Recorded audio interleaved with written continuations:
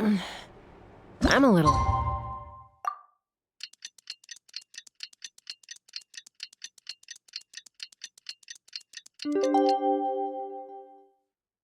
practice these days. Any conflicts?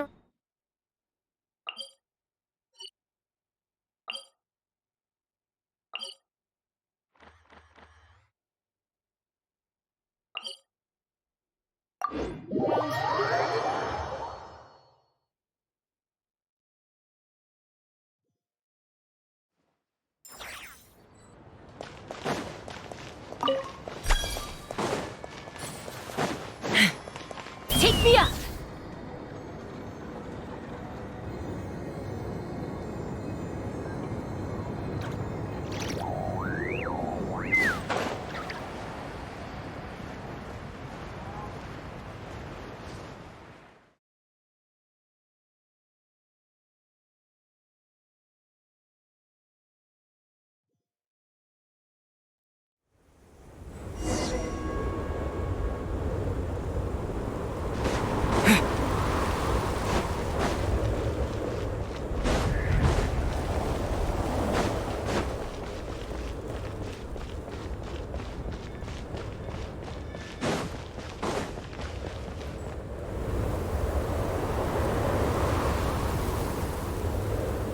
Ooh, it sure is cold today.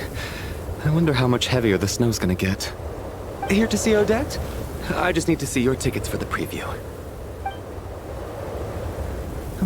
Perfect. Thank you. I'll hold on to your tickets. Come on in. It's freezing outside.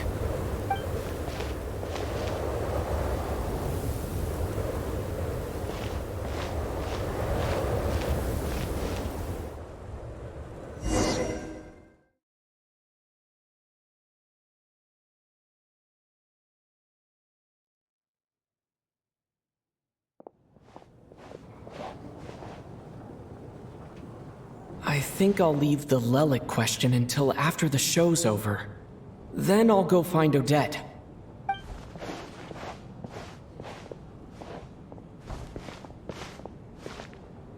Child said he was originally going to come with Tonya. So I'm guessing Tonya's already here somewhere. Is there anyone here who looks like a Tonya? Let's see. It's a small audience. Makes sense for a preview. But wait, I do see some familiar faces. Mr. Chuganov's back again by the looks of it. Oh, and is that Mitya? And that Fatui officer, Valeri. Guess he must be playing cat and mouse with Mitya again. Oh no, it looks like the show's starting and I still haven't found Tonya. Never mind. I'll just have to take a seat for now and see if I can catch her afterwards.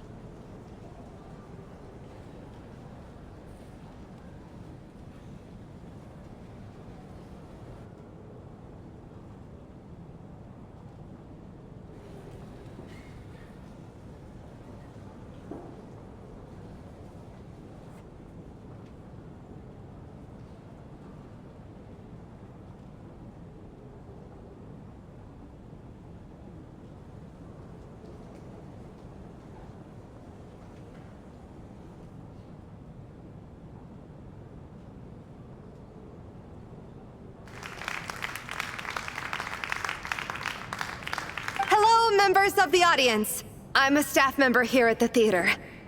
Today's performance was a very special one for us, as it marks the first attempt in a long time to revive the classic Snezhnayan ballet, Spirit Seeker. To commemorate this occasion, we would love to take a group photo of the cast, crew, and audience members present today. Could I kindly ask the audience to please come up onto the stage?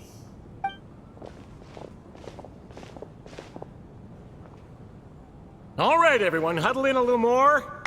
Now, look at the camera. 1, 2, 3.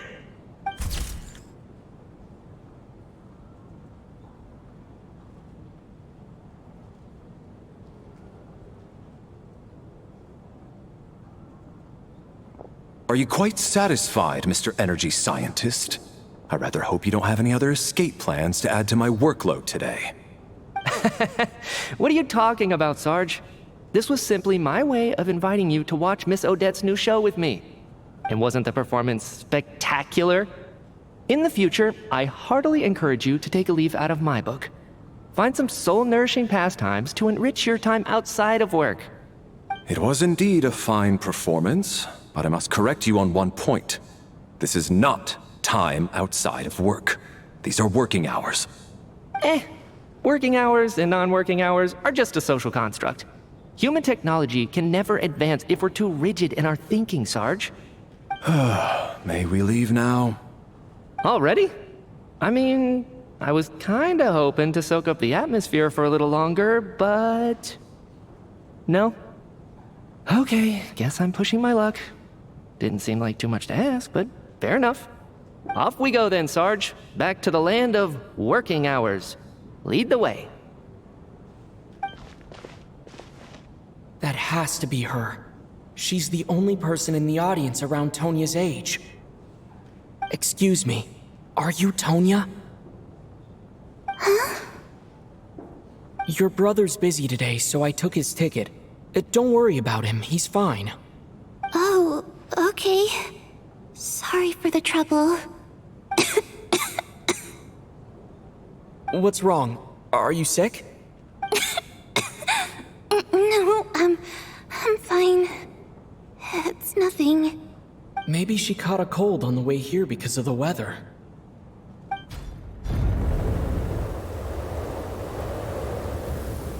I haven't seen snow like this in a long, long time.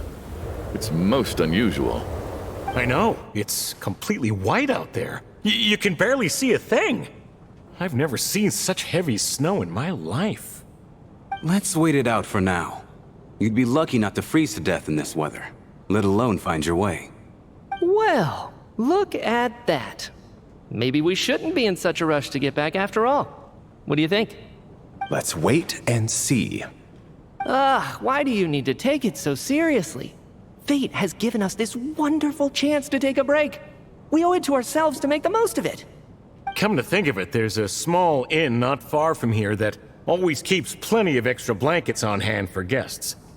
I know the route well. Shall I head over and borrow a few blankets? That way, anyone in a hurry can wrap up warm for the journey back. Just remember to return them next time you're over this way. Sir, there's really no need to go to all that trouble. Hey, it's no trouble at all. Wait here, I'll be right back. What a kind gentleman. Very good. My wife and daughter are waiting for me at home, so I shall be heading back as soon as I get my blanket. So... are you expecting us to go back to the Armory Palace wrapped in blankets too? Don't worry about that. I made arrangements in advance. Should I not return to the Armory Palace within 3.5 hours after Operation Showtime begins, an armed squad will be sent to collect us. They will escort us back.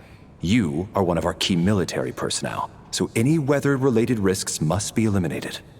Operation Showtime? So, wait. Every single time you drag me back to work when I sneak out, it's a whole official operation? I gotta say, you've really turned this into quite a moral dilemma for me. It's snowing pretty hard out there. I think you should stay here for now. You seem a little under the weather. Sure. My brother might come pick me up in a bit anyway. Time to get to work. I should head backstage and find Odette. I need to look her in the eye and ask her about Lelik. Excuse me, are you looking for someone?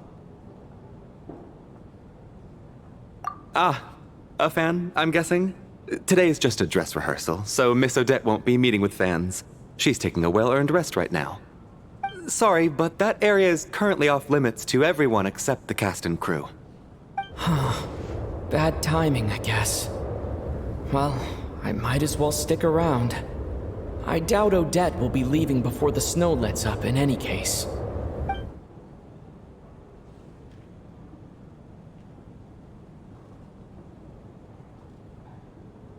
What happened to the gentleman who went to fetch the blankets?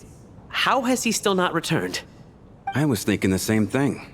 It's still snowing very hard. Do you think something might have happened to him? Whatever the reason for his delay, I must say I hate nothing more than people who make empty promises and fail to deliver. Well, I have to treat my employees like that on occasion, but that's different.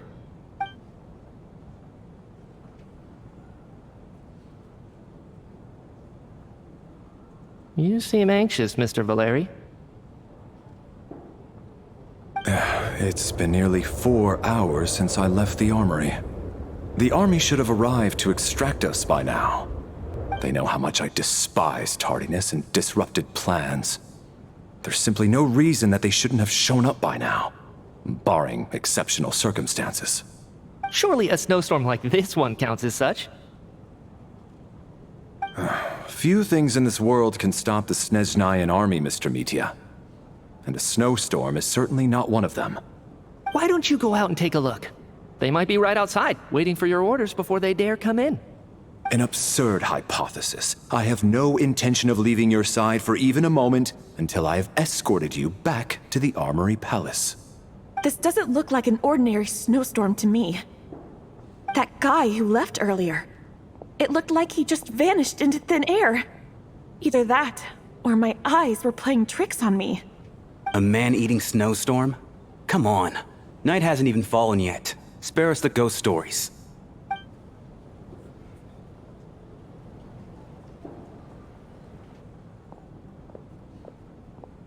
Traveler, didn't know you were coming today. How come you didn't say anything? Oh, right. I assumed you were looking for me in Vodenitsa. Odette's still backstage. Whoa, that's quite a snowstorm out there. I've been working backstage this whole time, so I didn't even notice. No wonder the audience hasn't left yet. Is weather like this rare, even in Snezhnaya? Yeah, snow like this. I'm sure I've seen it out in the wild before, but never in the city. Actually, I take that back. I don't think I've seen snow this bad even in the wild. This is something else. It's not normal. If even Alosha thinks snow like this isn't normal, could it have anything to do with that monster people have been talking about? We can't stay cooped up here forever. Someone needs to go out and take a look. No need. I have plenty of experience with snowstorms. Besides, I work here while you're an audience member. I should be the one to do it.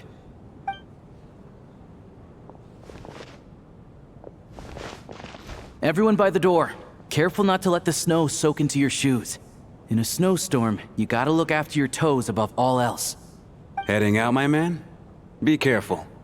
I've been told the snowstorm eats people alive. Thanks for the advice. I am planning to be careful. I just want to take a quick look at the situation out there.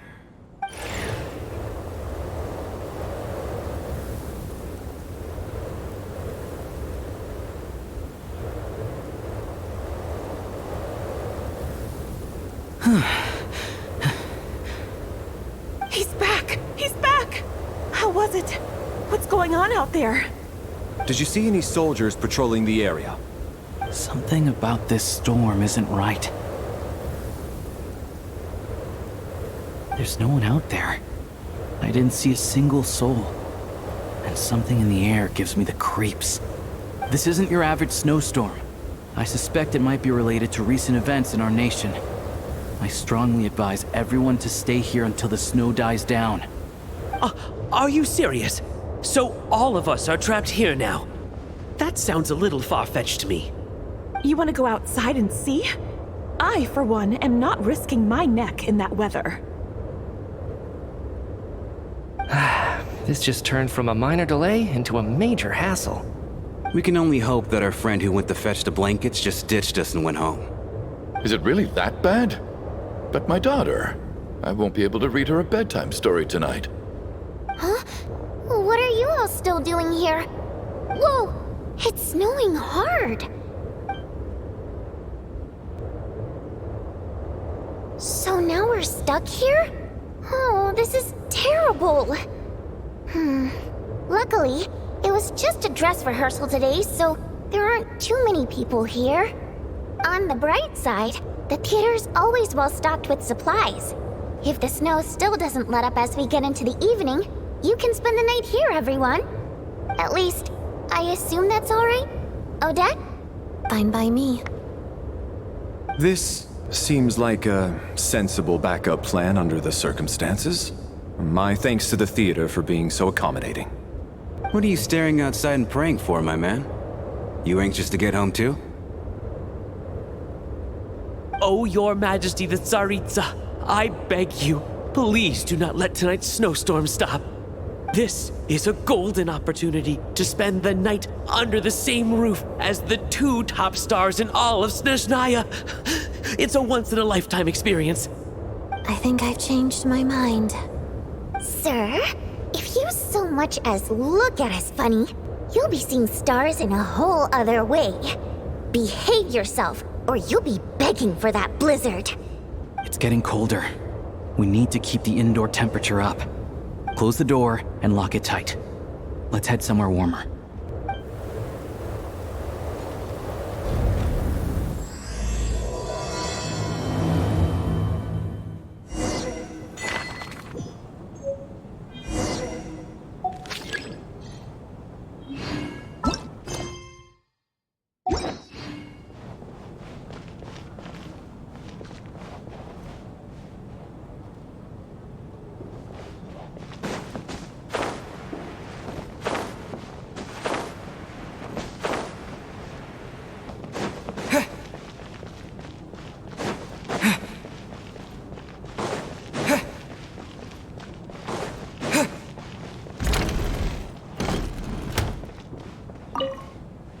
And then there's the aristocrats. Easiest of all to deal with. You don't need to use any force whatsoever. All you have to do is show them the rope you plan to tie them up with. Do you know why? I don't. Do tell. Because nothing horrifies them more than the thought of a cheap, coarse rope leaving creases on their precious million Mora coat. They'll do whatever you ask to avoid that fate. Unexpected, but funny nonetheless. Tell me another one. Well, look at that. I got myself a new listener. Hey there. Let me introduce myself. The name's Shram, and I'm a mercenary. The kind that gets paid to do odd jobs for rich folks. And I am Chuganov, an entrepreneur. If my name is unfamiliar to you, you will no doubt have heard of my factory, the renowned Iskra manufacturing plant. Are you really that famous, Mr. Chuganov? How come I've never heard your name before? Excuse me? Is that a joke? Or are you being serious? Oh, I'll have to ask my rope later. It's probably tied up more entrepreneurs than I've ever heard of.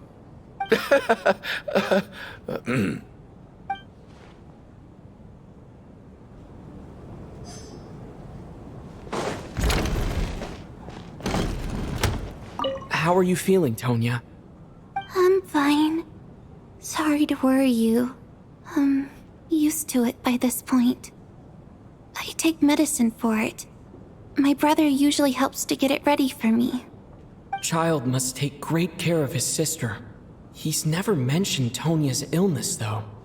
You know, I actually find this whole thing kind of exciting. Stuck in a strange place thanks to a snowstorm. Having to spend the night with a bunch of interesting characters. It's pretty cool, don't you think? Exactly.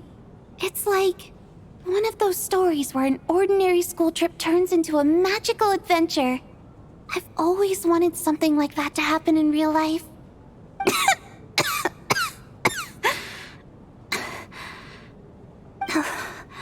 I'm fine, really. Just got a little overexcited. Look after yourself. Otherwise, your brother will come after me.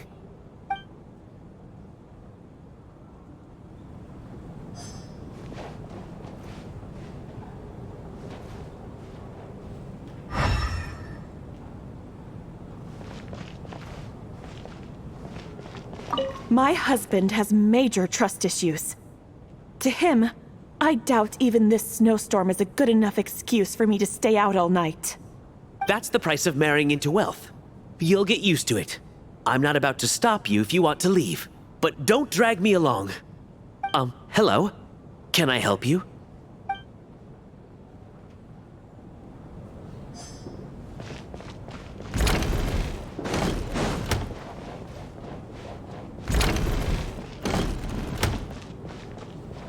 I have to say, even though today was a rehearsal and there were some hiccups along the way, Miss Odette's performance was one of the best I've ever seen, even compared to an actual show. Oh, I couldn't agree more, especially considering the weight of the subject matter. It takes a truly seasoned professional to do justice to a theme like love and regret. Do you think we were coming on too strong? Odette's ignoring us again. What about you? What did you think of today's performance?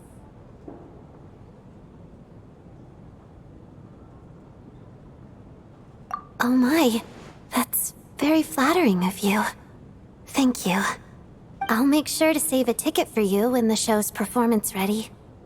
This doesn't seem like the time or place to bring up the subject of Lelik. I need a chance to speak with her in private. So unfair. Talk about double standards. And now it looks like I've been spotted.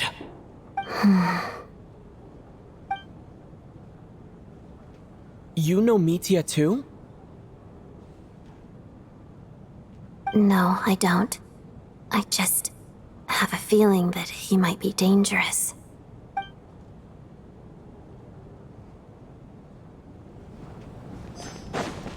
This is highly irregular. A delay of over an hour during an operation like this theoretically warrants a Harbinger-level response. I wonder what the issue is. The storm, or something else.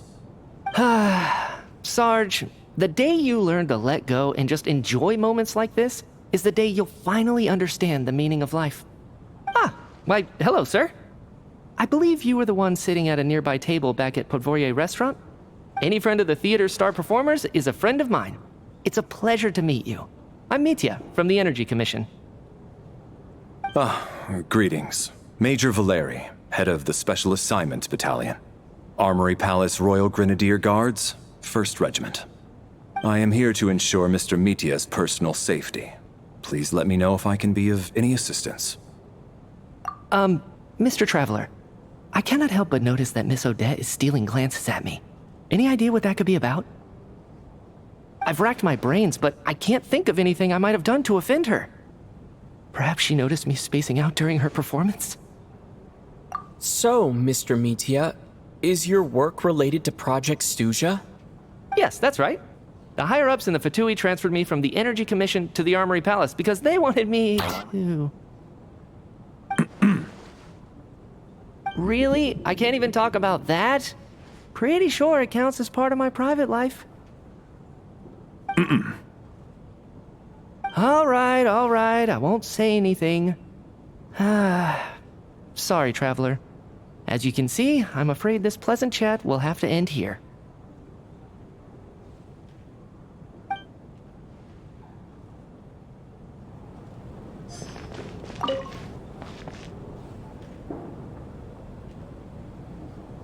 I don't think it's ever been this lively backstage before. I didn't know you were coming today. Hey, have you seen Chuganov? I heard he was coming today. Have you spoken to him at all? I'm with you. This could be just the chance we need. Yeah, I gotta figure out a way to coax some more intel out of him. I want to know why he suddenly changed his stance on Project Stuzha. What exactly happened before the most recent Vecha vote? For the Rokad, or just out of personal interest? Shh! There are other people around. Don't say the R word.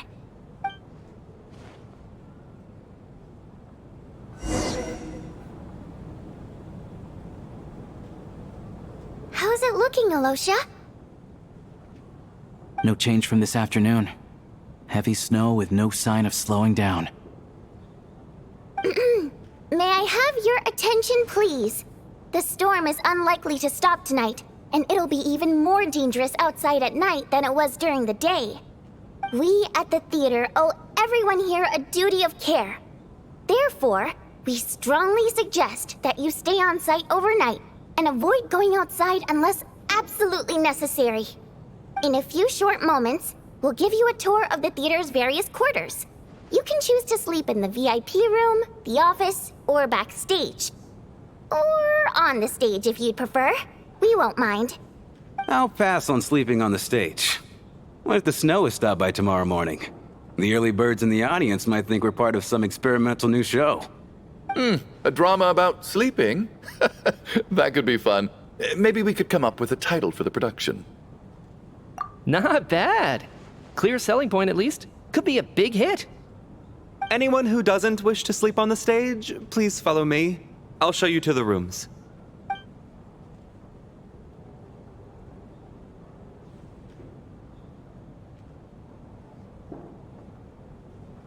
I guess I'll call it a night. Though I feel like I won't sleep very well without Paimon here. I'm sure she'll be worried that I haven't made it back yet. But as long as she looks out the window, she'll probably realize what's holding me up. I wonder if she's feeling any better yet. At least she hasn't been getting any worse. Still, I should try and get back first thing tomorrow morning.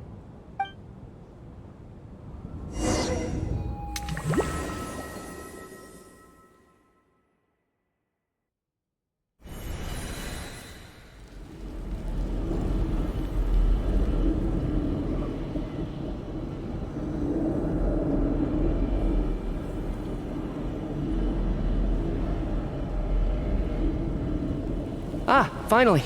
Welcome back to the world of the living, lazy bones. I was about to wake you. The black mist is almost on us. Still waking up, huh? You know, the black mist. It's been chasing us from below ever since we were born. You're just dozy. There's no way you've forgotten. Come on, let's keep heading up. Onwards and upwards is the only way to survive. Don't listen to a word those black mist cultists say. Here we go again. That endless march toward survival. What's going on? That black mist down there is creeping me out. And it's rising. Guess I should head upwards and get away from it. The black mist cultists believe that being swallowed by the black mist leads to everlasting peace. But if you ask me, they're just lying to themselves. We're the only heretics left. The only ones who refuse to give in. We have to keep going. But how do you actually know that they're wrong? Dangerous question there, Torgov. The moment your faith wavers, you start a chain reaction that ends in the collapse of your will. Put the question out of your mind. Stay strong and believe that the black mist means certain death. I can't do this anymore. I've had enough of being forever on the run. What's the point of it all? All this will pass eventually, I promise. Keep fighting. It will be worth it. You accuse the Black Mist cultists of being liars. But you're lying too. There is no end to this path. It keeps going up forever. There was never any hope to begin with. The cult of the Black Mist has poisoned your mind, Sobolova. Are you thinking of giving up as well? I am. I think I'll take my chances with the Black Mist over this perpetual torture. As much as I detest the Black Mist cultists, I'm just too weary. Then I bid you both farewell. Let me put my personal opinions aside for a moment and say, I hope that you both find peace within the Black Mist. Fate always appears so impossibly complicated. But at moments like this, its raw simplicity is laid bare. Their fate was sealed from the instant they entertained doubt. From then on, the outcome was both inevitable and irreversible. Let's go.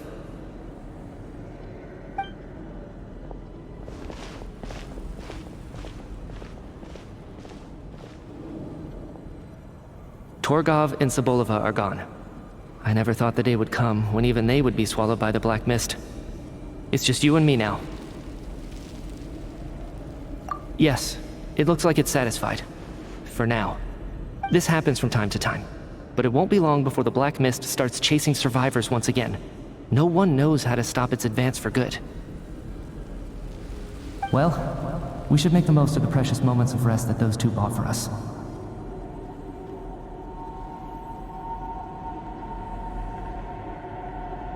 Huh? Are you really that sleepy, Traveler?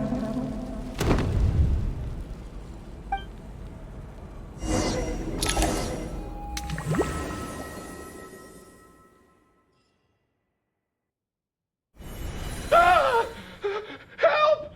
Somebody, come quick! What is it, Chuganov? What's wrong? Huh? Is it morning already? What's all the commotion? Sounds like it's coming from next door. I should check and see what's going on.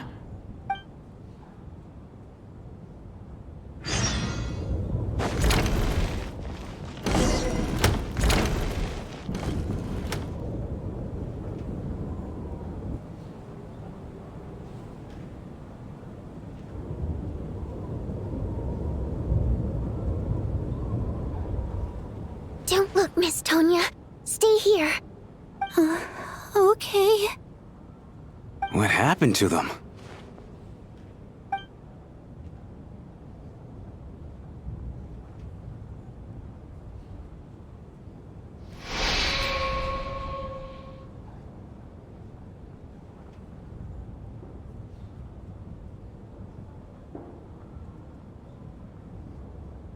These two people have passed away.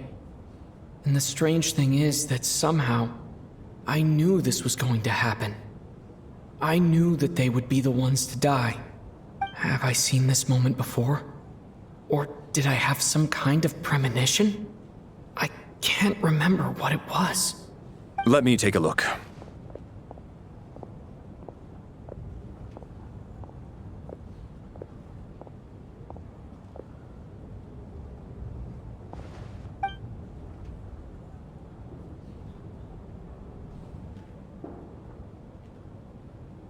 No vital signs in either of them.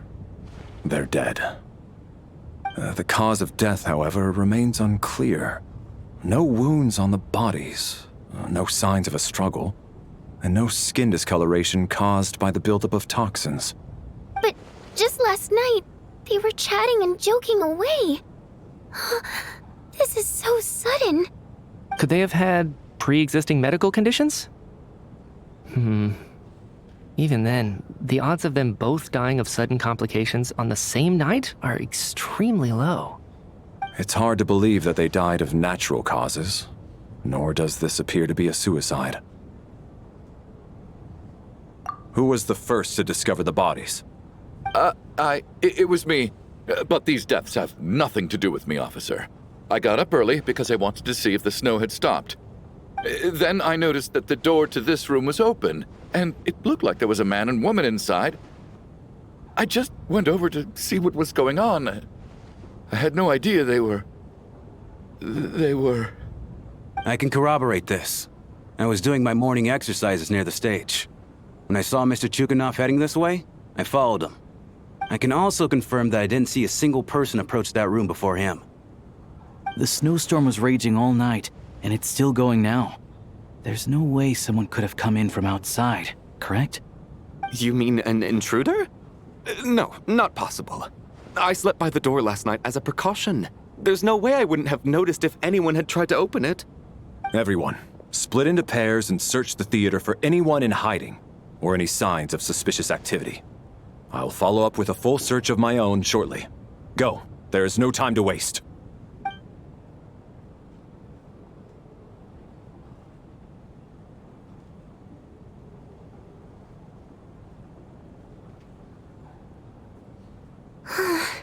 Nothing on your end either? Backstage is clear. No signs of suspicious activity. We checked the basement. Also clear. I don't think there's anywhere here that a living person could hide. Are we certain that the theater doesn't have a back door?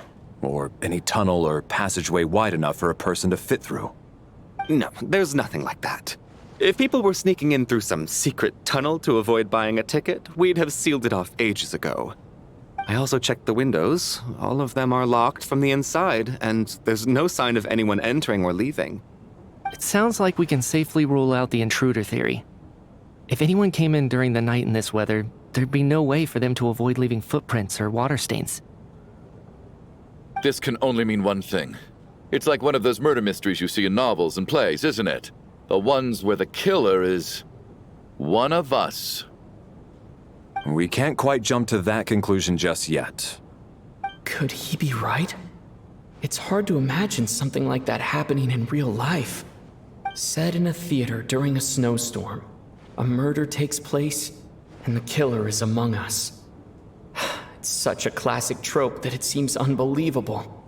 Looking at who the killer targeted, and the clean entry and exit, it all adds up.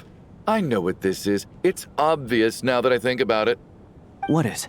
What have you figured out? Both victims were wealthy, well-known local merchants. And the door was deliberately left open so I would discover the bodies and witness the crime scene first thing in the morning. Such ruthless methods. This was your doing, wasn't it, Lelik? Lelik? You mean Lelik is among us? And he's the killer? Lelik. I know this code name. Member of the Rokot, anti-Project Stuzha. Always works alone. I've read the case files at the Armory Palace. Walk me through your reasoning, Mr. Chuganov. What do you know about Lelik?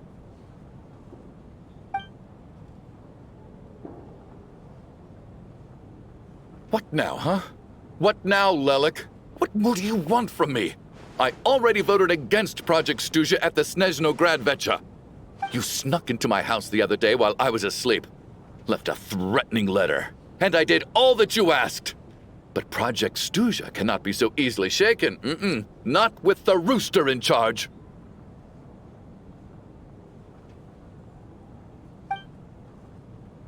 So he really was threatened by Lelik.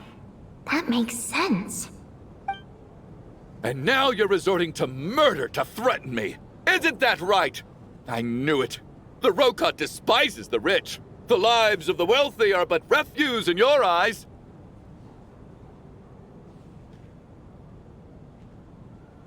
Show yourself!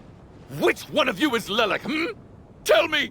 I'll do whatever you want! Just stop playing these mind games!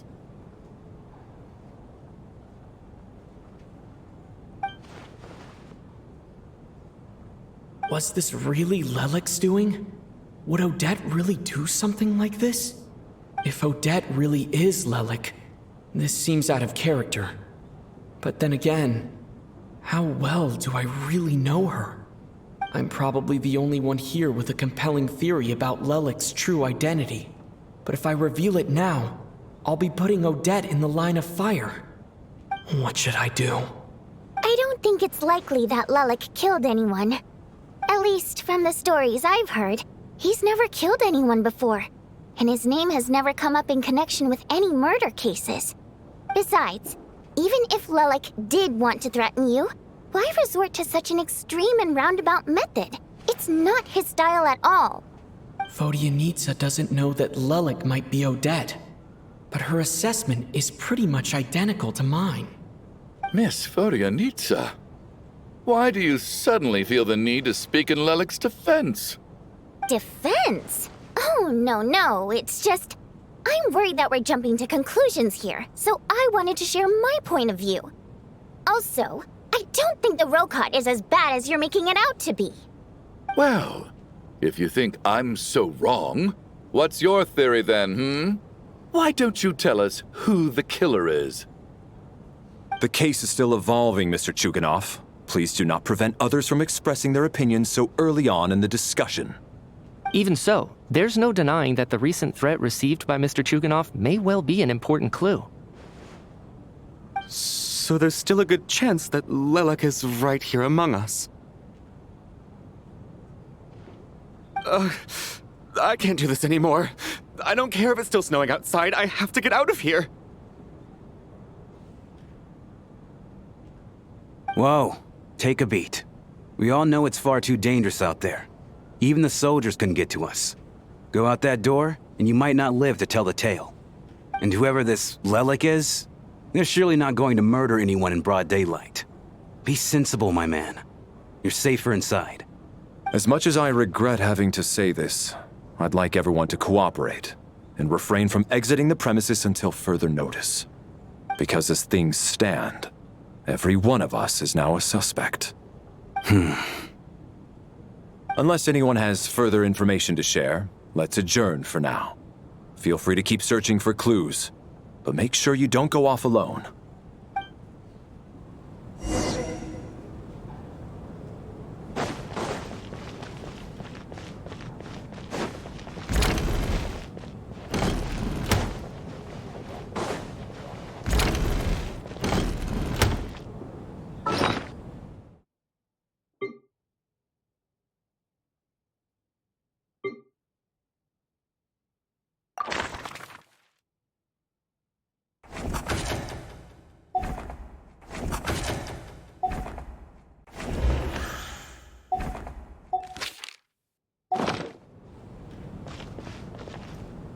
You're right, that was my bad. It was a knee-jerk reaction. I didn't think it through. Luckily, no one suspected my identity. Oh, phew. It's just you. I thought someone was eavesdropping. Since Vodyanitsa and I were on the same page earlier, I think I should share my thoughts with the Rokot members first.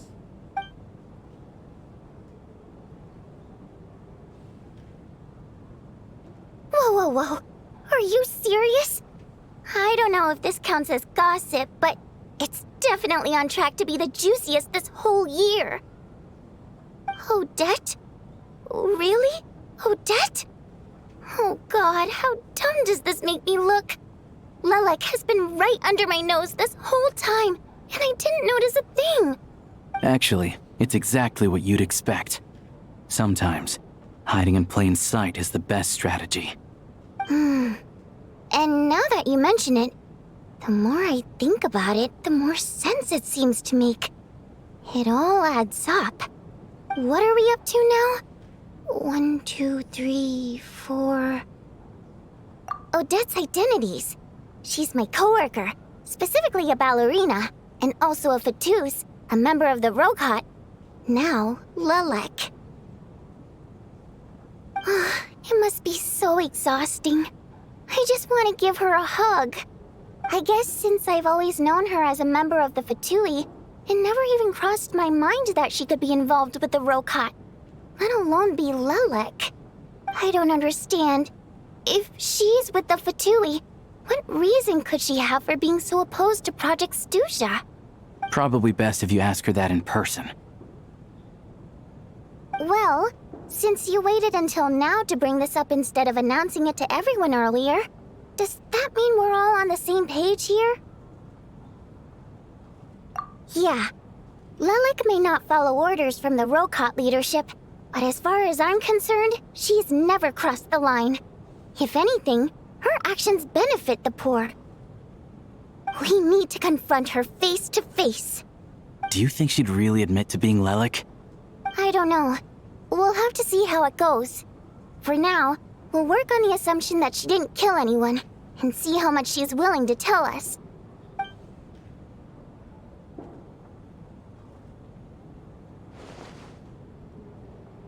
Now's her chance.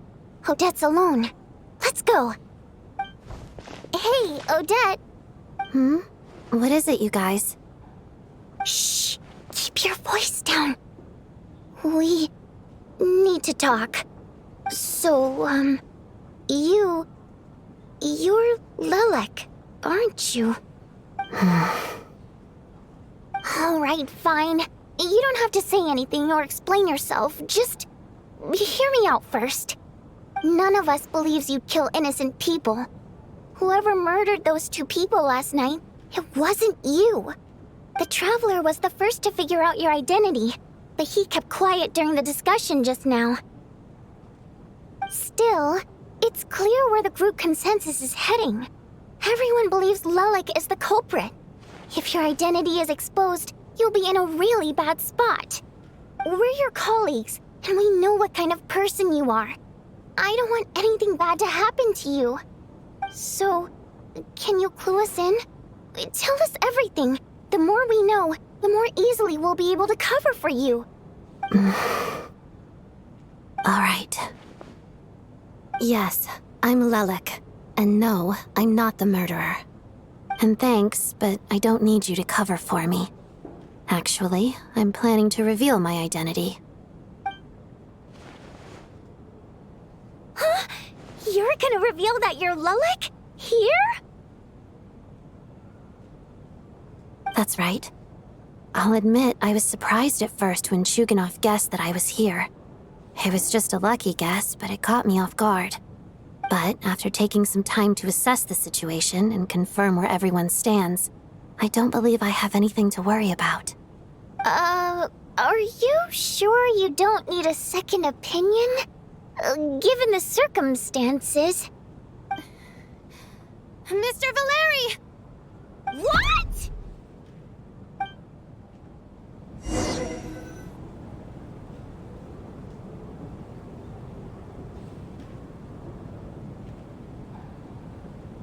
So... Odette is Lelik? I don't know what game you're playing, but you've got a lot of nerve. It's just one identity. So what if it's exposed? I can disappear and adopt a new identity anytime I please. I made my peace with this when I chose to become Lelik. But more importantly, I promise I am not the murderer, which means that someone else is. So, if anyone still insists that I did this, you'd best produce the evidence now. Otherwise, I suggest that you bite your tongue. Because if you really believe I killed 2 people without making a sound or leaving a trace, pointing fingers at me would surely only make you my next target. Is this really the truth, Miss Odette? That's confidence, all right. I believe you. A real no-nonsense attitude. I can see why Marionette said that she's on track to inherit the title of the Fair Lady. Are you seriously buying this? Hey, officer! She just admitted to being Lelik. Aren't you going to do something about this? I do have one question, Miss Odette. Why have you chosen this moment to come forward and reveal your identity? If I didn't say anything, everyone would be focusing all their efforts on finding Lelik.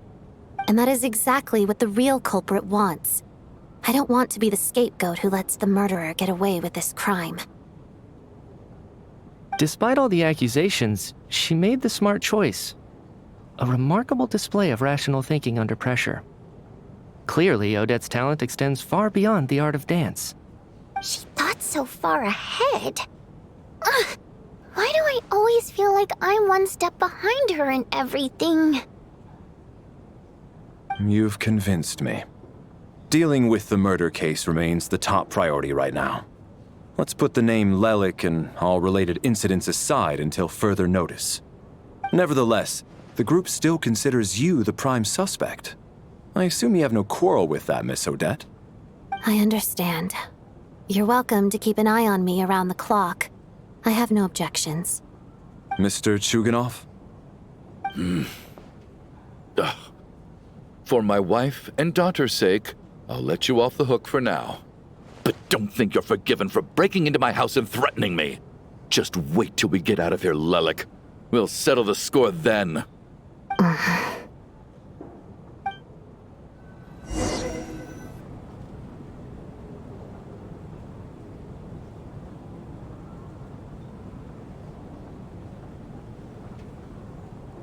Good work, Lelik guard team.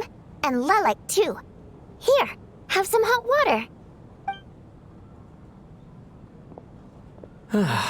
Turns out Valeri knew about my exploits. So now I've been told I have to guard Lelik with him. Shouldn't you be facing my way if you're guarding me? At the moment, it looks more like you're my bodyguards. If the true culprit is indeed still at large, as you have claimed, we must keep our guard up against them also. Don't worry, Tonya. We'll get through this.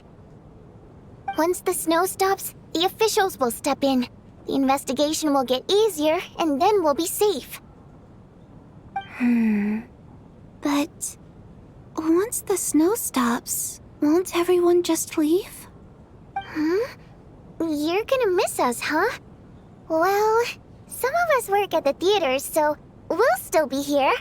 I'll even give you a special backstage pass. Really, Miss Vodyanitsa? That's awesome! You've made a fan for life. Aw, you're so cute, Tonya. All right, let's swear to it. I promise to give you the pass, and you promise to never change your mind about being my fan. Promise. Don't indulge her, Tonya. You don't have to swear an oath over things like that. You really do get carried away sometimes, don't you, Miss Vodyanitsa? Hey, mind your own business.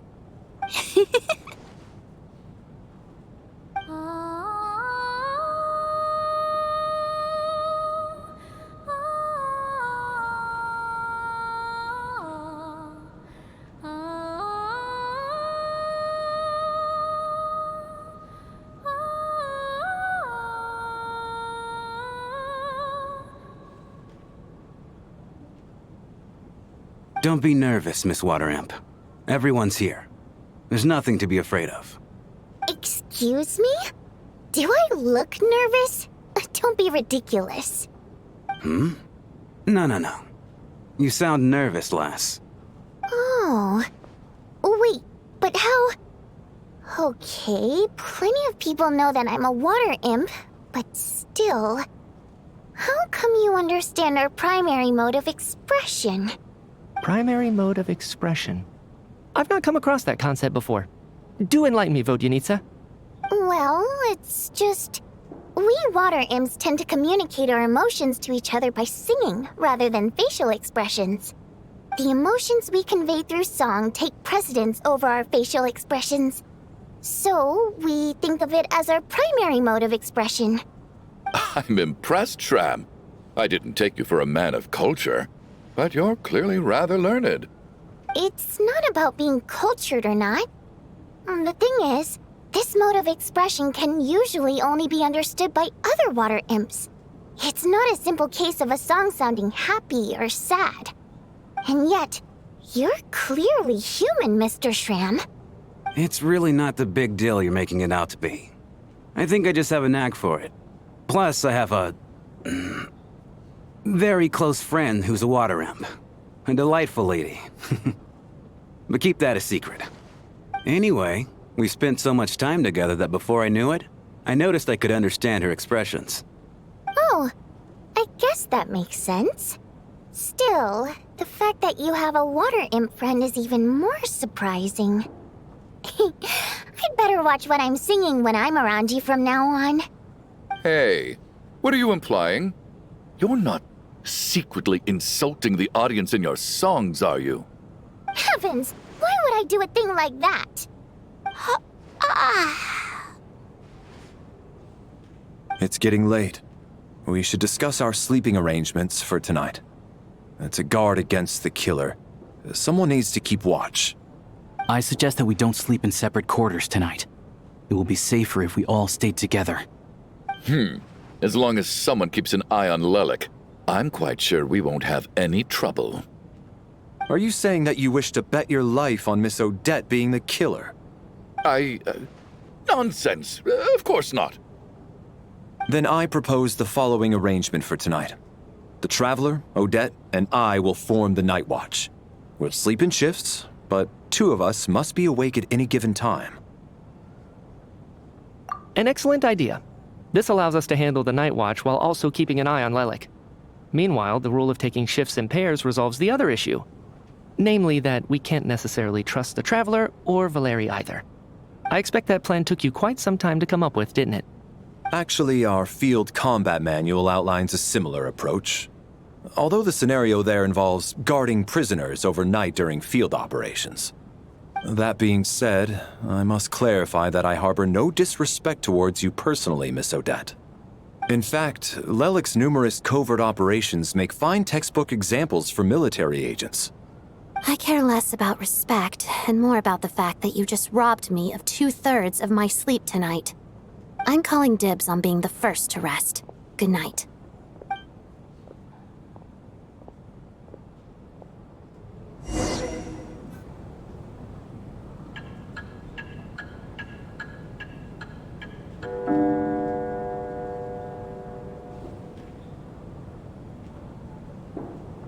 It's almost time. We should wake Odette. How are you faring? Oh, not going to argue with that. I'll take a quick nap. If you start to feel sleepy, wake me up anytime. It's finally time for Odette and I to share the night watch. I should wake her up.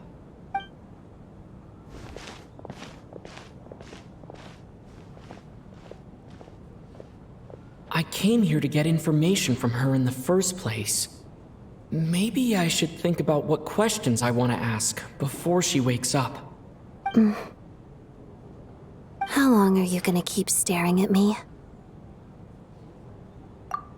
Couldn't sleep. My mind's been running haywire.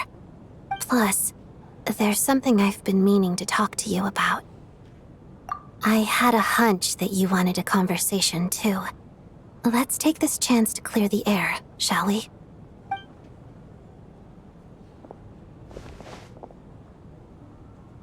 I just had a simple question for you, really. It's, Rosaline. In her final moments, did she have any last words or anything? I see. Well, that was all. I have no other questions. No. She was utterly ruthless in pursuing her goals. That kind of person should be hard to miss. And yet, even though I never approved of her methods, and she was an abrasive person, the fact remains that I am indebted to her. Oh, she told you. I guess that makes sense. I think she and Rosaline were on pretty good terms. Yes. Rosaline wasn't the kind to gossip about this sort of thing. Not that it's any huge secret to me, though. When I was a child, I had to join the Fatui for the sake of my mother and me. I trained under Rosaline. It was extremely grueling, and it didn't exactly come naturally to me. All I could do was try to ignore the biting cold and practice. I was a newcomer who'd managed to make a good first impression on a harbinger. There was pressure to live up to her expectations, to be worthy of the fair lady's reputation. Every day was a struggle against the cold, pain, and fatigue. And most nights, I struggled to fall asleep. After enduring all that, I've become almost immune to the sensation of pain. I suppose that was the cost of survival. Surely, any child who had to experience that would grow to hate her lot in life, don't you think? So, I put an equal amount of effort into my ballet. Because in my young mind, that was the only way to defy my fate. It was my way of telling her, the Fatui's demands and your expectations of me are not what I wish for. One day, I will leave. I think she probably blamed my poor performance in training on my passion for ballet. She knew my heart wasn't in it. One time, when I was secretly practicing a dance at night, she suddenly showed up. I knew she was there to catch me red-handed. I told her, "You don't deserve to watch the dance I learned from my mother." She looked stunned. I guess she was surprised that I lashed out first, before she had the chance. But strangely enough, on that occasion, she wasn't fierce with me like she was during training. Instead, she fell silent for a moment, and then left. After that, she never interfered with my dancing or asked me how it was going. She never came to watch me dance again either. Not even once. She was. But even now, whenever I take out this core Ignis, I can't help but think of that night. Of the look on her face. Sort of. Although gift might be too kind a term. This is her flame sealed within ice. A symbol of her favor, yes, but also her way of keeping an eye on people. She knew the location of every piece of core Ignis. If any recipient started acting suspiciously, she'd be on to them immediately. Trust her to make even a mark of approval feel suffocating. So, when news of Rosaline's death reached Snezhnaya, many people immediately crushed their core Ignis. It gave them a profound sense of relief, like they'd broken free from her shackles. But I kept mine. With my sensitivity to pain being as dull as it is, the warmth from this core Ignis is one of the few things I can still feel clearly. I still wonder, did she really come to stop me that night?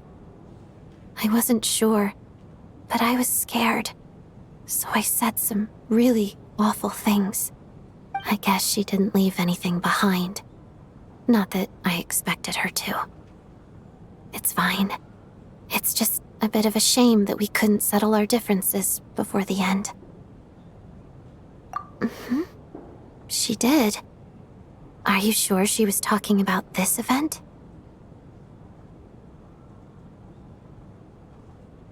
Huh. No, she didn't. I didn't even find out that she'd gone to Mondstadt until a while after she'd left. Wait, in that case...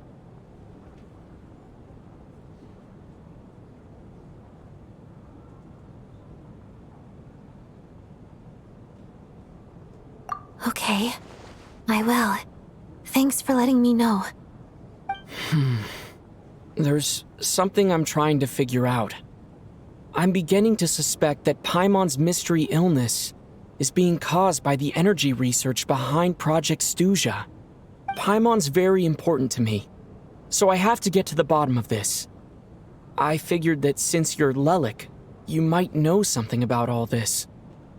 The ultimate goal of this energy experiment is to create a weapon for the final battle. The weapon's construction was completed in Nodkrai. Now, all that remains is to arm it with a sufficiently powerful energy. Yes, the weapon's development and all the related experiments are overseen by Lord Piero, the Jester, and the lab is located deep within the Armory Palace.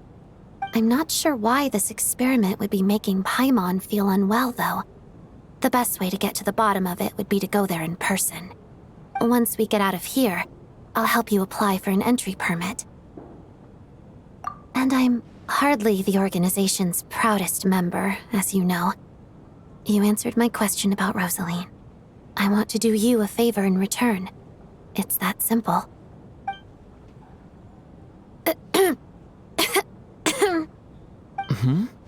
What's wrong?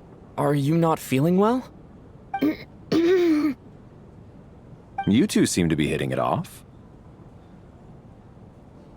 I thought you were sleeping. Of course I was. In the military, one learns to fall asleep quickly, even in the most inhospitable environments. It's vital to staying alert and energized. Why? Is something wrong? Even if he was awake, he can't have overheard us, right? Well, thank you both for keeping watch. Traveler, I'll take over for now. It's your turn to get some sleep. Sure.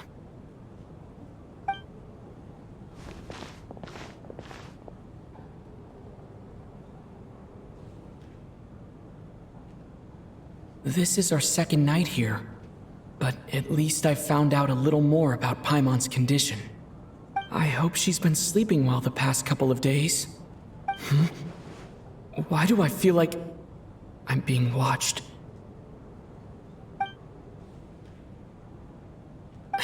Seriously? Is this payback for when I stared at her earlier? But I thought she was asleep. Never mind. I'd better try and get some sleep myself.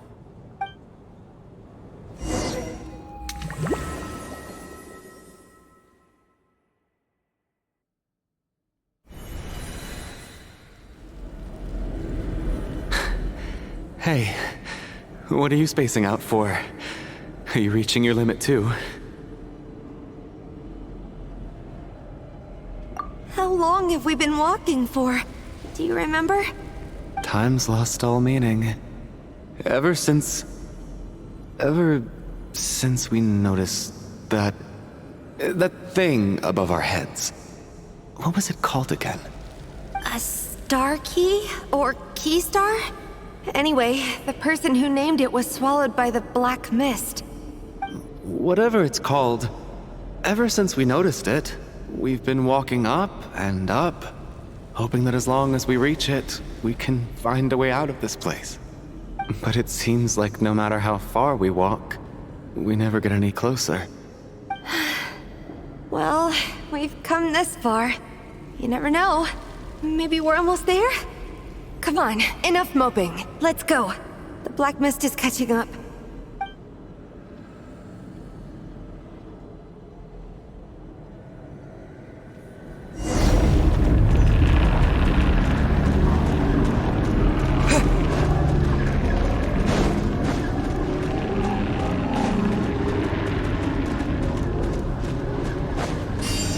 Monsters! Watch out! Not again! I've lost count of how many times we run into them. Hey, Careful! tough guy. Backup is here.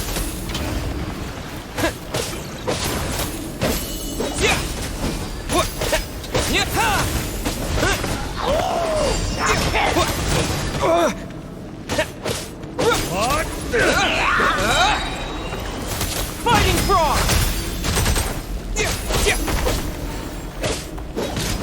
Cryostorm!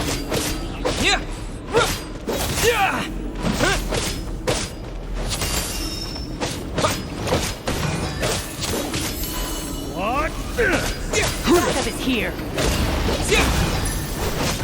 Shut up. Run faster.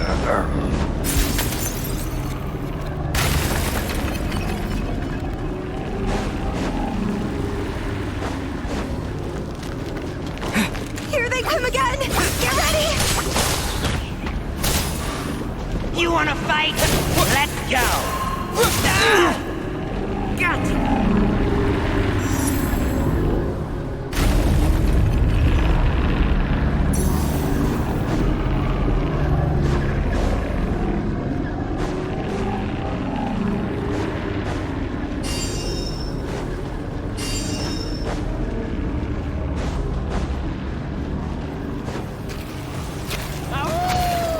Get a load of this!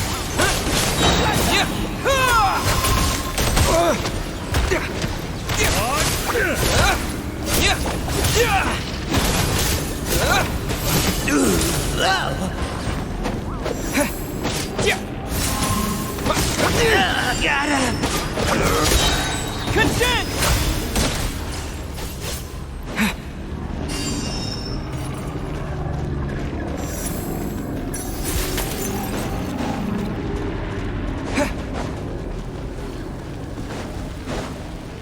Monsters ahead of us? The black mist behind us? Feels like there's no escape. Fine.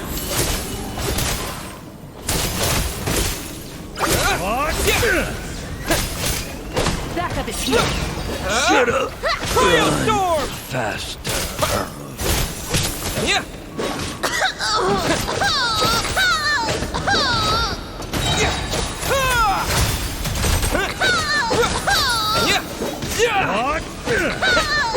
Encase!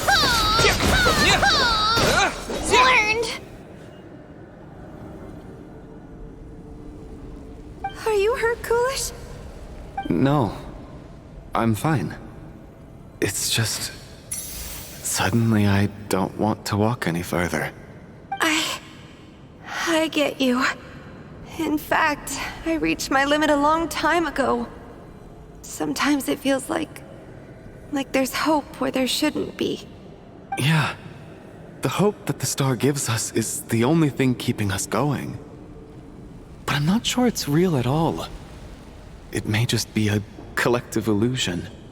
Otherwise, why would it always be out of reach?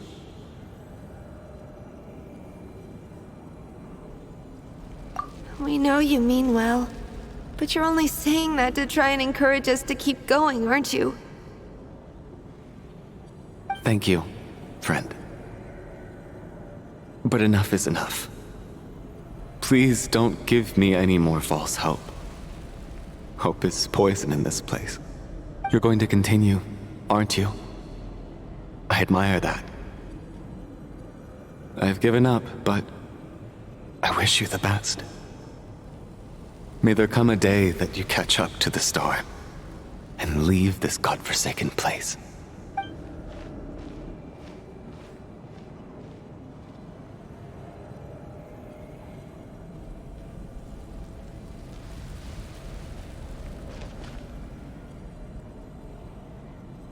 It's not an illusion. We really are getting closer to the star. Congratulations. You're the first person to make it here.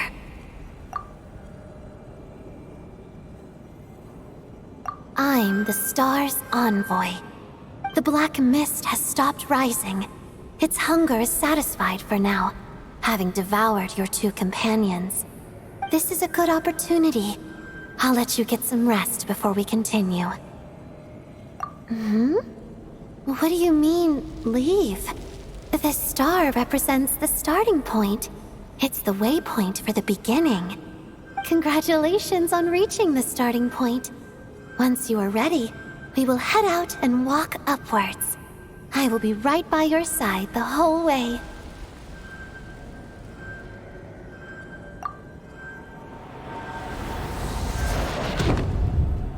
Huh? What's wrong? Hey, don't give up before the journey's even begun.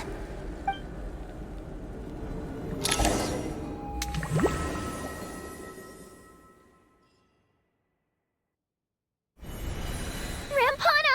Rampana! Is that Vodyanitsa's voice? What happened? Coolish, wake up! Please wake up!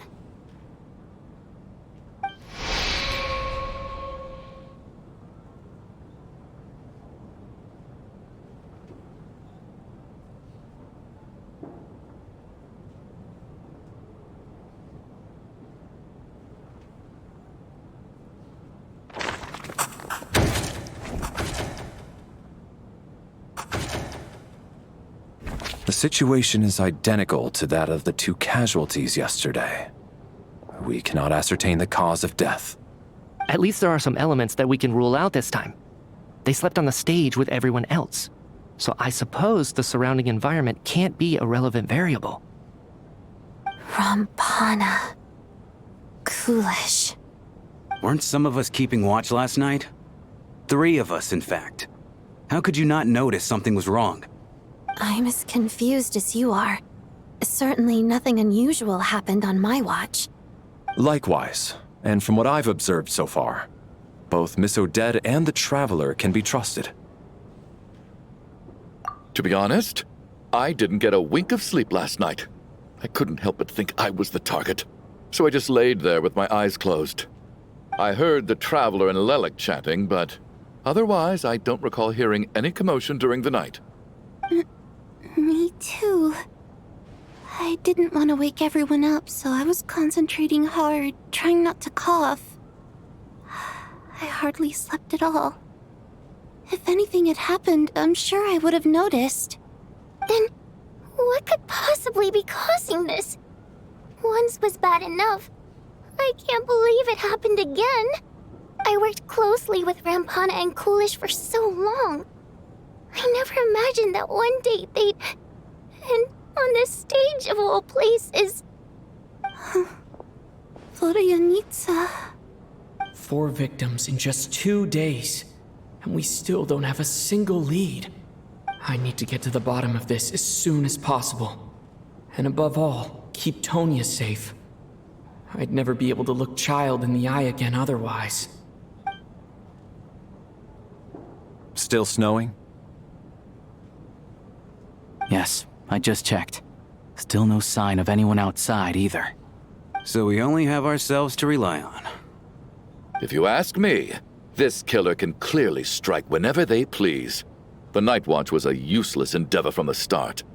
Lelik must be an expert in poisoning. Clearly she used some poison that can't be detected on the corpse. Here we go again. Listen, I was already thinking to myself last night, was Lelik's reason for revealing her identity the real story? Well, now I have my answer. It most certainly was not.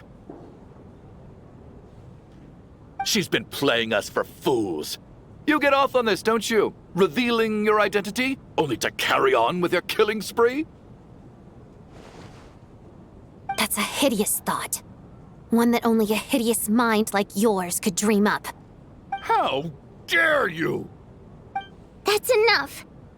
Yesterday, you named Lelik as a suspect because the victims were both wealthy merchants. Lelik might have had a motive then, but today's victims were just ordinary people. Not to mention that they were colleagues of Odette and mine. What reason would she have to murder them? Let me guess. Just to scare you? Who knows? Maybe you don't know her as well as you think. I implore you all to ask yourselves, how many people are there really in this world that have what it takes to kill another person? Not many, I'd wager. Lelik is well known to be a ruthless operator, and now she has revealed her identity. How could it be any more obvious? Everything you've said so far is still just conjecture, which doesn't constitute a concrete lead. You need to back up your claims with some evidence. How can you defend her, officer? What did she say to you while you were on night watch? Maybe I shouldn't be so surprised. You military types are always colluding with criminals to target the rich.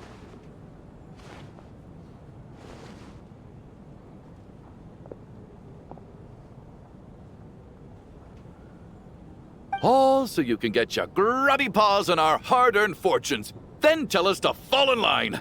The Fatui, the Druzhna, and the Rokot. Thugs, the lot of you! Don't you dare!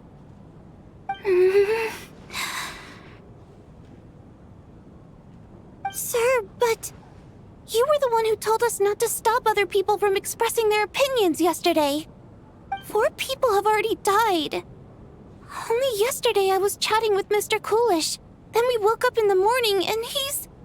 Turning against one another is the last thing we should be doing right now. Little girl. Even if Mr. Chuganov is a puffed-up, pig-headed windbag who doesn't have a clue what he's talking about, he's still one of the victims here, isn't he?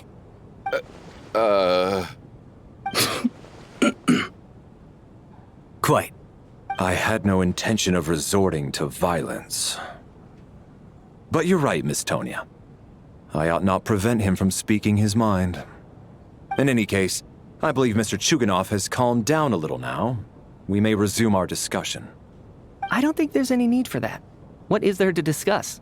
Nothing about this situation is normal. Did you have an idea, Mitya? You're the brainiac here, right? Come on, clue us in. I've been mulling something over. All the leads we have so far concern things from outside the theater. Miss Odette's alter ego, the threats Mr. Chuganov received. But then there's the 2 double murder crime scenes themselves, which have given us absolutely nothing to go on whatsoever. That's highly unusual. Even with the most careful killers, there's always some evidence left behind. So what are you suggesting? I think this could be a supernatural event. It isn't characteristic of human-on-human homicide at all. Correct me if I'm wrong, but aren't you supposed to be a scientist? That doesn't sound like a conclusion someone like you is supposed to make. I got into scientific research because of my insatiable curiosity. But if the present situation defies all known scientific explanations, I don't mind shifting my curiosity toward the paranormal instead. Now that you mention it, I remember when I first came to the theater. I heard rumors about this place being haunted. Haunted? Yeah, I think I heard the same thing. But I mean, they're only rumors, right? We've worked here for years. Surely we would have noticed any spooky goings-on by now. Well, this has taken an unexpected turn. A haunted theater? If Paimon were here, she'd probably be hiding behind me in fear right now. Why don't we take this opportunity to look for clues again with a more open mind? Maybe a different perspective will help us see something different. Very well. Whether it's criminals or ghosts we're looking for, the same rules apply. Everyone needs to tread carefully. I'll move the bodies into the same room for now.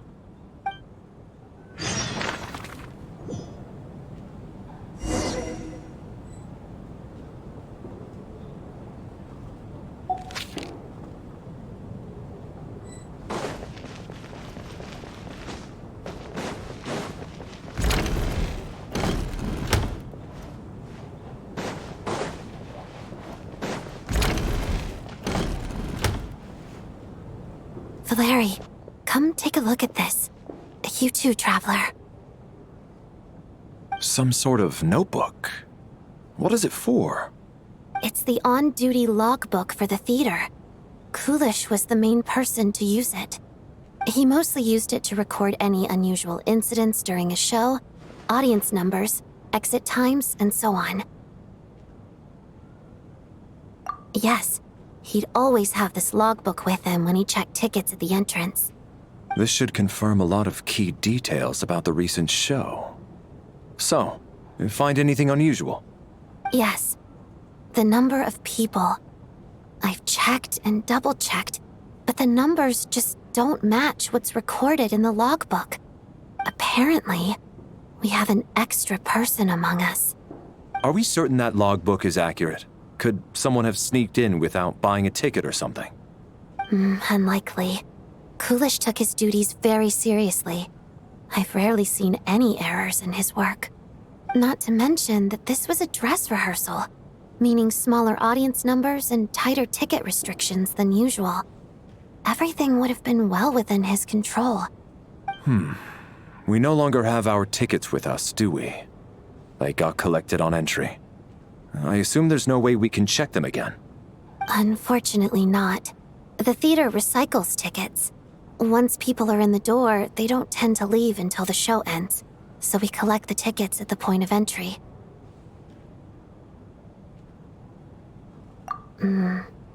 Still, I'm inclined to believe that this discrepancy in the head count is significant somehow.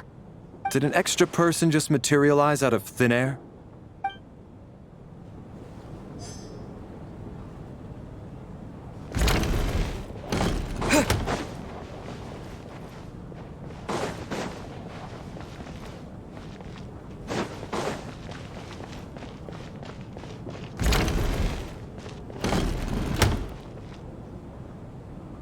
Ah, Traveler.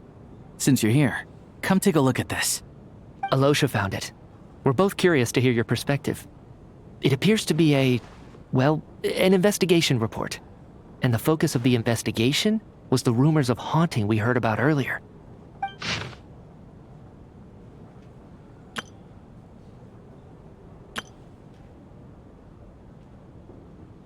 An investigation report, huh? Looks quite old. This person's name looks to be of Sumeru origin to me. Was the investigator from Sumeru? The theater manager must have hired an investigator once specifically to look into this issue. But it doesn't look like anyone ever looked at the report. Presumably, the manager wanted to know if the supposed haunting was dangerous while also being fearful of word getting out in case it affected the theater's business. Anyway, the bottom line is, the haunting is actually real after all. It's caused by an obstruction in the ley lines. Is there any chance this is the key to finally making some progress with the murder cases? Ley line problems are pretty unexceptional to me by this point. And while it certainly offers an explanation for the ghosts, it's hard to imagine what connection it could have to these two murder cases. Some of the language that appears at the very end of the report caught my eye. Angel civilization, ley line renovation? My area of research doesn't touch on any of that, so it's completely outside of my wheelhouse. Huh? A piece of paper just fell out from the report. It landed right by your feet.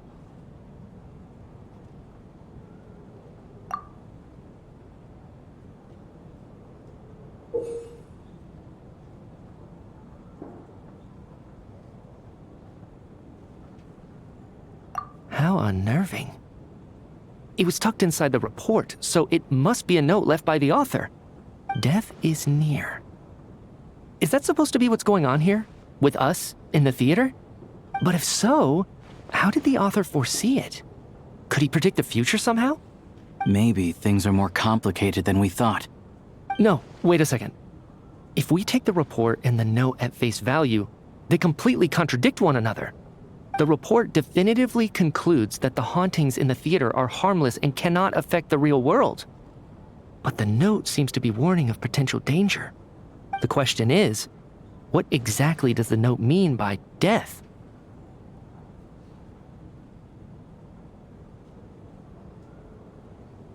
The various ways we could interpret this keyword lead in completely different directions. Let's pause our analysis here for now. I think we need more information.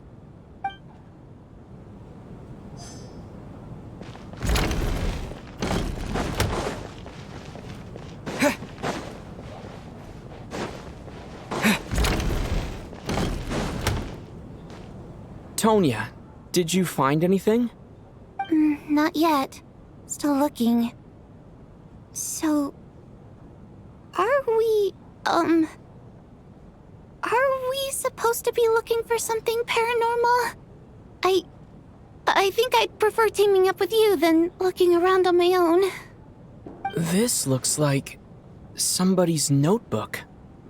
Shall we read it together?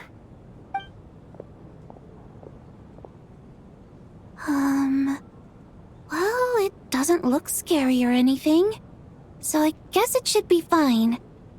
All right, let's read it together.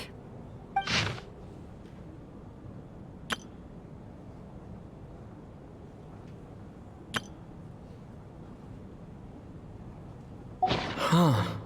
This has to be Vodyanitsa's writing, surely. Maybe it's a little rude for us to peek at this. I feel like I just read someone's secret diary by accident. It sounds like she's writing this for her parents, right? I don't understand. Why put this stuff in a notebook instead of mailing it in a letter? Because her water imp parents belong to the aristocracy, who were driven out of Snezhnaya by the Tsaritsa long ago. And now they live somewhere new, where the postman can't get to. We're sorry. It's fine. My fault for not storing it properly. I can't leave things lying around and expect them to get ignored when everyone's scouring the place for clues. All right, give me my notebook back. I'll take over the investigation in this room.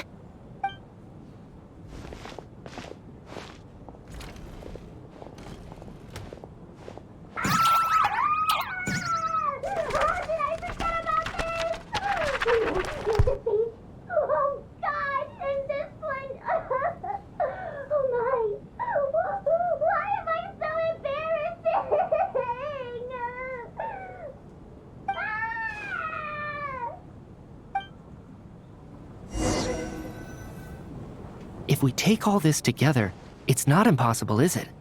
If anything, it's the natural conclusion. Oh, I beg to differ. This sounds to me like a product of a researcher's vivid imagination. And perhaps it's because I'm still viewing this through the lens of a typical murder investigation. But still, I'm struggling to be persuaded by your theory. Does it really sound that far-fetched? All right, well, let's treat that as speculation for now. I do agree with what you've said, so let's go with your idea for now. Good. Okay, now that we finally have some meaningful leads, I think it's time to reconvene. Let's get the others.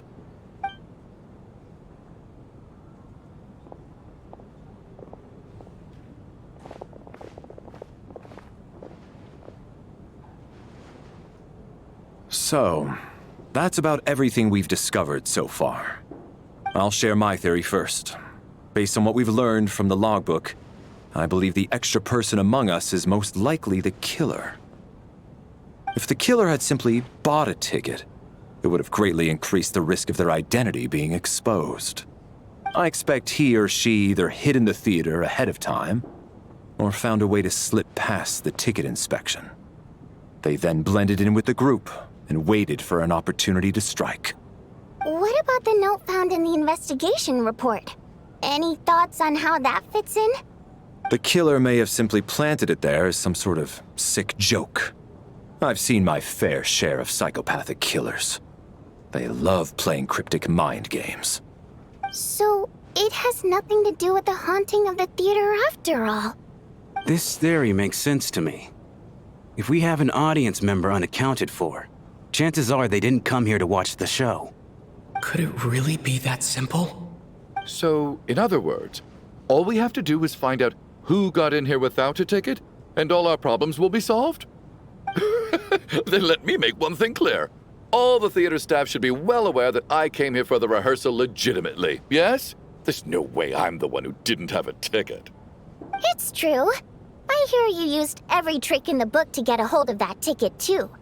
Everything short of throwing a temper tantrum and rolling around on the floor at the entrance. I most certainly did not degrade myself in such a way. Probably a stupid question, but I might as well ask. Did anyone here get in without having their ticket checked? Hmm? Guess it was naive of me to expect them to just admit to it. Especially after the unprompted Lelic reveal. Once was already a miracle. Twice would be unfathomable.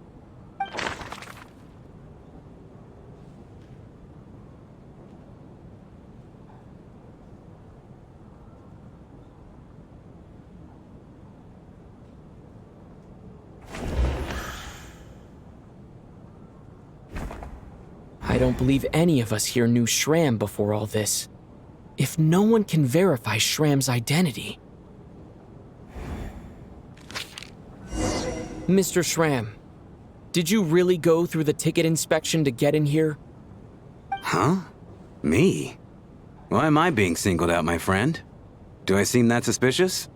It's not that you stand out as suspicious, more that everyone else has been ruled out as trustworthy. Okay. Well, we spent the best part of 2 days together now, so I'm sure you can all tell what kind of person I am. I'm a true gentleman. I never dream of doing something like sneaking to the theater without a ticket.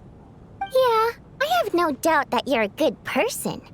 But the problem is, none of us here actually know you, so no one can say for sure that you are who you claim to be. Although, actually, what was it you said last night? Yeah, you're friends with that water imp, which is why you understand our primary mode of expression. Last time I checked, there were barely any of us remaining in Snezhnaya, since most of the water imps left. Could you tell me a little bit more about your friend? There's a good chance I actually know her. And I suppose it's also kind of a way for everyone else to get to know you a little better.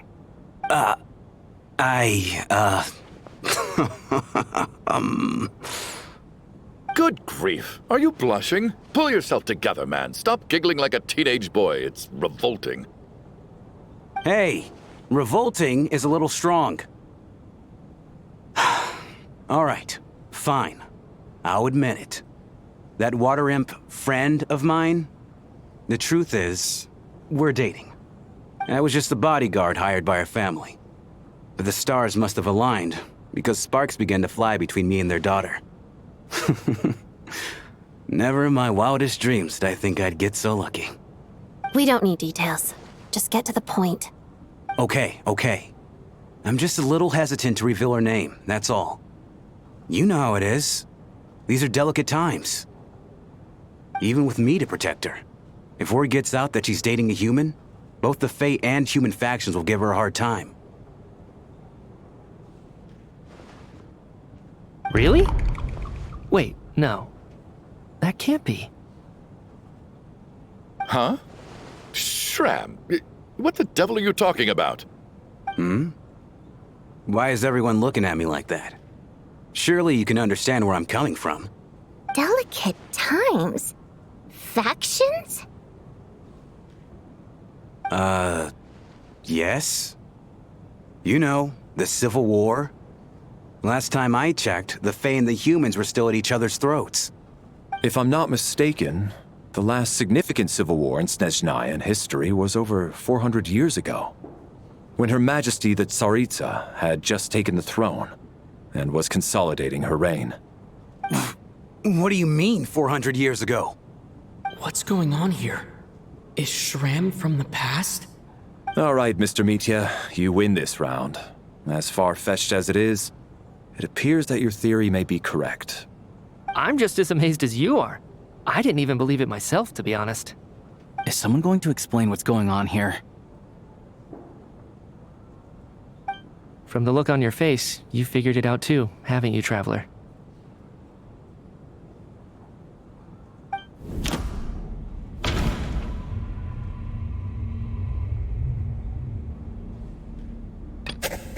That seems to be the case. Shram's the extra person, but there's no way of learning his identity from this clue.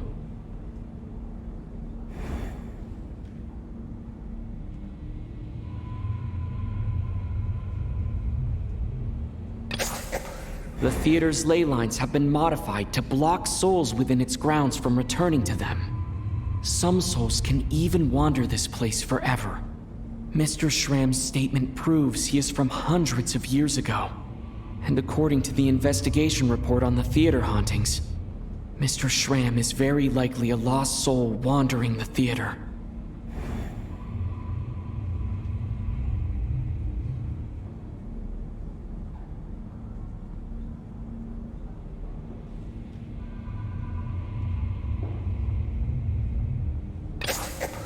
For some unknown reason, the soul that has been wandering the theater due to the ley line issues has joined our group and blended in.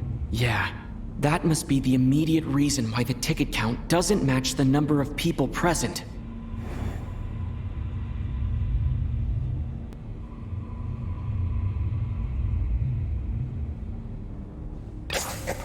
The contents of the investigation report have been verified. There are indeed ley line issues and wandering souls in the theater. Death likely symbolizes the deceased.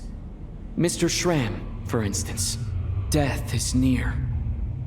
That must mean that there's a dead person in our midst. That's the truth, isn't it? Yeah, the logic is clear now. The investigation report said that there would be souls stuck wandering around the theater because the ley lines were cut off. Mr. Shram must be one such soul who died in the theater a long time ago. In which case, that also makes him our extra person. So when the note said death is near, it must have been referring to death as in the deceased, people who died a long time ago. Someone who died a long time ago. In short, there's a dead person among us. The extra person we've been searching for is a ghost from the past. You mean I'm a ghost? No. Don't make jokes like that, my man. There must be some mistake. But even if I was dead, I know for a fact I didn't kill anyone these past 2 nights. Yeah, even if all that's true, the report also said the souls inside the theater can't affect reality, right? They're harmless. Then what if the problem isn't the souls at all, but the ley lines themselves? The ley lines have a powerful ability to attract and devour souls. Let's say that the ley lines are like a black hole, constantly seeking to engulf souls. But the souls that don't want to return are trying to avoid being sucked in. Why does this analogy sound so familiar? What happens when the black hole can't achieve its goal? I'm only speculating here, but what if it ended up swallowing innocent souls by mistake, or intentionally taking other souls to compensate? That could explain why we weren't able to determine a cause of death. If you're right, and their souls were devoured by the ley lines, it does make some sense. It does seem to explain a lot of the things we couldn't make sense of. Does that mean it's true? Except there's no concrete evidence. Mitya is relying on a lot of logical leaps. Still, it seems like the best explanation we have under the circumstances. All right, so how could Shram not know that he's dead? Seems a little unlikely that he hasn't noticed anything unusual even after several days interacting with us. On the contrary, it's perfectly normal for a soul to wander the theater for centuries without questioning their existence or reason for being there. It's simply what's natural for them.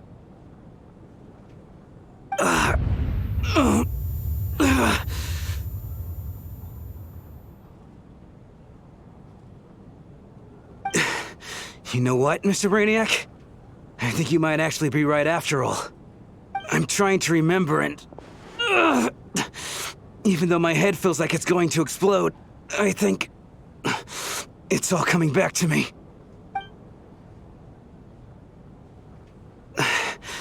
I was the one who didn't want to remember my own death, so I forced myself to forget.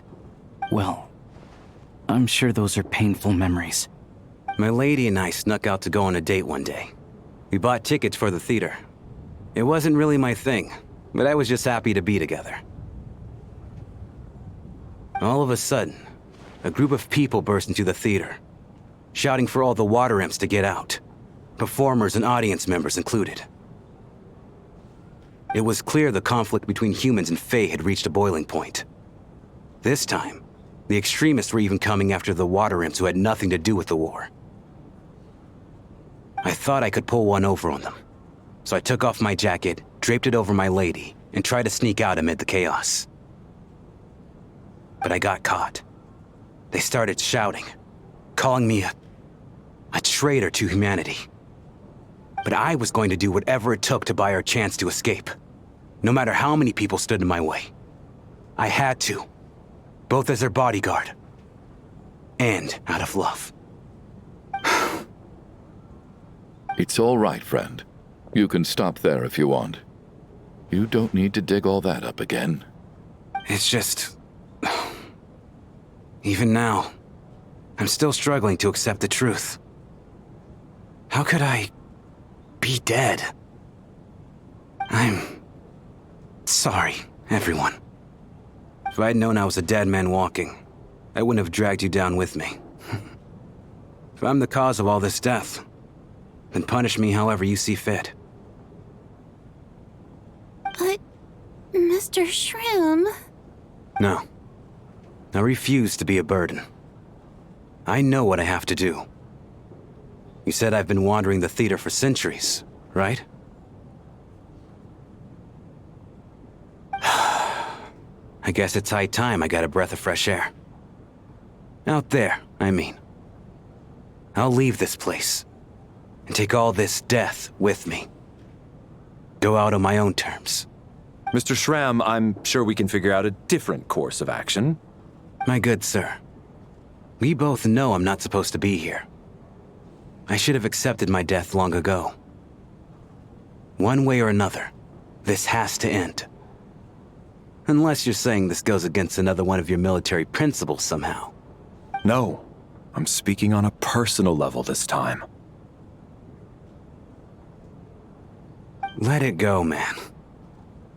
Oh, wait. One last thing. Miss Waterimp. My lover. Her name was Litia. Litia Ozarova. Do you know what happened to her? Ozarova. Oh, Auntie Ozarova. That's what we all called her. I remember her as a very kind elder. She had a bunch of kids, too. I'm so glad she survived. And she had lots of kids? Good. That's... good. I could hardly expect her to stay single just because of what happened to me, right? As long as she went on to be happy, that's all that matters. Besides, I'm dead. My soul has been wandering around here for so long because I was worried about her. But now, I can go without regret. There's no need to see me off, my friends. I've enjoyed our time together over these past few days. Perhaps we'll meet again in the next life.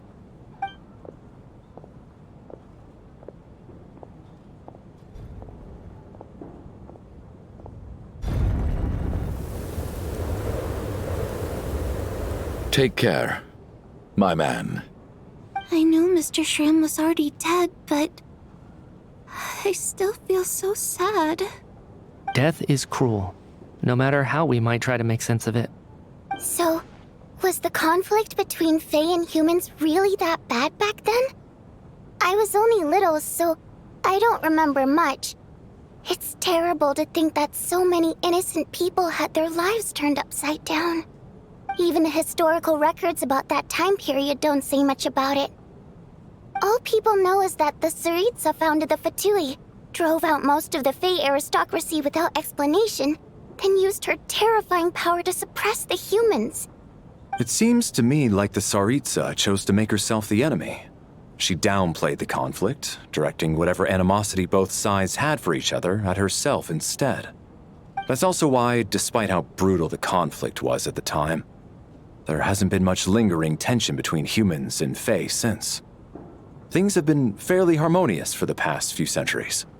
So, the Tsaritsa banished the Fae to protect the Fae living in the city? She offered herself up to be hated in exchange for peace.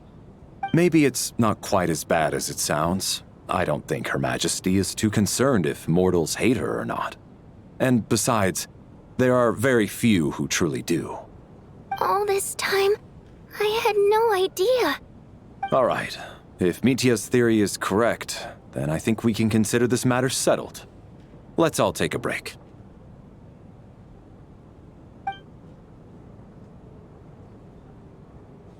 Ugh, if only this blasted storm wasn't still raging on.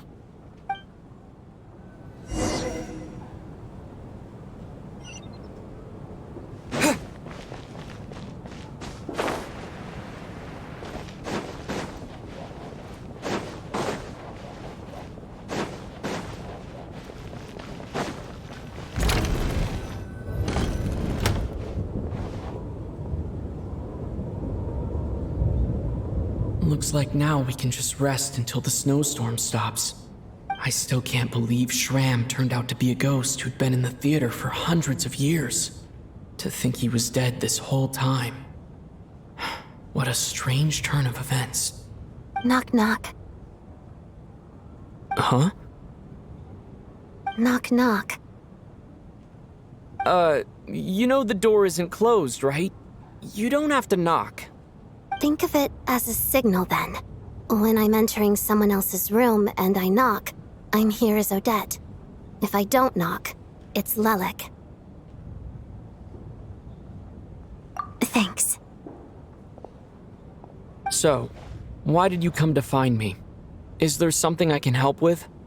Vodyanitsa said you knew about my secret identity from the start.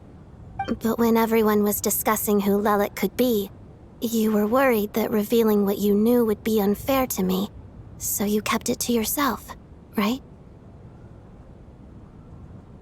Yes, I'm extremely grateful for that. It's nothing. I mean, you didn't hold what happened with Signora against me, so I should thank you for that as well. Actually, there's something else as well. I found myself in a situation similar to the one you were in when you helped conceal my identity. So I thought I'd come and ask you for advice. It's about Mitia. Before all of this, the last time I saw him, he was dead. As I'm sure you know, my goal as Lelik was to stop Project Stuja. Well, when I found out the tech lead for the experiment behind Project Stuja was Mitia, I immediately started planning to track him down and threaten him to back out. I often saw him around the theater, but I soon concluded that making my move there would risk exposing my identity.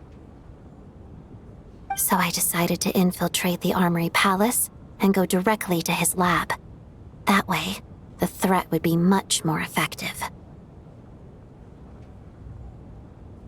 Well, I suppose there was a bit of luck involved. but I am a Fatus, so I already had some familiarity with the building's layout. But when I finally made it to his lab, Mitya seemed to be dead. I checked his breathing and his pulse. He had no vital signs whatsoever. I'm certain of that. I thought maybe another anti-Project Stuja activist had beaten me to it, and chosen a much more brutal method, so I made myself scarce. That's why you were so on guard around Mitya that first night here. Yes. When I saw him sitting in the audience during the performance, I could barely contain the shock. To me, it was a miracle. Somehow, he'd come back from the dead. But then, the murder started happening and things got so complicated that it wasn't really at the front of my mind. That is, until Mitya himself said there must be a dead person among us. Then, I couldn't ignore it any longer. And yet, you thought that bringing it up right away would single Mitya out. Just like when everyone was suspecting Lelik. Exactly. I thought there could be something I was missing. Besides, we soon figured out that Mr. Schramm was a ghost, and we knew there was only one extra person, so we thought he had to be the one. But now, it seems like there's another candidate. I understand why you kept it to yourself. There was so much information being thrown around during that discussion. Bringing up Mitya would have just introduced more confusion. So, what do you think we should do? Let me confirm one thing first. When was it that you found Mitya dead? Around a week ago. Sometime in the afternoon. A week ago? That's earlier than I thought. I saw him just a few days ago at a restaurant. That definitely would have been after you found him dead. He seemed completely normal to me. Chatting with Vodyanitsa, trying to avoid Valeri. So he was definitely alive on that day. Huh. Well, all I can say is I know what I saw. Here's a thought. The reason we even suspected a dead person could be among us was because of the problem with the theater's ley lines. But Mitya's death happened inside the Armory Palace. The ley lines affecting the theater shouldn't reach that far. You're right. I guess he doesn't fit the profile of the person we were searching for. I think the chances of it being him are very low. Surely he can't have died for real in the Armory Palace. Unless... Unless what? Unless he really did come back from the dead. You're right. Do you think we need to disclose this to the others? Huh, what's this? A private meet and greet? Where do I line up? That's not what's going on here. Well, I was just making the rounds. Thought I'd try to lighten the mood a bit. Vodyanitsa's handing out food if you're hungry.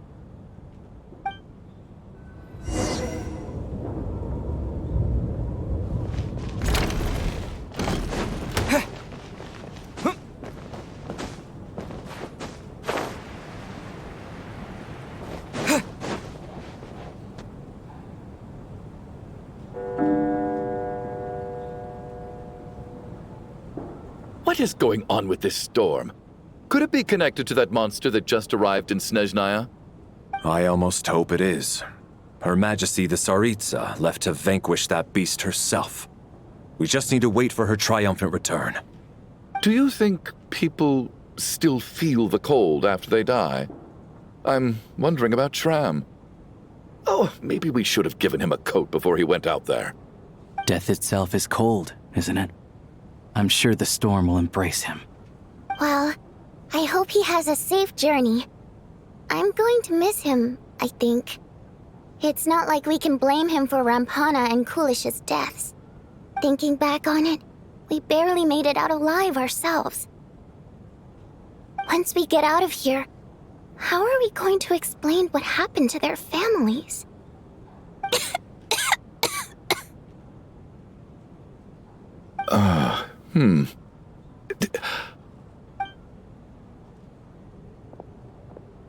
Are you okay? Here, take this. I've never used it.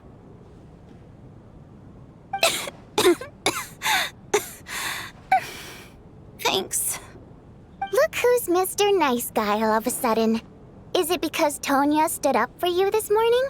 At least you know how to return a favor. Yeah, without Tonya, who knows how badly he would have been hurt. I told you already, I never intended to resort to violence. Duh, bunch of rascals. Little girl? I was rather surprised when you spoke up for me this morning. I didn't think I had many admirers here, so, thank you. Oh, no need to thank me. I said some bad stuff about you too. I've been, too embarrassed to admit it, but, you remind me a lot of my daughter. So kind to everyone, but never lets her old man off the hook.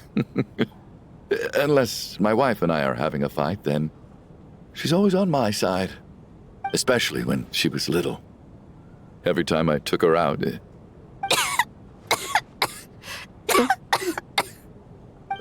All right, easy now. How long have you had that cough, Tonya? I don't know. It's probably been a while. I'm fine. Are you taking anything for it? Yeah. I'll be fine once I see my brother. He's gonna pick some frost fairy flower leaves and brew a tonic for me. I'll feel much better once I drink that. I see. That's good to hear, then. We should probably discuss arrangements for tonight. Now that the deceased has left our midst, there shouldn't be any more incidents. However, out of an abundance of caution, I'll keep watch. Shouldn't we take shifts? I can take one if needed. No need. I managed to get a nap in earlier, so I have plenty of energy right now. After all the tension of the past few days, everyone else should just focus on getting a good night's sleep.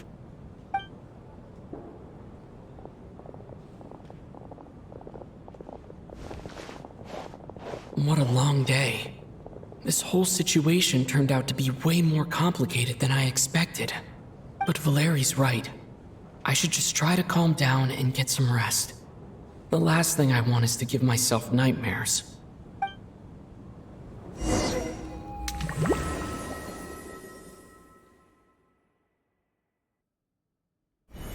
He's awake! He's awake! Get over here, you big lug, and take a look! If you must call me something, call me Mr. Door. The Black Mist is coming. You need to go. Are you all right? Can you walk? We just got attacked by monsters on our way up. That Mr. Door fellow protected us. He just seemed to come out of nowhere. Not much of a talker, but when it comes to taking down monsters, that man doesn't hold back. Curses! The Black Mist is catching up to us. We need to keep going. Mr. Door, I don't believe I've ever seen you around here before. Why is that? There's no need to try to get to know me. I'm just Mr. Door. Mr. Door! Looking for trouble! Get rid of them! I can just push these ones off. Having second thoughts? Well, anyway, we're lucky to have you here. Thanks for saving us earlier. No need to thank me. This is where my duty lies.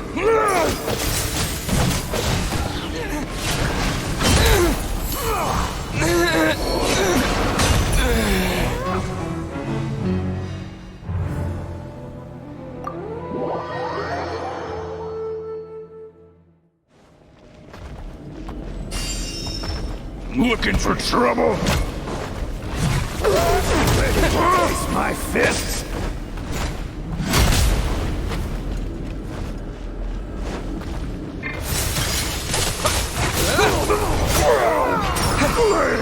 For it.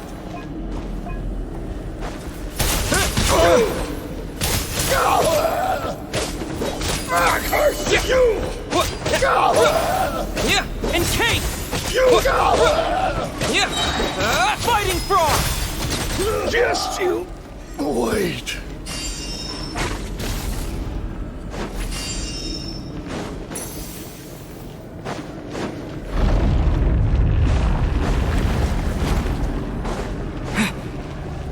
So we're doing this the hard way.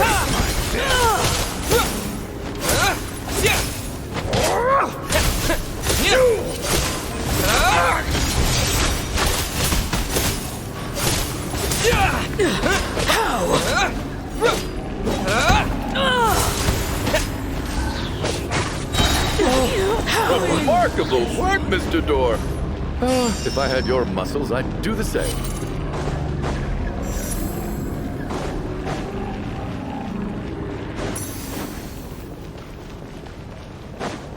Are none of these doors the one you're looking for? No. Condense! Encase!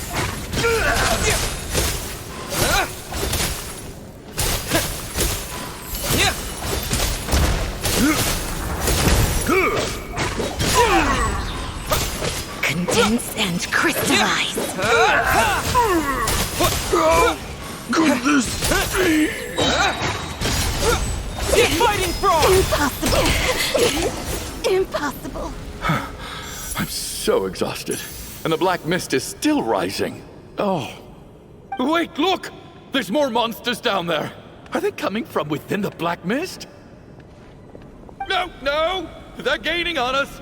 Quick, keep going, or they'll be at our heels any second!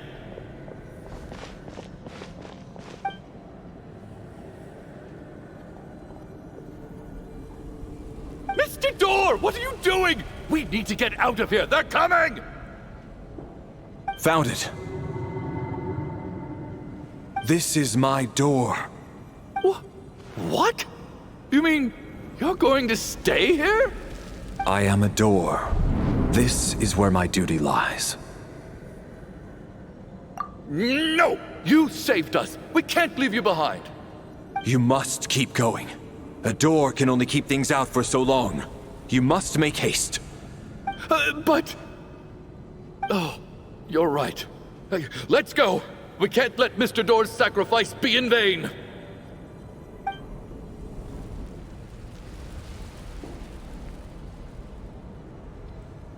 The black mist isn't moving anymore. Looks like both the monsters and Mr. Door are gone. I didn't just imagine all that, did I?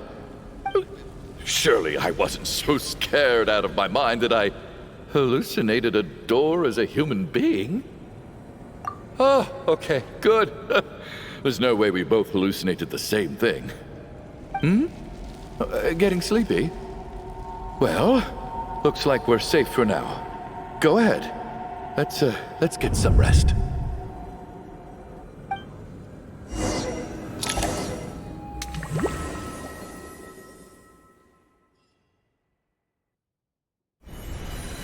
What time is it? Is it morning? I think I had a nightmare. I guess everyone's still asleep? These past 2 days have been exhausting. Valeri's keeping watch though, so he's probably the only one awake. Valeri?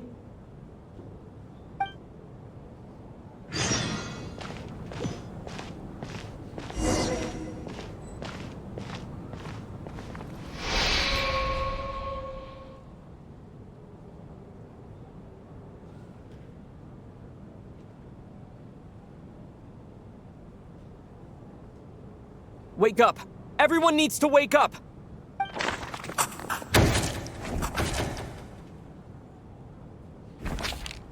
Just like the last 2 nights. No clear cause of death.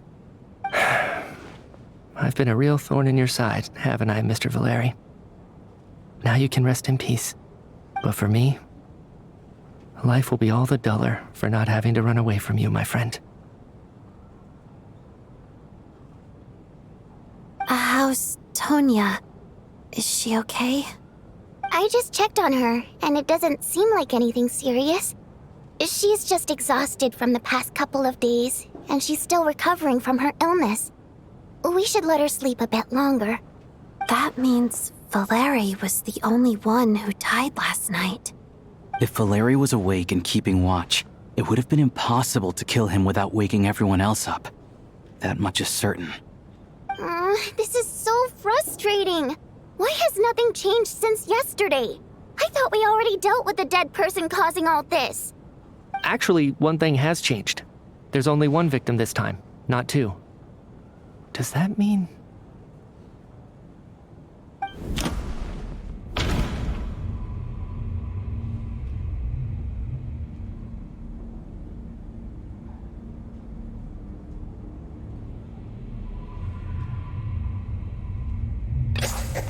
After the deceased Shram left, there was one less victim last night.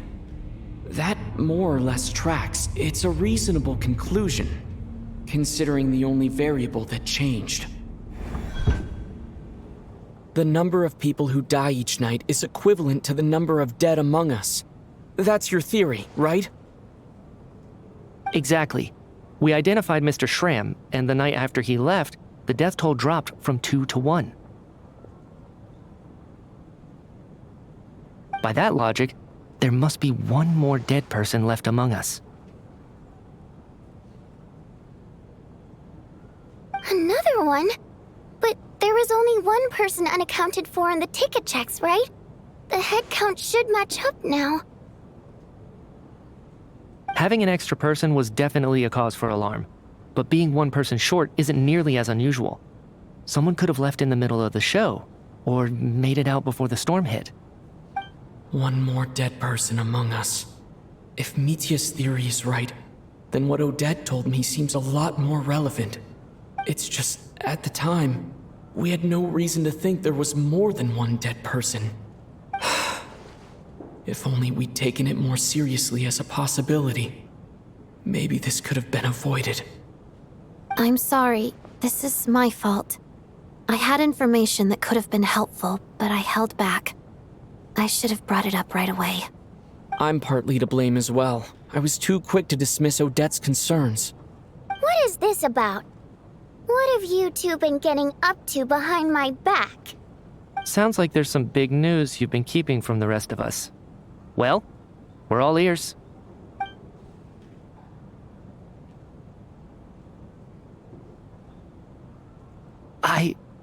I'm the dead person? Wow, that's certainly news to me. Odette and I talked about it yesterday, but we thought it just wasn't possible, so we left it at that. Yeah, I don't blame you. If I'd been there, I probably would have reached the same conclusion. It just sounds too unbelievable. Let me just try and verify this. I just scoured my memories trying to think back to the afternoon Miss Odette mentioned. But I honestly have no recollection of dying. That's where I'm different than Mr. Shram. Having seen Mr. Mitya a few days ago myself, I also find it hard to believe he could be the other dead person among us. Well, if it isn't Mitya, then who? Do we vote on it? If you don't mind me asking, Traveler, I believe you mentioned that you know Tonya's brother. Had you ever met her before all this? No, never. Wait, are you saying... Now just 1 minute. I know where this is going. You can't just randomly point a finger at anyone you want. You're in the hot seat, and all of a sudden you want to divert our suspicions onto somebody else? Trying to pick a fight, Mr. Chuganov? Whenever you open your mouth, all you do is attack people, and I've had enough of it. If you don't want to engage in a civil discussion, you can shut up. You little brat! Did Mitya ask about Tonya because he suspects her? I suppose I only identified her by age, and nothing else. Could that mean... I'm just saying, you're going around casting suspicion on people for no reason. How could Tonya be dead? I can vouch for her, if nothing else. I've seen her before. She's the sister of that Harbinger, isn't she? The one called Child. Oh, really? You're telling the truth? Since being here, I don't think I ever mentioned she was Child's sister specifically. Does Chuganov actually know her? If Chuganov can vouch for her, then it can't be Tonya either. In which case, it seems unlikely that there's another dead person among us at all. Miss Odette, could you go over that afternoon with me one more time, when you found me dead? No problem.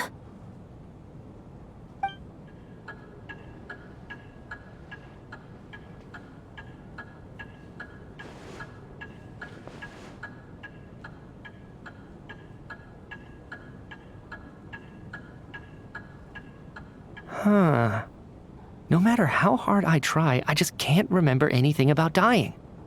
But I do remember something else. Miss Vojanitsa, during our last meal together, I told you how some of the researchers were suffering from temporary memory loss. Do you remember that? Oh, yeah. You said it was hindering the progress of your experiments. You thought they were just under too much stress or something. Right. And even though I don't remember dying that day, I'm pretty sure I experienced something like amnesia. Some of my memories from that afternoon are missing. Are you suggesting you're missing the memory of your... Of course. How am I only just realizing this? Humans aren't necessarily aware of their own death. You mean being silently assassinated, or dying in your sleep? Situations like that? The researcher's amnesia. Suddenly it all makes sense. I must thank you, Odette. I think your perspective just helped me reach a breakthrough on a series of issues that have been troubling me for quite some time. All right. It's decided then. I'll be the one to leave today. Oh, leave? Hey, wait a minute. Aren't you rushing into this? What if you're wrong? You'll pay with your life. Come on, kid. Aren't you gonna fight for your life? This seems like a rash decision. I have other reasons beyond what's been discussed. In fact, thinking back, I remember during Miss Odette's performance, while I was sitting in the audience stalls, a brilliant new idea for my research popped into my mind. But then, my train of thought suddenly cut off. I can't remember it now at all, and I didn't take any notes. I guess that must be another instance of temporary amnesia. No. Hold on. I see where you're going with this. You're suggesting that each instance of temporary amnesia is a death, right? There's a glaringly obvious flaw in that idea, no? How can one person die so many times? I believe Miss Odette's account. During the period where my memory is blank, I must have been either dead or in a similar state. All it would take is for the same thing to happen in the theater, and I would come under the effect of the ley lines in this vicinity. This increases the likelihood of me being the deceased, does it not? But... There's no evidence to suggest that anyone other than me is a candidate for the deceased. So allow me, as a scientist, to treat this as an experiment. Please relax, everyone. I don't think things are as bad as they may seem. If I really am the deceased, then to leave the theater will be a relief for me. If, on the other hand, I'm still alive right now, well, apparently you've all witnessed my resurrection recently anyway. Who's to say I won't return from the dead again this time? Mitya's right. This is the only thing we can try right now. I think he's deliberately downplaying the gravity of the situation, though. He probably doesn't want to burden everyone. What is a scientist if not someone who gambles on experiment after experiment in an attempt to obtain the truth? With this snowstorm, the ley line phenomenon, ghosts of the dead, and my amnesia, we've been paralyzed by not knowing and powerless to do anything about it. It's a terrible feeling. But if I do get resurrected, you can be sure that I'll come back with the truth of all this. Just you wait.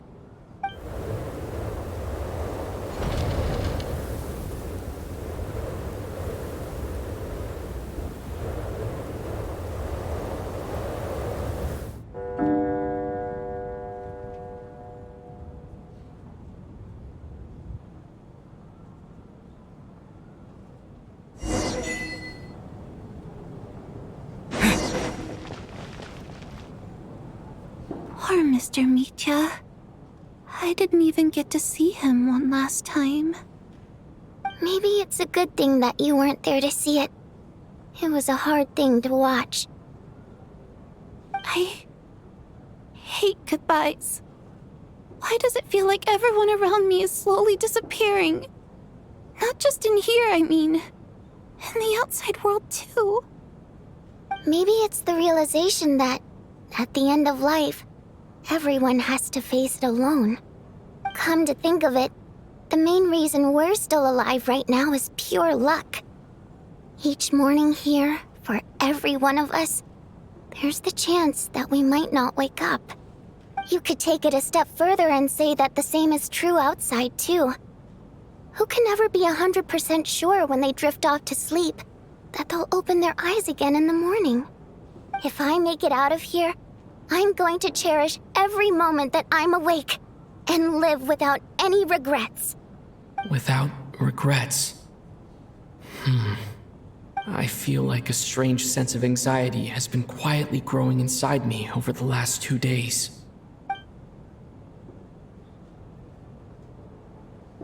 Are you okay? You look really glum. If something's bugging you, let's talk about it. There's only a few of us left here now. After everything we've been through, what's the point in keeping things bottled up? I have a travel companion named Paimon. Alosha and Odette have met her before. She's been feeling unwell recently. You're worried about her, aren't you? That makes sense. We've been trapped in here for days. To be honest, I used to feel like I was just a spectator in this world, watching everything that happens from the sidelines. Maybe it's because I'm a descender. A descender?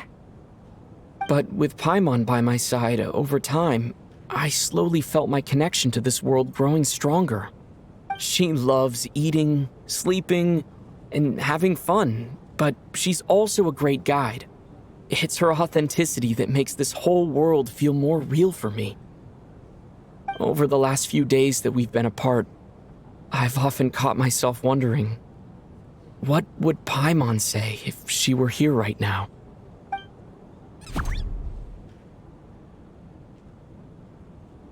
But by the time I snap out of it, the conversation has already moved on, and I'm still in my own little world. I'm trying to overcome this sense of detachment, but I really miss Paimon. I guess, in a way, she means the whole world to me. I bet she misses you when you're not there as well. Maybe you're her entire world too. I don't know if this will make you feel any better, but back when the water imps left Snezhnaya in droves, I also felt like the whole world was suddenly empty. I could be surrounded by people all smiling and having fun, and still feel completely separate from it. So, I totally understand how you feel. Later on, I started to think, maybe accepting the fact that our loved ones won't always be with us is something that takes a lifetime. All we can do is cherish their companionship from moment to moment. So, once we get out of here, you better hurry back to our side as fast as you can. You can't let your story end in regret. That's the trope I hate the most. Thank you. That's exactly what I needed to hear. But Vodianitsa, if you hate goodbyes too, why didn't you leave with your people? That's just the choice I made. I used to regret it, but I don't anymore. Like I said before, singing is a water imp's primary mode of expression. It's how we convey our emotions. Our songs have echoed through this theater for hundreds of years, each one a story pieced together through moments of joy and sorrow. But does a story exist without someone to read it? To me, the answer is no. So I made the choice to stay. That way, there would still be someone left to sing these songs and listen to their stories. Otherwise, they could have been lost forever. Could you teach me how to understand your people's songs sometime? I want to be able to truly hear them, like Mr. Shram. A fan after my own heart. Thank you, Tonya. How about I sing something for you, and you tell me what you hear? Okay, I'll do my best.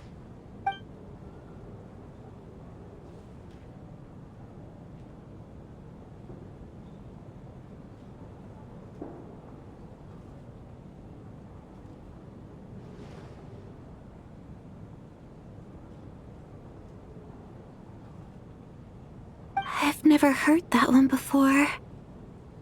I feel like I can hear a sense of longing somehow.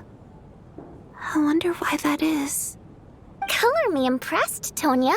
You're a keen listener. Most people can only tell if a song is happy or sad.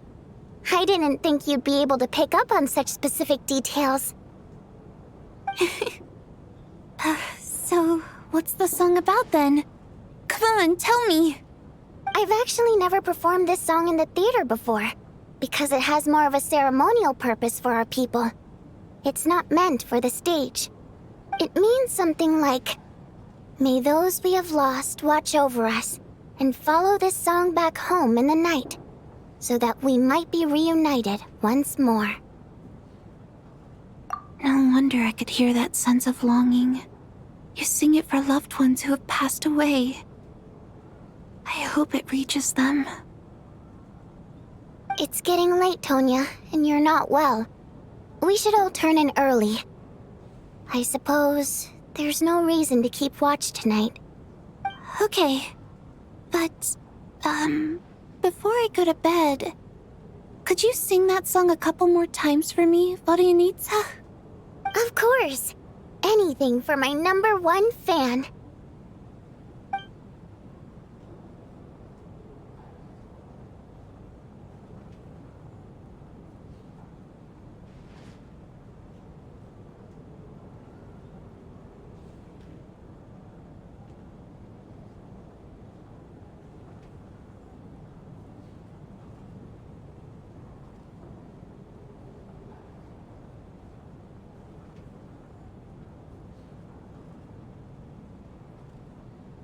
Once I get out of here, I definitely don't plan on ever coming back. But I guess that means I'll never get to hear Vodyanitsa sing again. That's a sad thought. Before I fall asleep, I should cherish this moment of companionship while it lasts.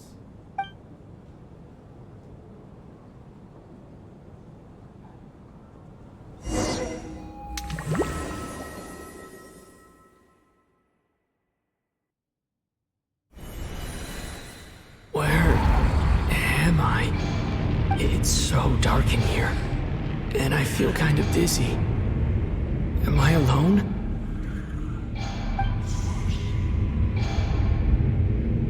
Huh? What was that noise?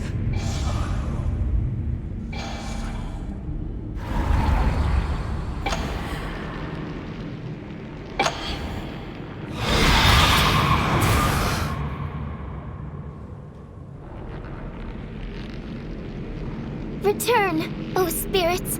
Fulfill your oath of protection.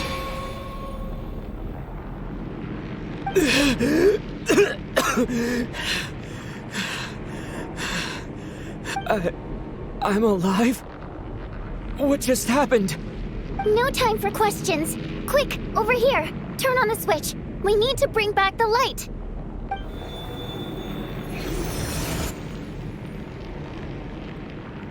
All right, we're safe.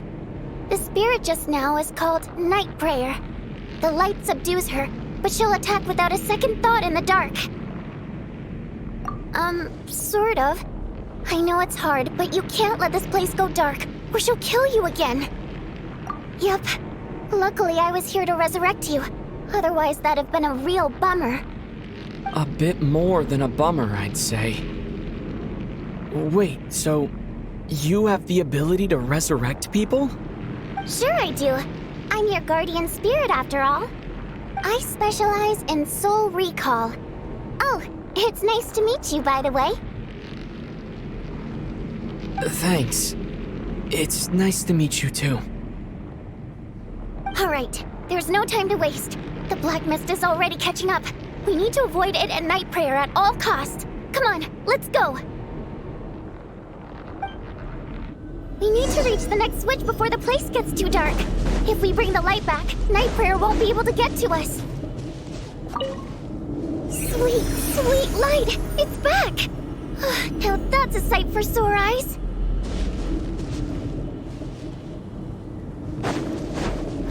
Shh! It's Night Prayer.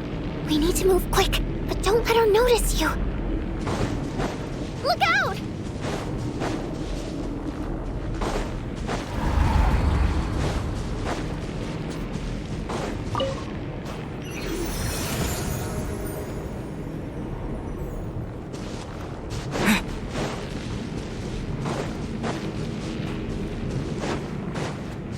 next switch is over there.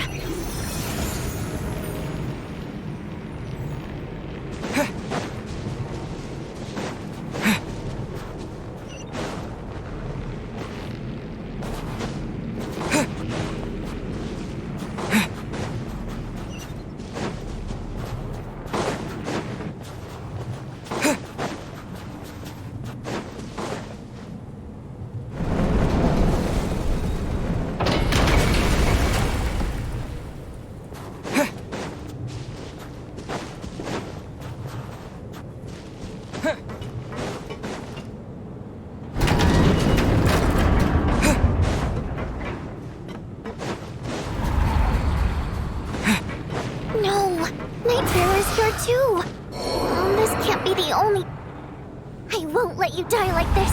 Not on my watch.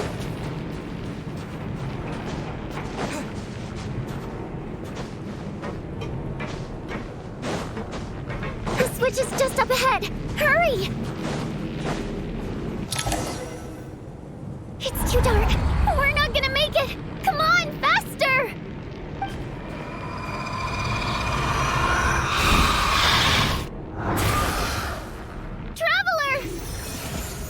I won't let you die like this. Not on my watch.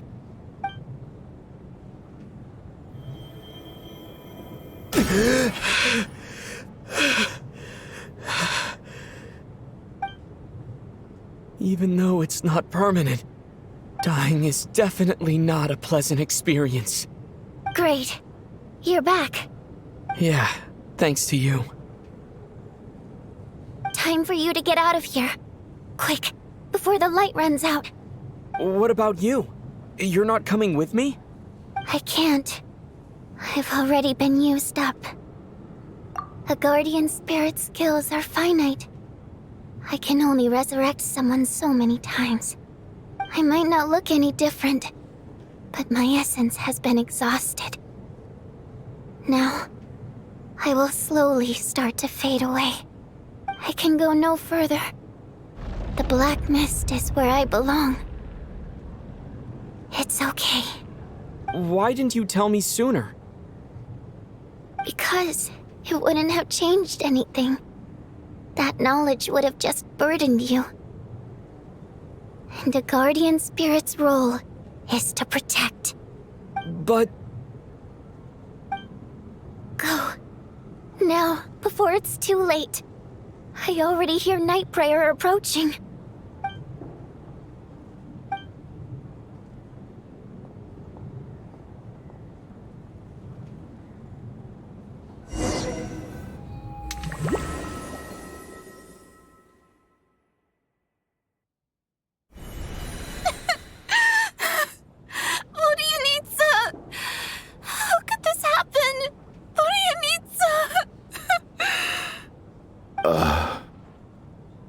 Well, I guess there's no need to inspect the body.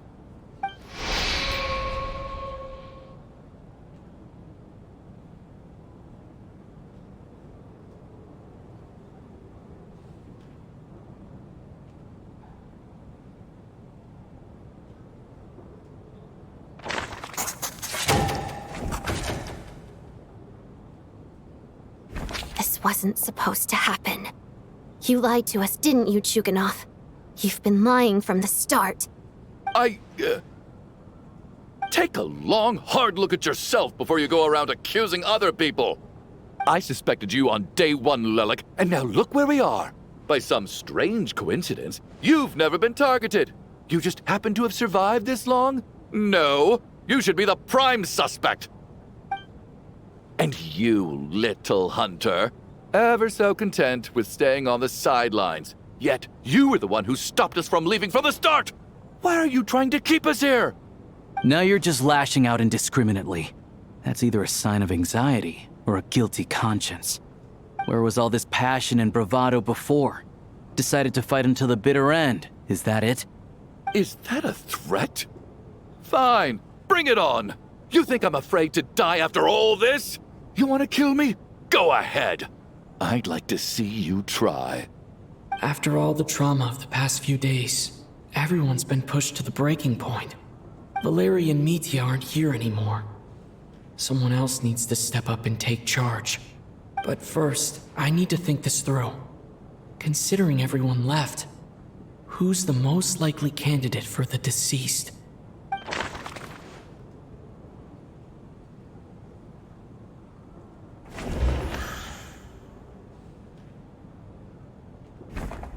Of those who remain, the only person we've never met before is Tonya.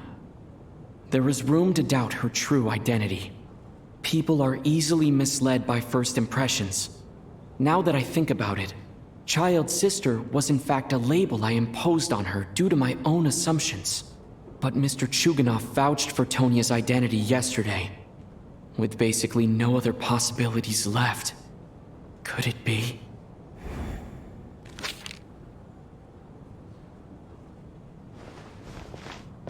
Tonya, how's Tusser been lately?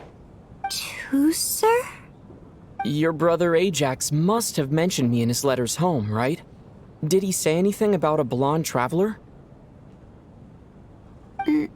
No.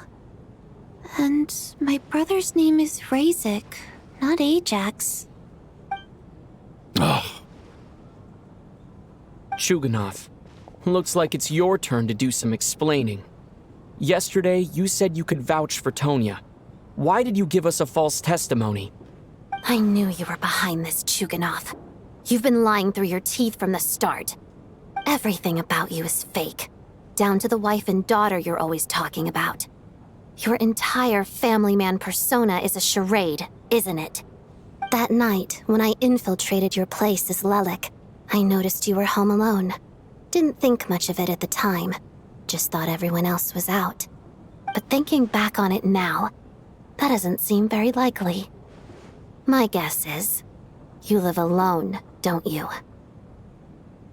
Even that was a lie? But why would he lie about having a family? Oh! Curses! Oh, why is there no end to this blasted snowstorm? If it would just stop!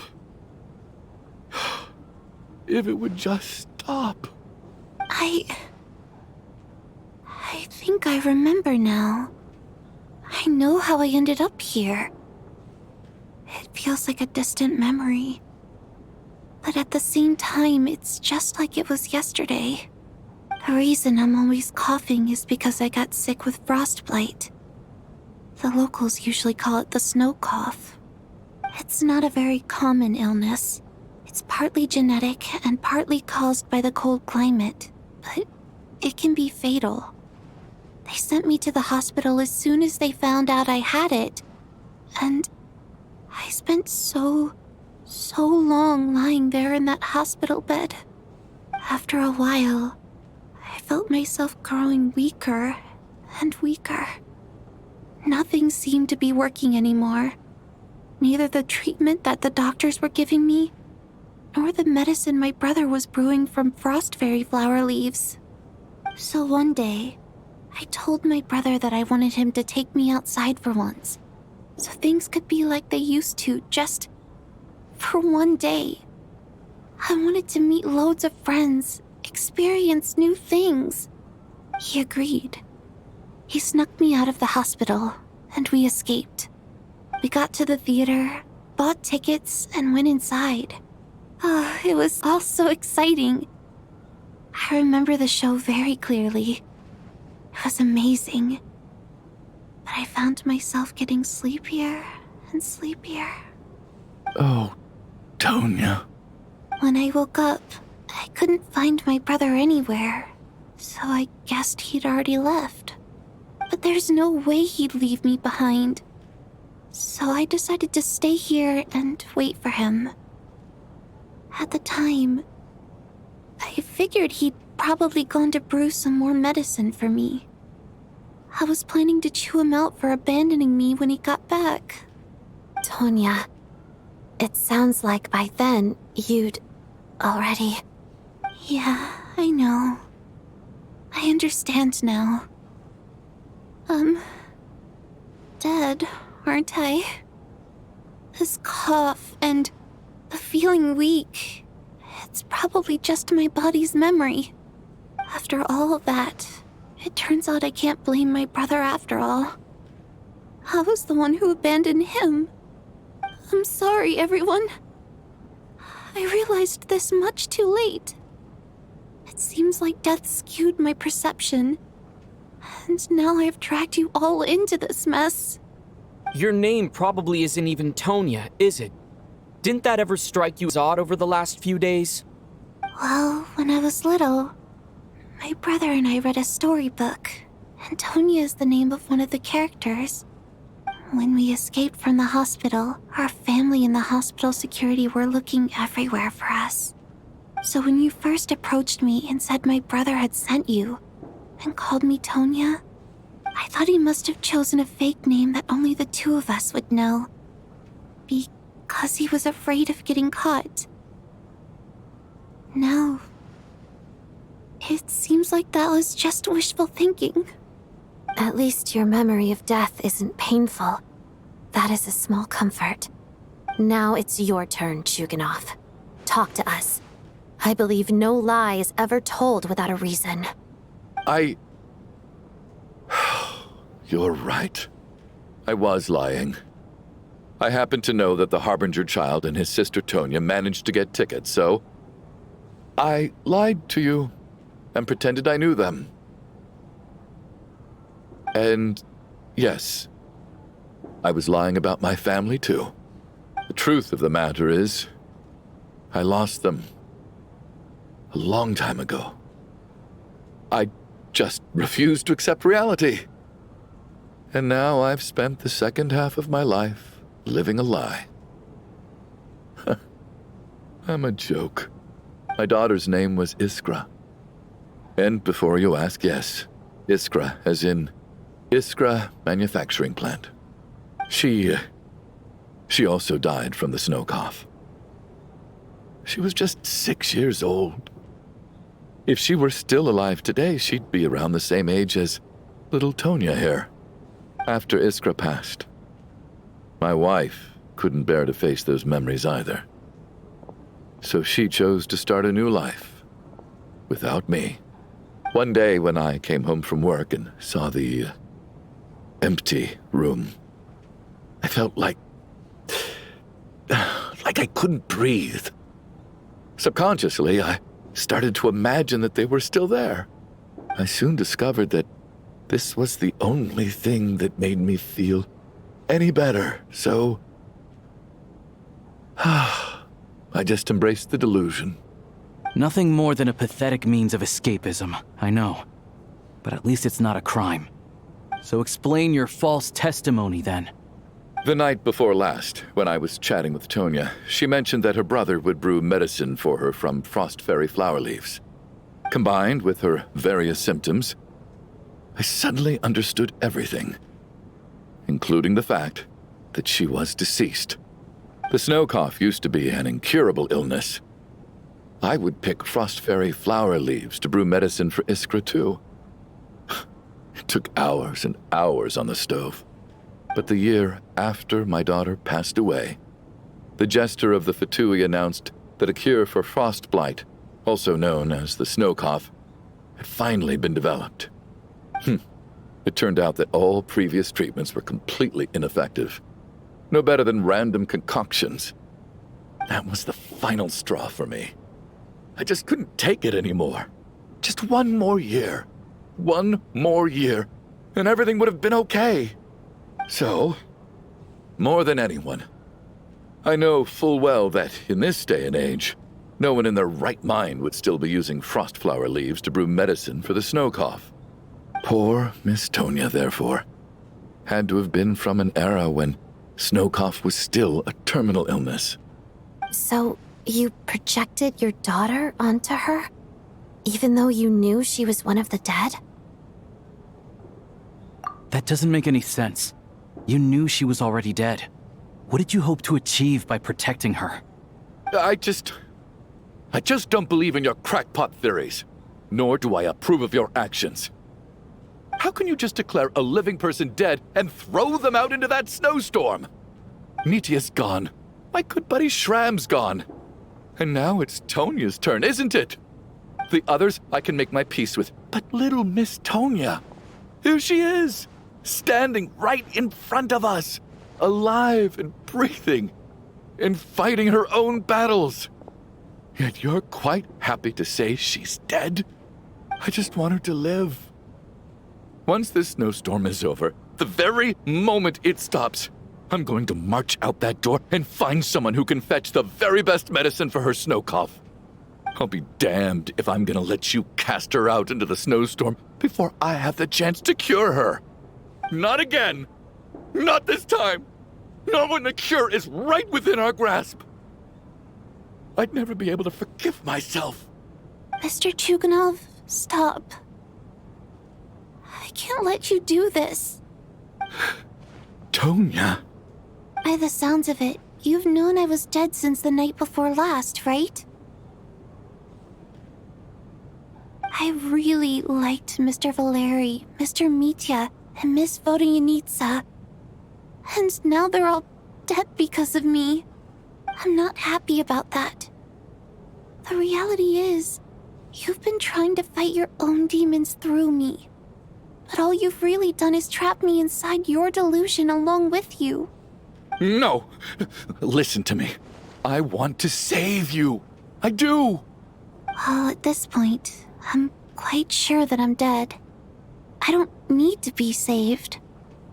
The time I got to spend with all of you is more than enough for me. Despite all the bad things that kept happening, I got to meet so many interesting people and spend so many days and nights by your side. Since the day I escaped that hospital until now, this has been an adventure I never even dared to dream of. I'm very fond of you all. If it were only possible, I'd trade my soul to bring back the ones who died. If it meant things didn't have to end like this. And that's why I'm not fond of you at all, Mr. Chuganov. I'm sorry. It's them that you owe an apology to, sir. Not me. Well then, I suppose this is it. It's time for my adventure to end. I've caused enough trouble. You're leaving already? It's still early. Don't you want to stay a little longer? No thank you. Oh, and by the way, my name is Patashka. It was nice meeting you all.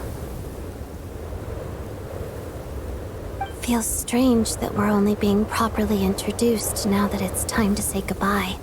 Patashka.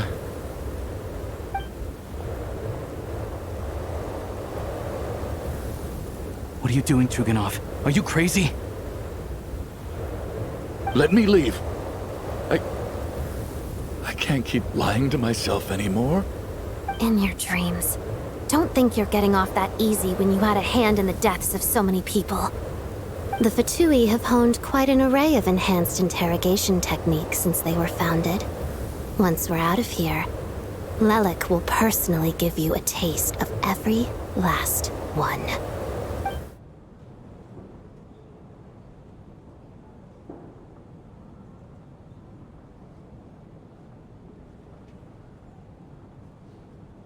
I think we should leave. I doubt this snowstorm is ever going to stop. For all we know, this storm might have destroyed all of Snezhnaya by now. Maybe even the whole world. Wait, we finally solved the mystery of the haunted theater today. Maybe let's at least try to enjoy tonight? Fair enough. I don't particularly feel like dying in Chuganov's company anyway. And yet you won't let me die first. Hey, Chuganov, on a serious note, if we do make it out of here, you should close down that factory of yours. A lot of people are freezing thanks to you. Is this really the time to be discussing my factory? All right, fine. I'll shut it down. Doesn't matter to me anymore. Am I hearing things? Or was that a knock at the door? There it is again. But I don't understand. The snowstorm hasn't stopped, has it? Should we open the door? Is this it? Is this nightmare finally over? If the last few days are anything to go by, I probably shouldn't be getting my hopes up. Whatever lies beyond that door at this moment. It could be something even more terrifying than everything we've been through so far.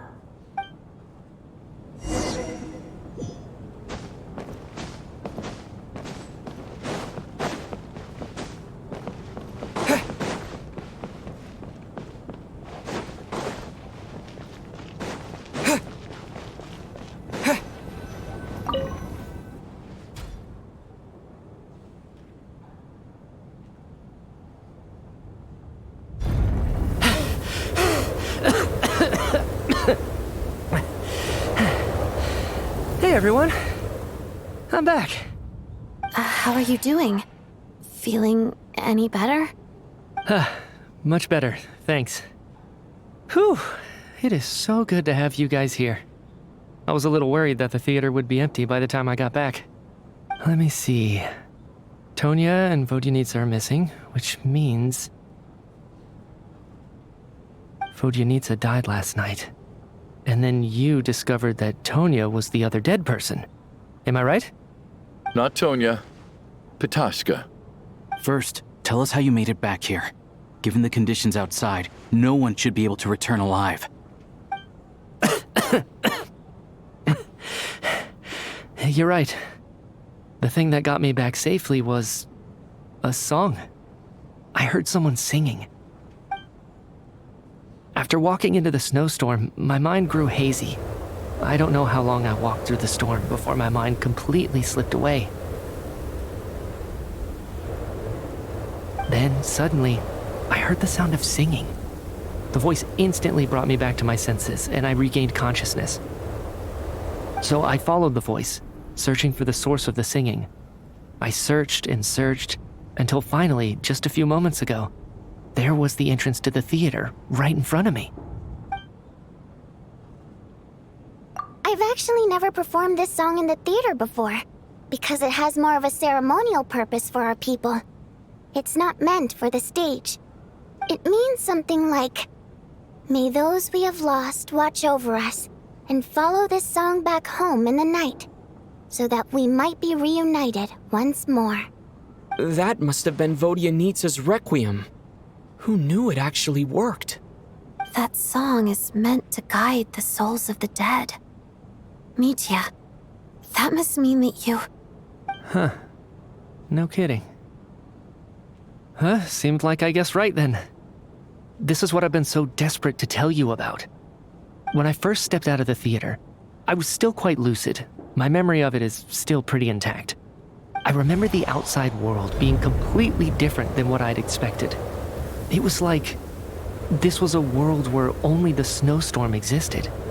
There wasn't a trace of any humans or buildings ever having been there. I don't know how else to describe it, except to say that it just didn't seem like the real world. And as for the Requiem, if I was guided here by Vodyanitsa's song, it can only mean that I must already be dead. And this is my soul, not my body. But I didn't experience a clear moment of death while I was out there. Nor do I feel any different now than before I walked into the snowstorm. You don't seem any different to me either. In fact, this is something I've been wondering about for a while now. If souls aren't physical, shouldn't they lack tangible form? Both Shram and Pitashka were clearly deceased, and yet their souls didn't look or feel like ghosts at all. They were visible, tangible, no different than you or me. This raises a truly terrible thought. Is that really what Mitya is suggesting?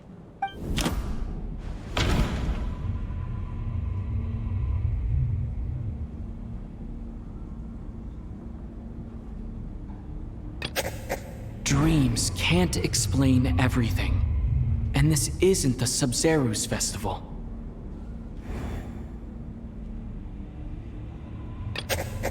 Mitya said the outside is a world where only the snowstorm exists. It must be connected to the ley lines. So going out there will only take us further away from the real world. Mitya's soul was summoned back by the Requiem, confirming that he is indeed already dead. And yet, he looks no different from us. Of course, if even the long-deceased like Mr. Schramm can blend in with us undetected, then maybe we've all been dead from the very start.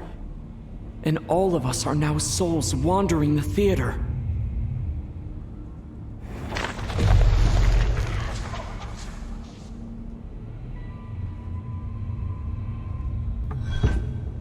Yes. I think that this is probably the afterlife. What did you say?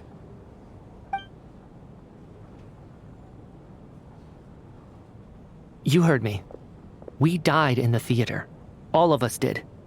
But due to an obstruction in the theater's ley lines, our souls are trapped here, while an endless, infinite snowstorm rages outside. It's ironic, really. All that time, we were working so hard to figure out who the deceased among us were, when the truth was, we were all deceased. The only difference being some of us died more recently than others. Do you remember that note, "Death is near"? Seems like we misunderstood what it meant after all. Death was nearer than we wanted to think all along. The note simply meant that all of us were already dead. So all our attempts to survive, our search for the deceased, it was all for nothing? Hard to say. At the very least, we helped 2 lost souls find clarity and go to where they belong. The presence of those 2 is probably what caused our souls to be drawn in by the ley lines. In which case, the deaths we've awoken to over the past few days were just souls returning to the ley lines for good. If what you're saying is true, doesn't that make us the lost souls now? Huh, no wonder.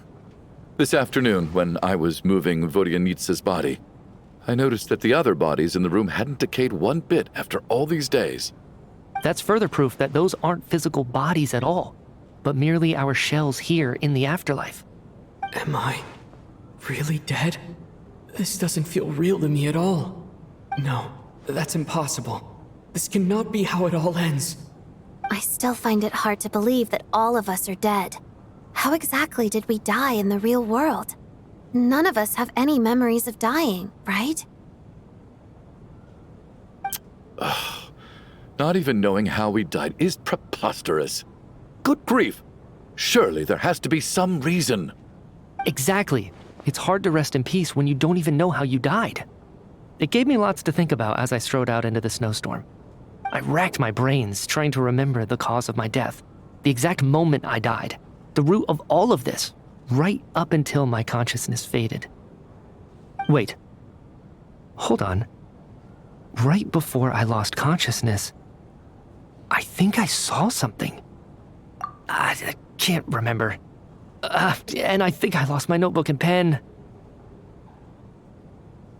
Mitya, your hand. Is that blood on your fingers? Huh? You're right. There's blood on the fingertips of my right hand. Looks like it's already dried. When did that happen? What the? I guess this was what I saw. I must have desperately drawn it in my own blood right before losing consciousness. What's wrong? Do you recognize the symbol? It's Renova, the ruler of death. Alosha, do you still remember that Snezhnayan folktale you told me about? It was about the Grim Reaper. When someone's about to die, he appears as an incarnation of someone familiar to guide their soul into the afterlife. And as soon as you recognize his face, your life is over. I heard a similar tale when I was little. You think the Grim Reaper in this story refers to the ruler of death you mentioned? That's right. In which case, death is near could also mean that the Grim Reaper is here disguised in a familiar form. Death, the deceased, and the Grim Reaper? So it's a triple entendre. When I first saw this note, I thought it contradicted the investigation report. But now it seems like that was the whole intention. So the Grim Reaper deliberately misled us. Then, we started suspecting each other and searched for the deceased while they hid in plain sight. By that logic, the one person most likely to be the Grim Reaper incarnate is...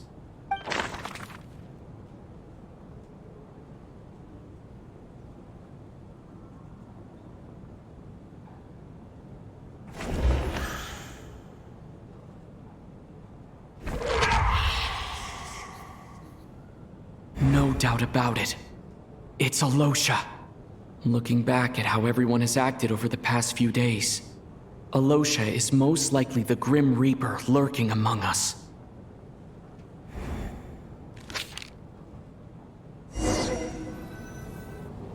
Is it you, Alosha?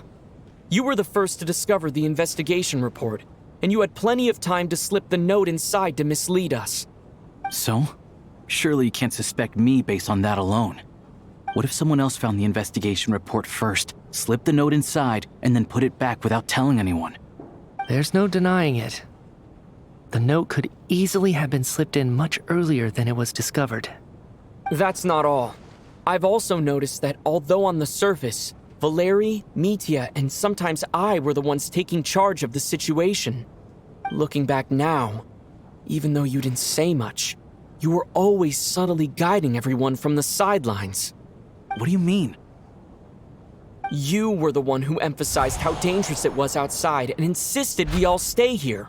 It was also you who suggested that we all sleep in the same place. And earlier today, you tried to convince Patashka to stay. I don't understand why, but it was out of character. So, you didn't understand my intentions, and now you're assuming the worst. Seems pretty unreasonable if you ask me. He still won't admit it. Fine. Let's see how he responds to the most damning evidence of all. The biggest question I have right now is, if the Grim Reaper is impersonating Alosha, then where's the real Alosha? When did they switch?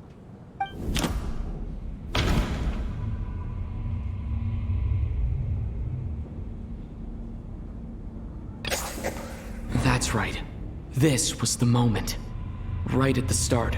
Before any victims had even emerged, Alosha was switched with the Ruler of Death while everyone's guard was still down.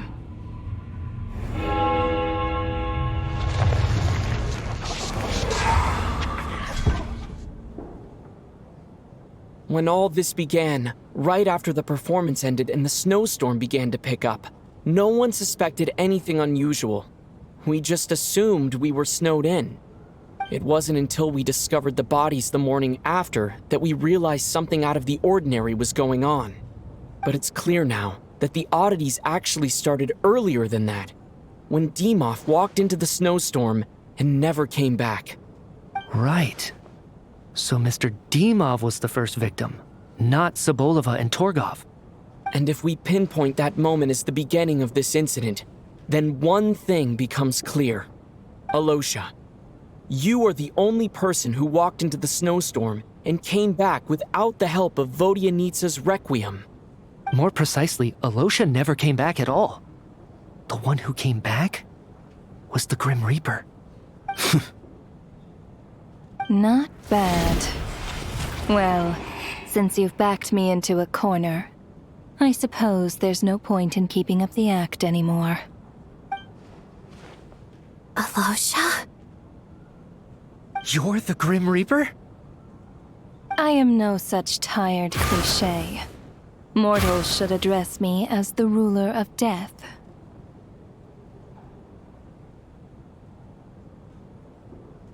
Before being wiped out for good, you identified the two deceased, and even sensed my presence. A commendable achievement. Far beyond what I expected. I heard you can ferry souls. Those deaths each night. Were they your doing? Your initial conclusion was correct. Due to the existence of the two deceased, the ley lines yearned to reclaim those long-lost souls. Every night they devoured an equal number of souls to fill the void. This required no intervention from me. Though, of course, Ferrying souls is indeed my authority. Here, take a look.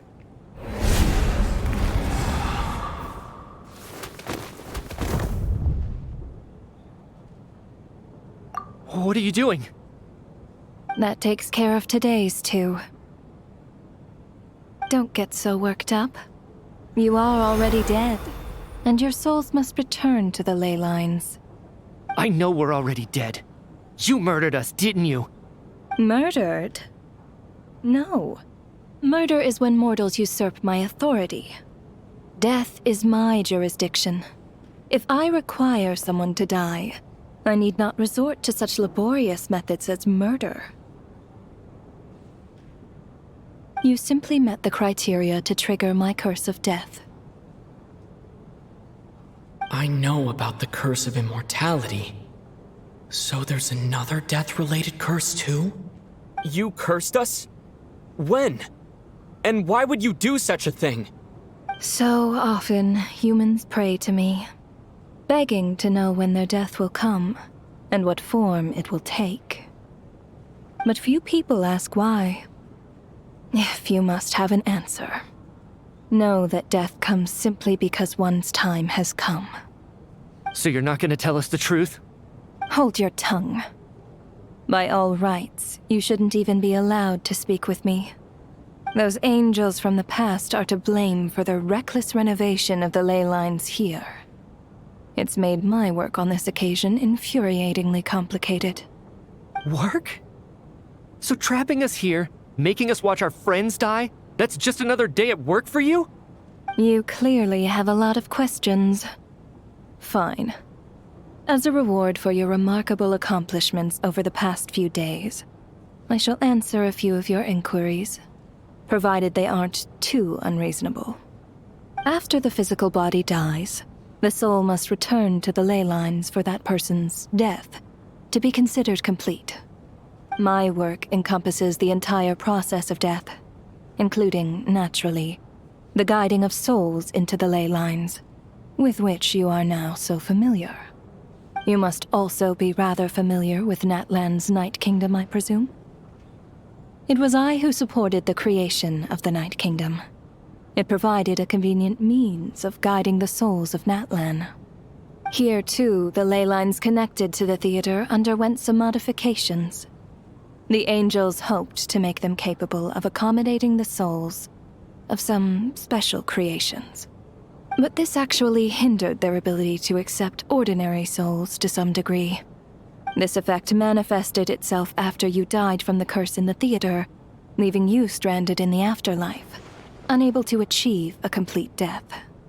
But if souls who die from the curse of death fail to return to the ley lines within a short window of time, they will miss their chance for good.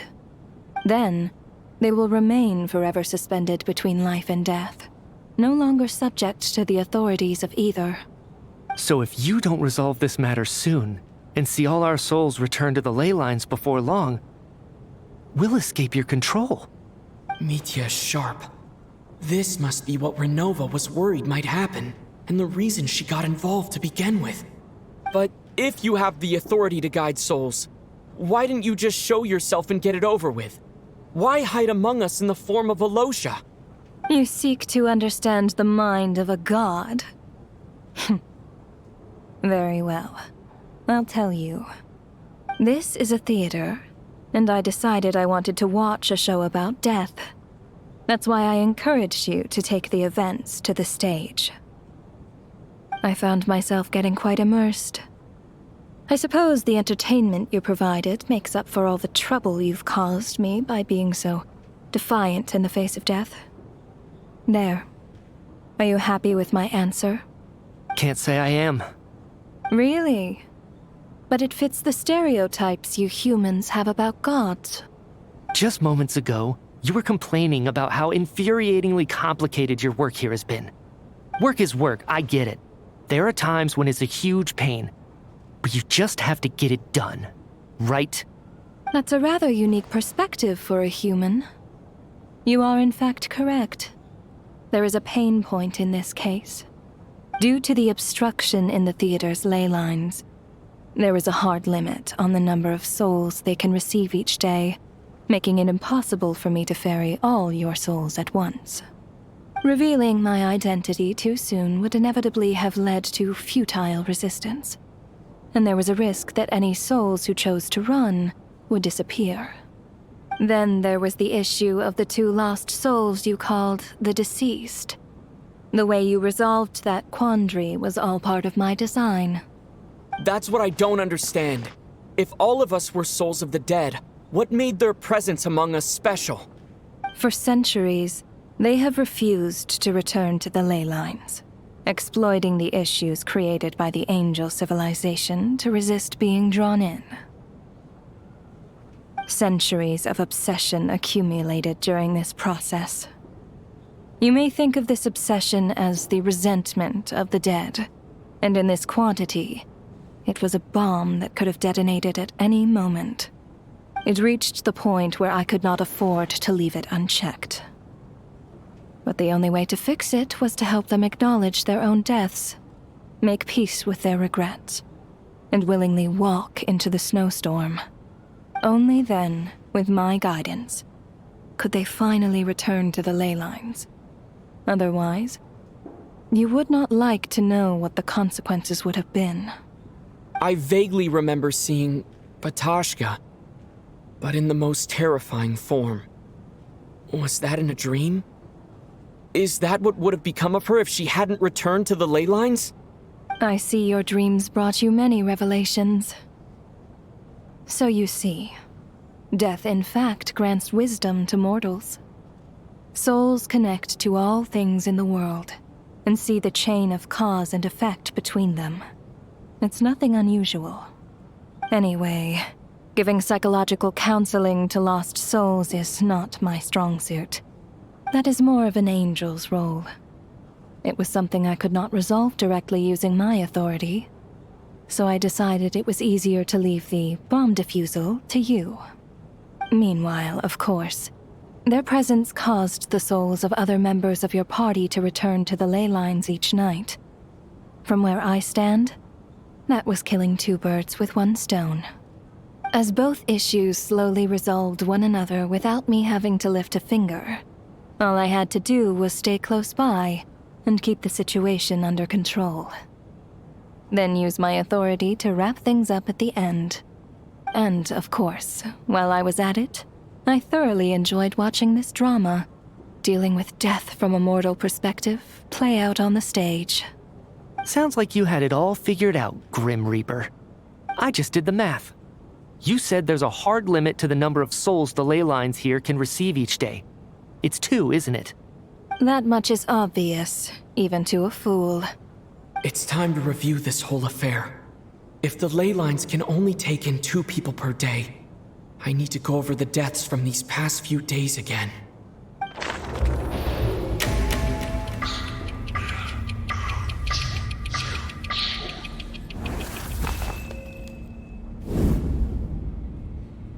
Looking back now, none of us had the faintest idea at the time. From the moment that staff member named Demoff walked into the snowstorm, the incident had already begun.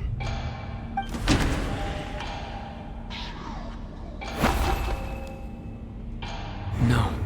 Let me go over this again.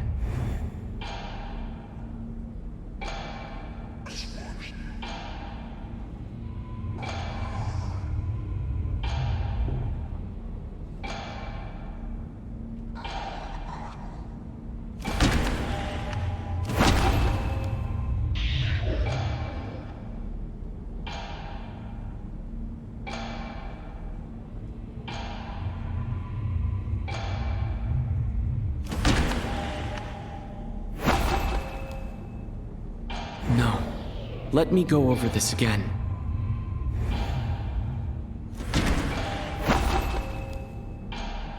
No.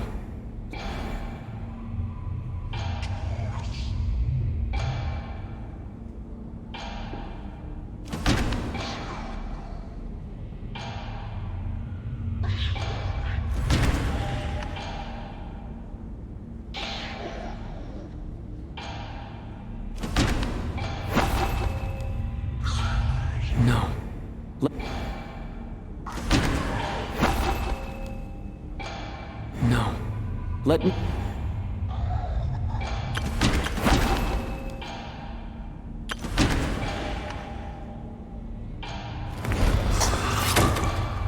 Alosha was the second to walk into the snowstorm after Demoth to investigate. During this process, the ruler of death assumed his identity, making him one of the victims.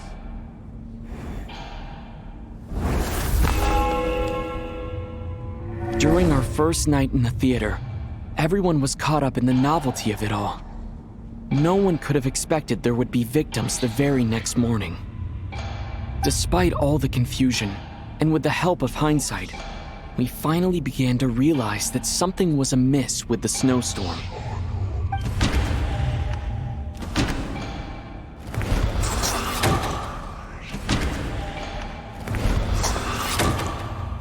The ley lines devoured Torgov and Sobolova on the first night.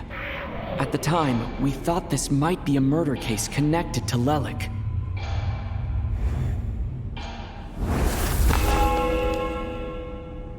Odette and I spoke a lot that night. 3 people were on watch, but in the morning, we discovered that someone had fallen victim all the same.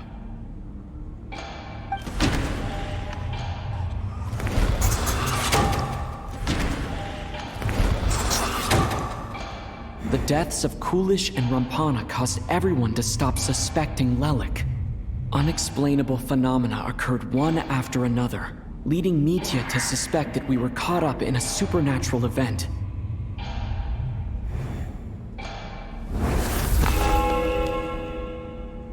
Later, we discovered that there seemed to be an extra person among us, and subsequently discovered the existence of the deceased. Mr. Schramm realized he was the deceased and walked into the snowstorm to return to the ley lines of his own accord. It turns out there really was a dead person among us.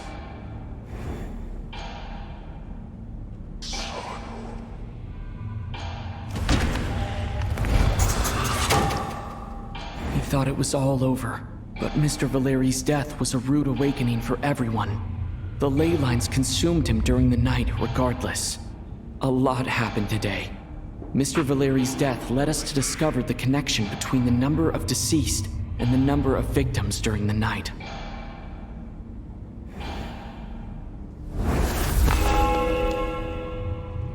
The fact that there was more than one deceased seemed to bring us back to square one.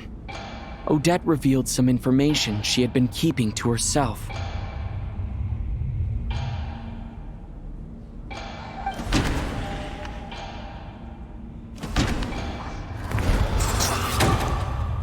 Vodyanitsa was swallowed by the ley lines in her sleep, but the requiem she sang before falling asleep was quite a game changer.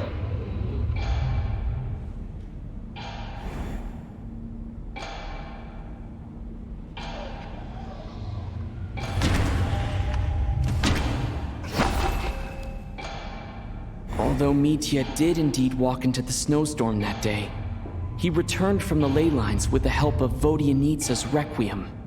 The void in the ley lines hasn't been filled, so let's rule out Mitya for now.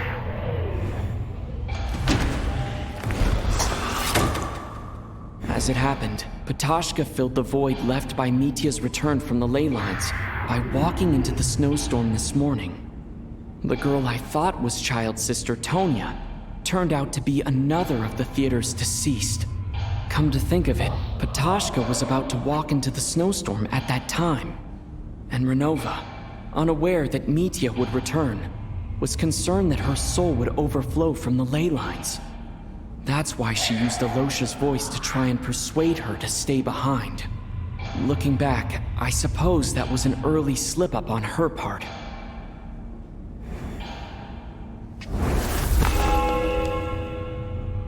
No one could have expected anyone who walked into the snowstorm to return. But just after nightfall, Mitya returned, bringing crucial information with him. Various truths began to surface, including that all of us were already dead, and that the ruler of death was here among us. Then, after revealing her true form, Renova callously claimed 2 souls.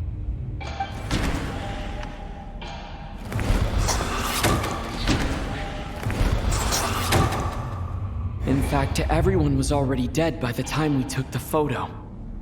And in the days since, we've experienced many more partings in the afterlife. Now, only Mitya and I remain. And the true culprit behind everything still stands before us. In Mitya's eyes, I see the same anger and frustration that I feel.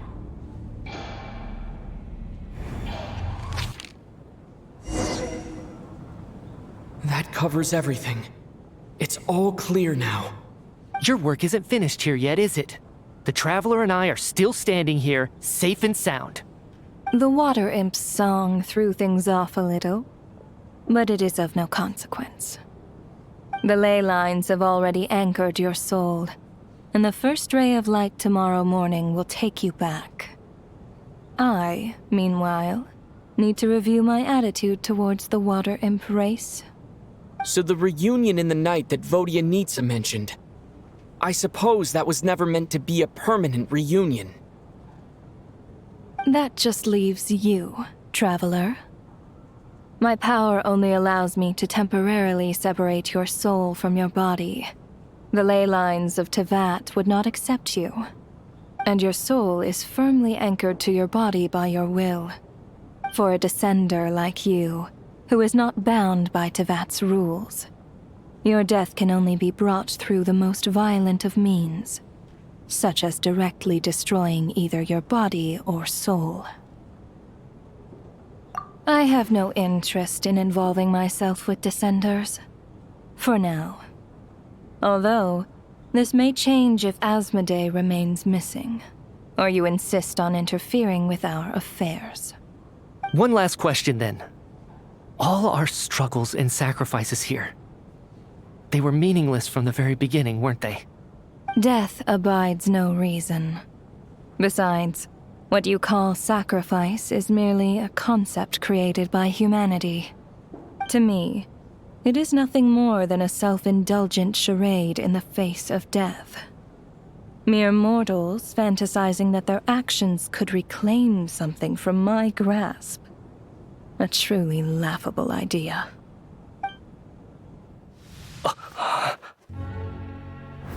Grim Reaper, you really know how to get on my nerves. I'm not here to ingratiate myself with you. I kill merely because your deaths are necessary. Oh, you've made that quite clear. But humans don't take well to being scorned. Not even by the gods.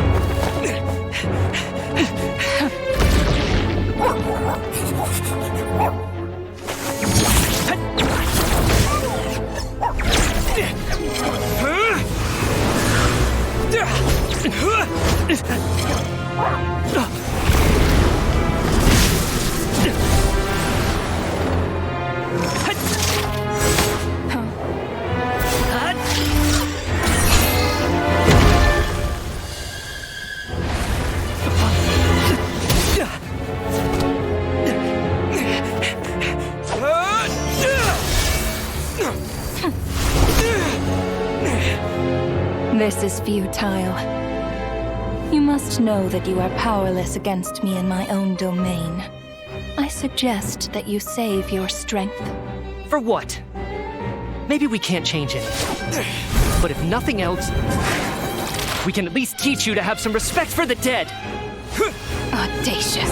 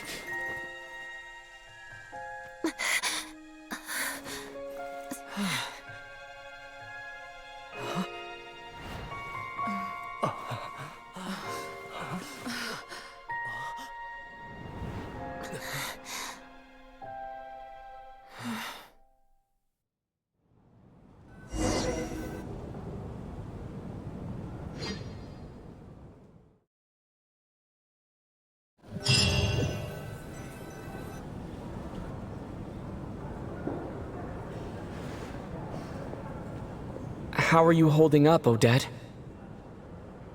What happened to me? How much do you remember? What do you mean? Is the performance over? I can't seem to recall what happened. Has Odette already forgotten?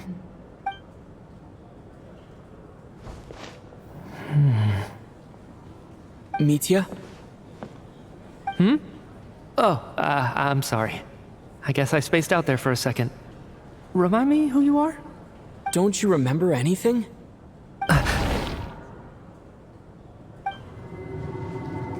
Yeah, I remember now, comrade. Looks like we guessed right. Just like me when Odette found me at the Armory Palace, for some reason, everyone killed by the Ruler of Death eventually came back to life. Just with one catch. They forgot what happened while they were dead. Odette and the others have already forgotten everything. Why were you able to remember this time? Could this be the reason? You said this is the Ruler of Death's symbol, right? I don't see anything there. You don't? Huh. Okay, I guess that makes sense. I carved this into my hand in the afterlife, so it's not visible in the physical world. Does that mean I carved this symbol into my soul? What an unsettling thought. Still, at least I get to remember what happened. I suppose it's a blessing in disguise. What about you, though? The Ruler of Death mentioned that you're a descender? Is that why you can remember? A full explanation would get complicated very quickly. But that's essentially it. Well then, now that it's all over, let's figure out what we've learned. The first thing I notice is that everything here is precisely as we left it, right before our deaths. This confirms that time passes differently in the afterlife than in the real world. They say that right before death, time slows down, and your whole life flashes before your eyes. That must be how you know you have one foot in the afterlife by that point. Anyway, clearly the few days we spend in the afterlife probably only amounted to a few short minutes in the real world. This also aligns with previous reports of widespread temporary memory loss among the Armory Palace personnel. Now it seems likely that those were all brief deaths caused by the Grim Reaper's so-called curse of death. To those unaware of the truth, dying and coming back to life must feel similar to a short bout of catatonia.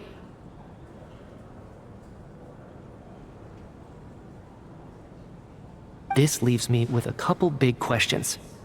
What are the conditions that trigger this so-called curse of death? And why are we resurrected after we die? If nothing else, I think it shows that killing us wasn't her ultimate goal. We still don't know her true reasons for subjecting us to death. Right. This time only got complicated because of the situation with the theater's ley lines. That's why she had to approach it differently. If the previous incidents of amnesia among the researchers are anything to go by, killing us is usually a pretty routine matter.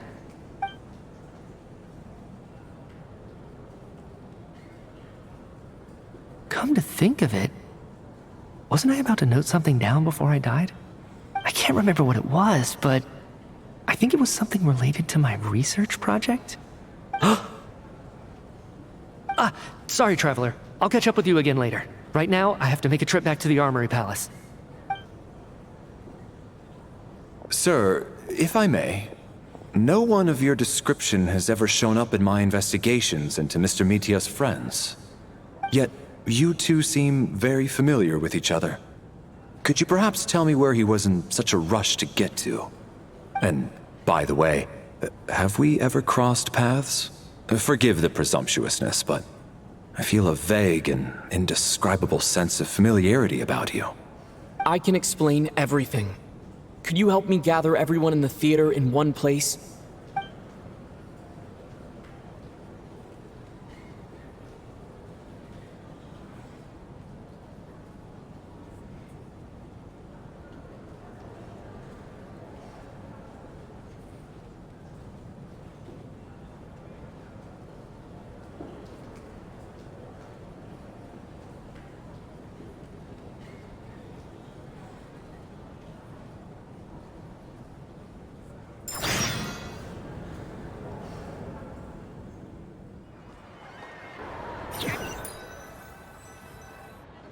So, Chuganov really is going to shut down the factory.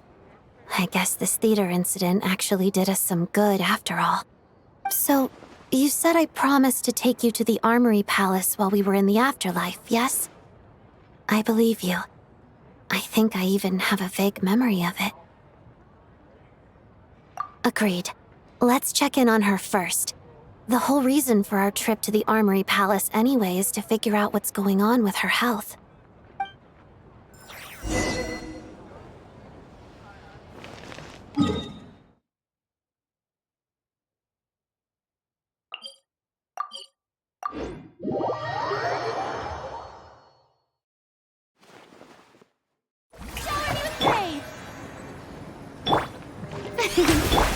Let's fly!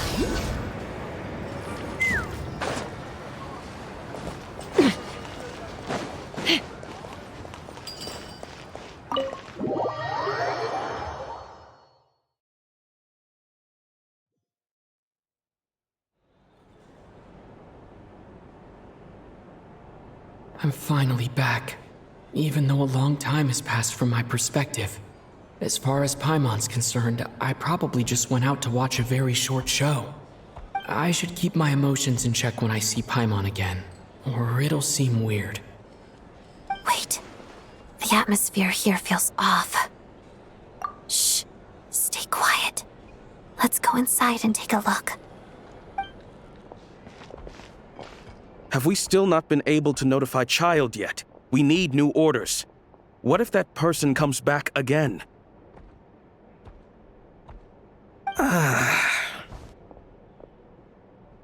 I'm so sorry.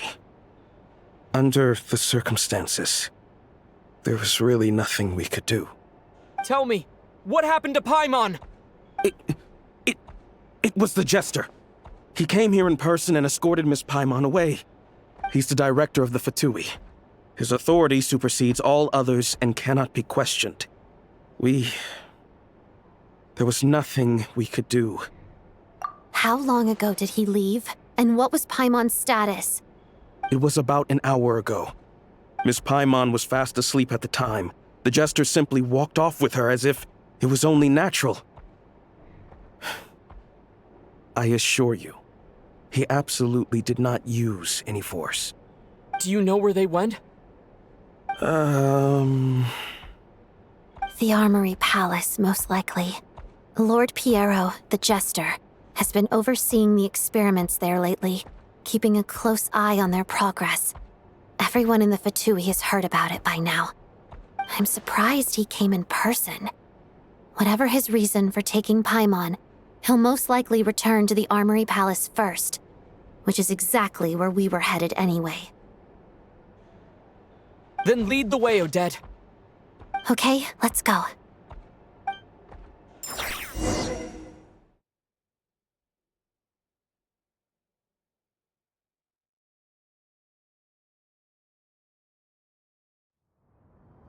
It's just up ahead.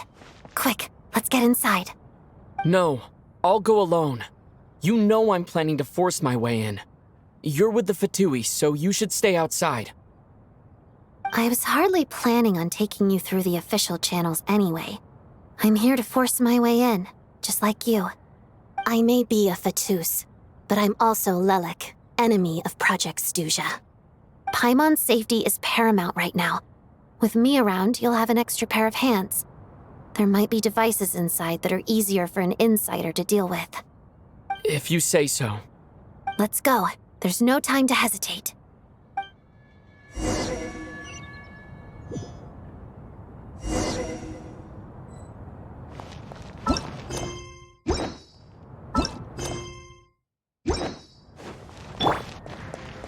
Take me up!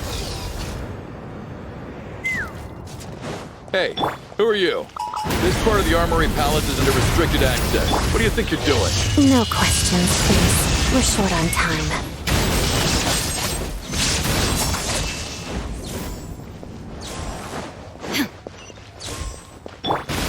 Fire in the hole! Strike a pose! Let's fly! Open fire! Open fire! Open fire! Hold on to your hats. Let my name echo in song! May I present... Torn to oblivion!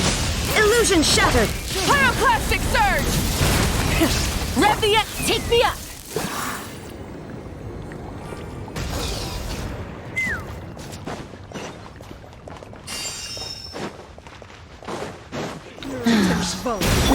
Shadow Shine down! Light it up! Ha! Open fire! How can you consider it? Out of my sight! Where are you? Knock him down! Wrath from the sky! Illusion shattered! Let's fly! Your sin is denounced. Open fire! Locked on! A snowy... Locked on! Can't run from death.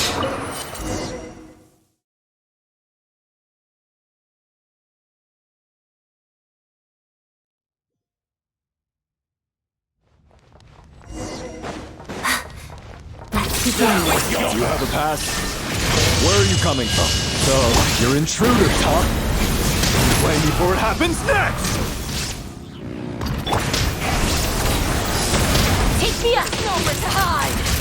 Locked on! Did it take too long?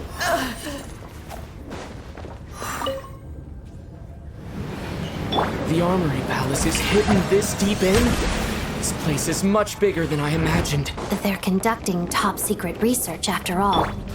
The deeper it's hidden, the better, is standard Fatui logic.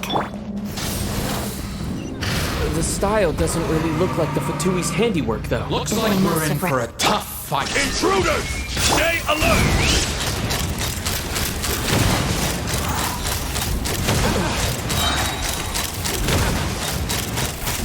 Locked on!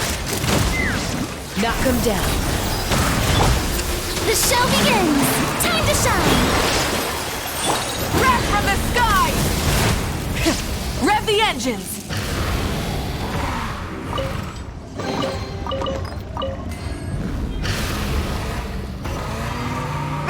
Intruders?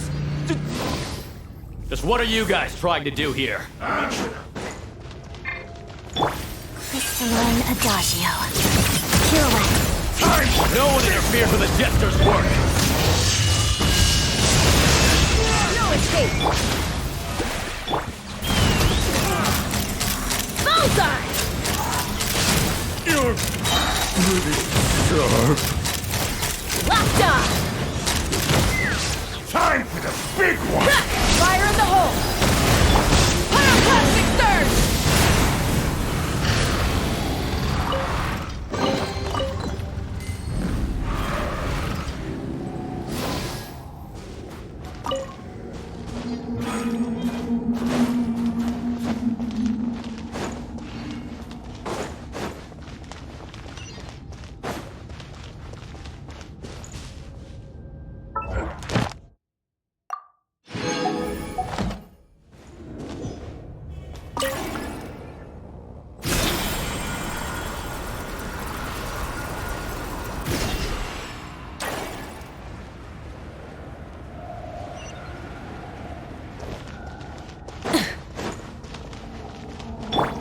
Looks like no one's guarding this place. There's something off about that decoration over there. Look out! Let's deal with these before we move on.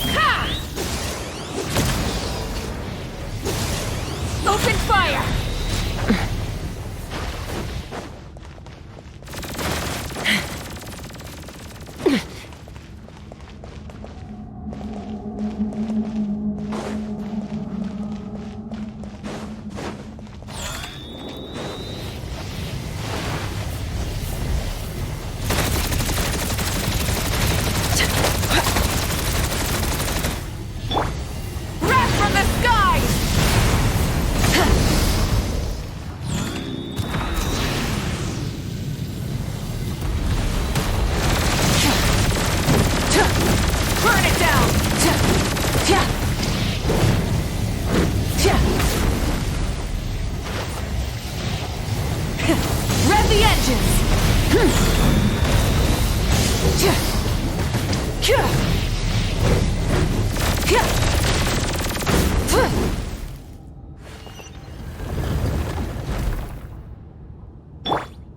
Let's fly!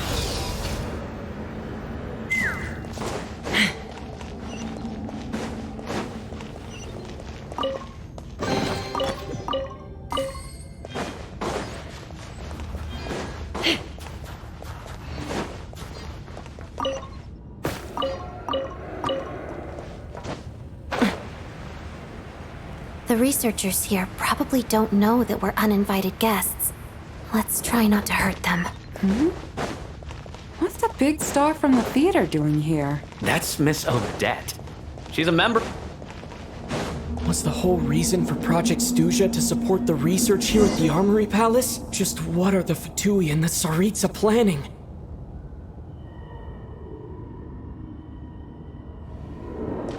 Take me up!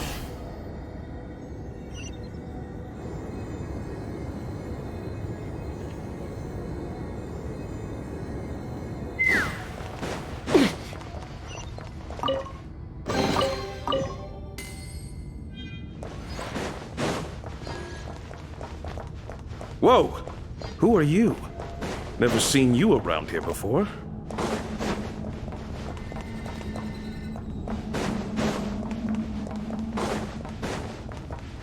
Looks like there's no way through here. Maybe using the power of this prism could help?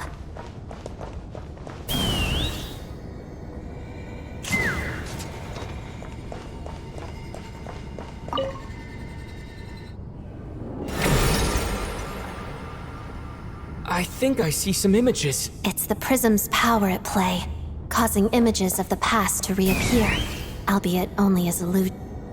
Paimon. And the Jester. Is this another scene from the past? Yes. It looks quite old, though. I don't think it happened in the recent past. What's going on here? What happened? The source seems to be the Armory Palace. They must have started some large-scale experiment. Wait, what if this has something to do with Paimon? We need to hurry! Stop me!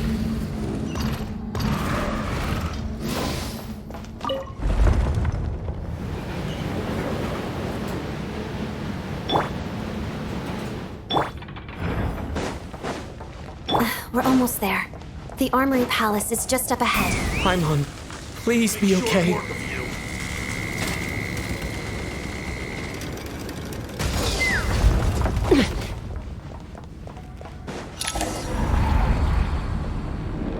What's going on? Wait, I remember this feeling. It's the curse of death. No, not now. Why is the curse of death striking again already?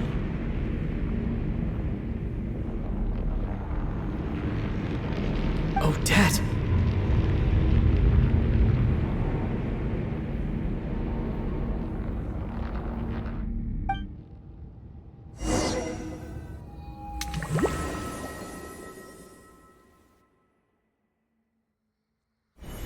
Is this the afterlife again?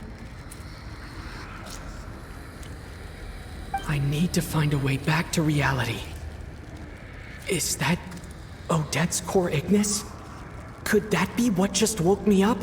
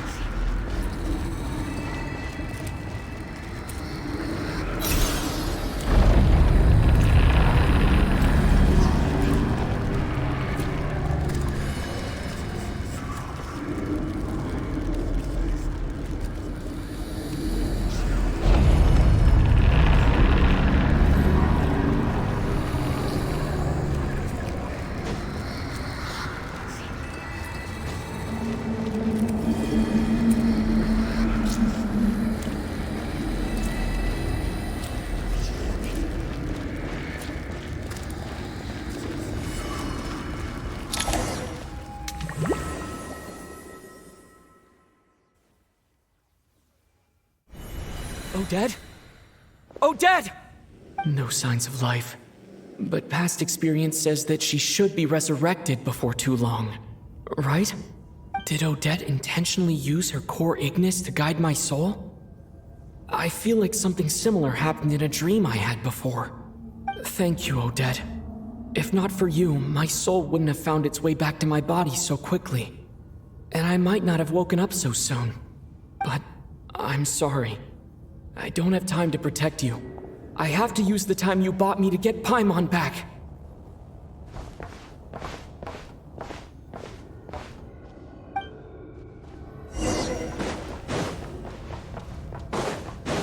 Sure enough, everyone here has been affected by the curse of death. Paimon! Paimon! No, wait. Paimon probably didn't escape Renova's curse either. She won't be able to respond to me right now. I'll have to find her myself.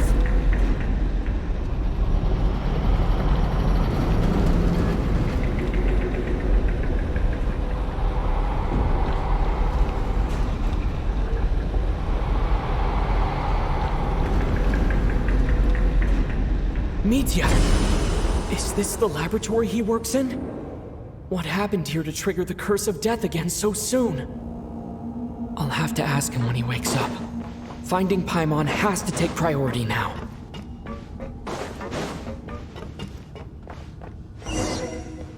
Found her! Paimon really is here!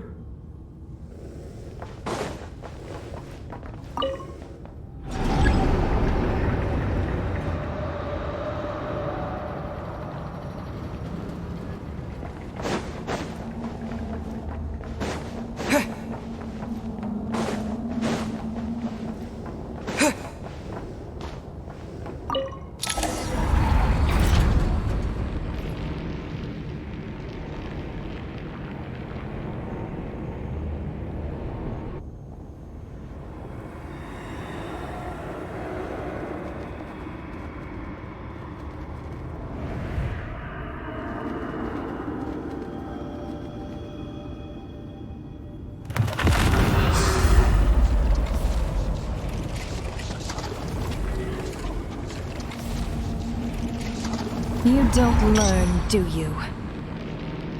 You've already been involved in one mass death, and now you show up at the scene of another. This might have passed for a coincidence the first time, but a second time? Am I to assume you are intentionally interfering in Snezhnaya's affairs? Judging by your expression, it seems that you understand little of what is going on here. In that case, a word to the wise. Do not interfere in Snezhnaya's affairs. A civilization that fails to learn its lesson constantly depletes its own worth. It will one day lose any reason for its existence. And as a descender, you are perfectly suited to be the lifeline to which a dying civilization might desperately cling. Consider your position carefully. No advice needed. I'll make my own judgments. Suit yourself. When the day of reckoning arrives, not even a descender can hope to escape unscathed. The time for resurrection fast approaches. The mortals here are not yet worthy to behold my form. So that will be all for today.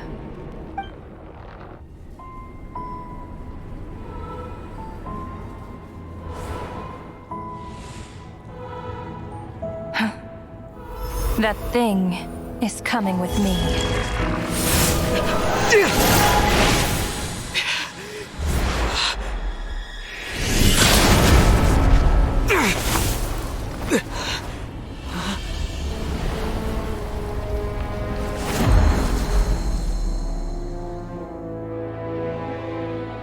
You awoke sooner than I thought. The curse of immortality is stubborn, unable to enter the ley lines, yet not content to remain a spirit. Ruler of death, what do you want? You perplex me. Both you and you. That thing may be a creation of Celestia, but it possesses none of Celestia's power. let alone authority. Your obsession with it baffles me. No matter, the resurrection will soon begin. It's worthless anyway. I'll reclaim it next time.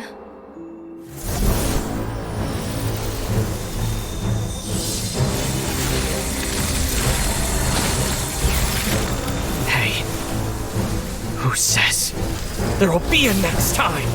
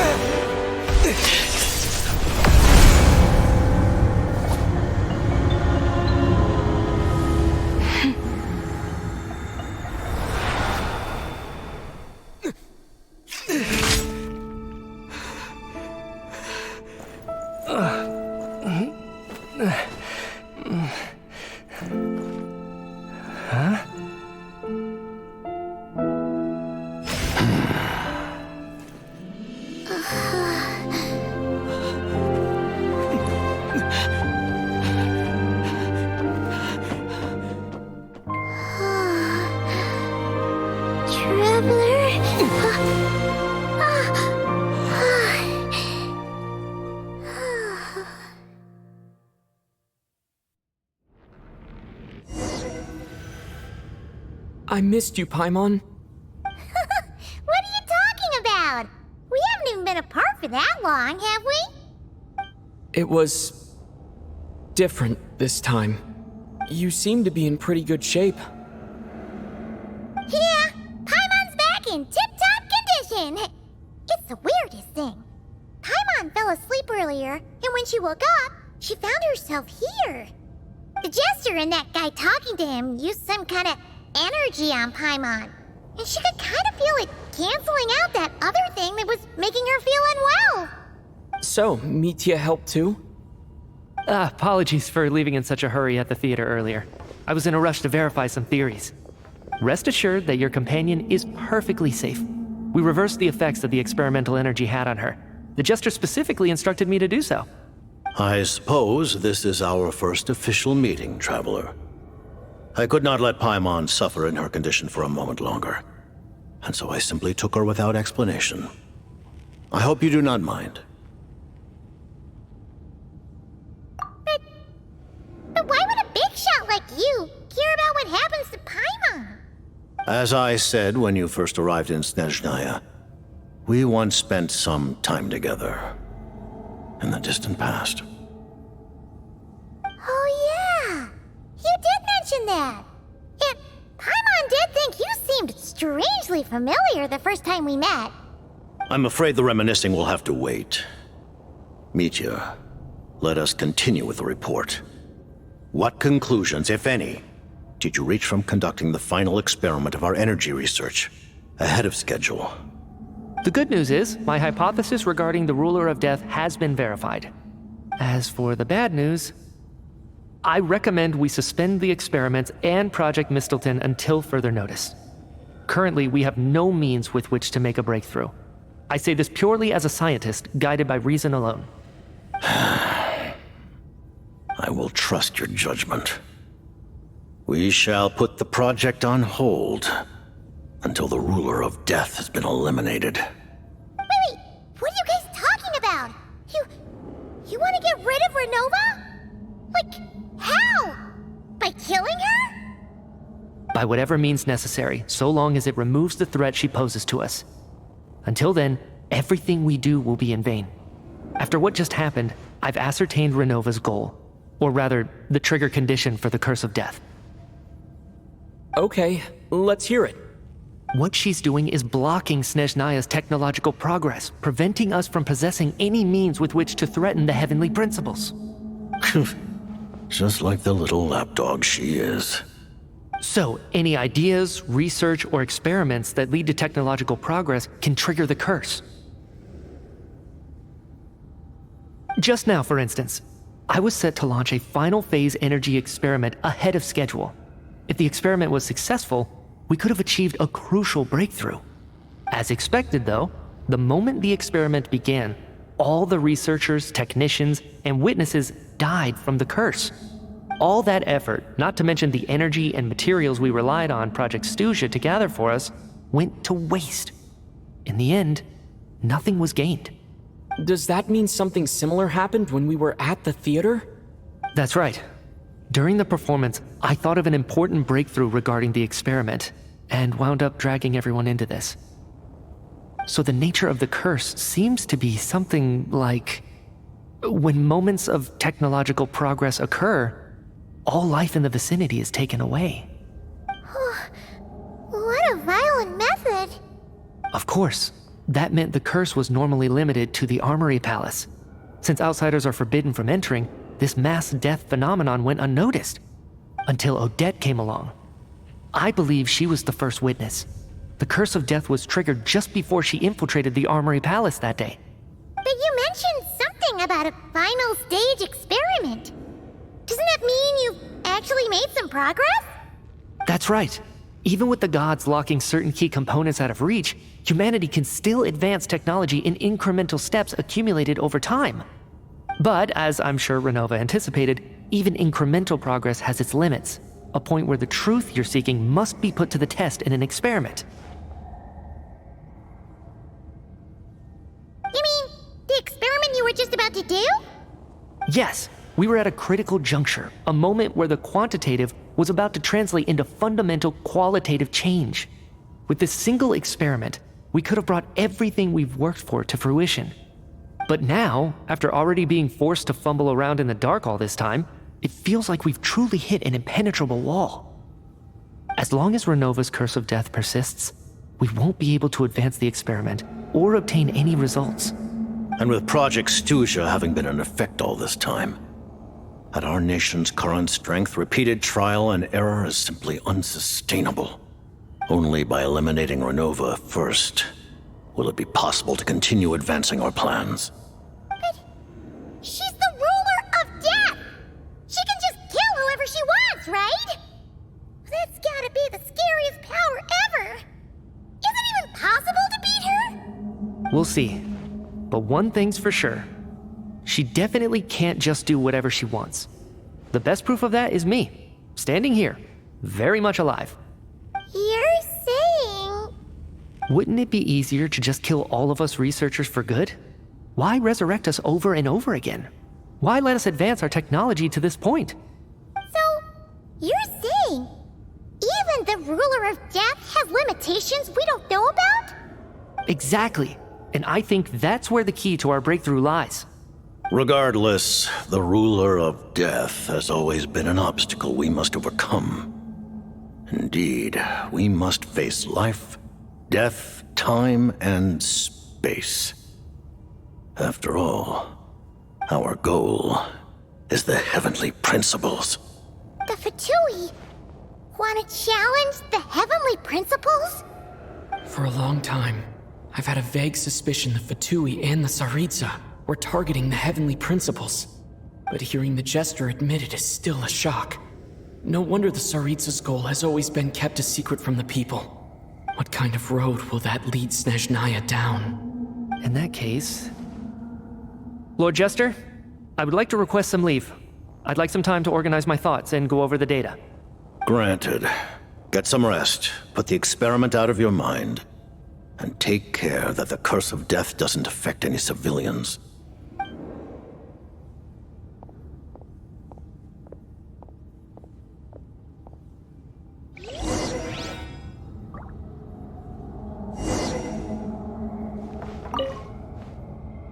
While there is yet time, Allow me to offer you my hospitality, honored guest of Snezhnaya.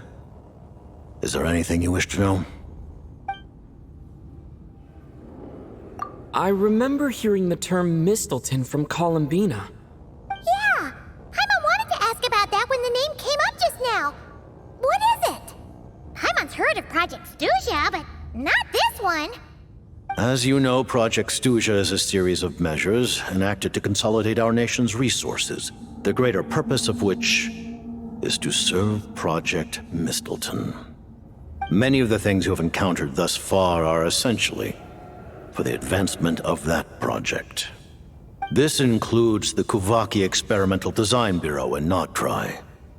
Researching Kuvaki was merely a facade. Its core objective was to use local resources and research findings to build Mistleton itself. And that's a weapon built for the final battle against the Heavenly Principles, isn't it? Huh? How did you know that? I was given some intel, and I made some deductions. Wait. You must mean that thing over there. Oh, Paimon's gotta take a closer look at this thing. Especially after you guys sent so many people to Nocturne to work on it. Kuvaki alone will not break through Celestia's defenses, let alone challenge the Heavenly Principles. The Heavenly Principles are no doubt accustomed to combating the power of the Light Realm, and elemental energy is simply the power of the human realm, converted to that form by the Heavenly Principles themselves. Any attempt to use this power against its creator would be a futile endeavor. For now, therefore, we have set our sights on the form of energy associated with the Third Descender and the stellar linchpins. This may hold the potential to allow Mistleton to contend with the Heavenly Principles. You could say that by reverse engineering the stellar linchpins to extract the energy within, we have obtained a source of anti-Celestia energy. The Kuvaki Experimental Design Bureau, Project Stuja, and the new energy experiments. Huh. So, Project Mistleton is what ties it all together. And it looks like your plan is almost complete. No wonder the Ruler of Death came after you.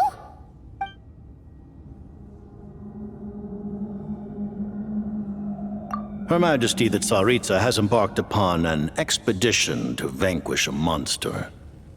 Were it not for this, I imagine she would have been delighted to grant you an audience. Seems like the powers that be in Snezhnaya don't intend to hold my past conflicts with the Fatui against me. The Harbingers have been granted significant autonomy in retrieving the Gnosis. But by the same token, they do not completely represent Snezhnaya's official stance. You read my mind. Speaking of the Gnosis, Paimon's been dying to ask this question since forever. Why exactly does the Tsaritsa want to collect them? Is it something to do with the fight against the Heavenly Principles? The Gnosis will undoubtedly serve as a key bargaining chip when she confronts the Heavenly Principles.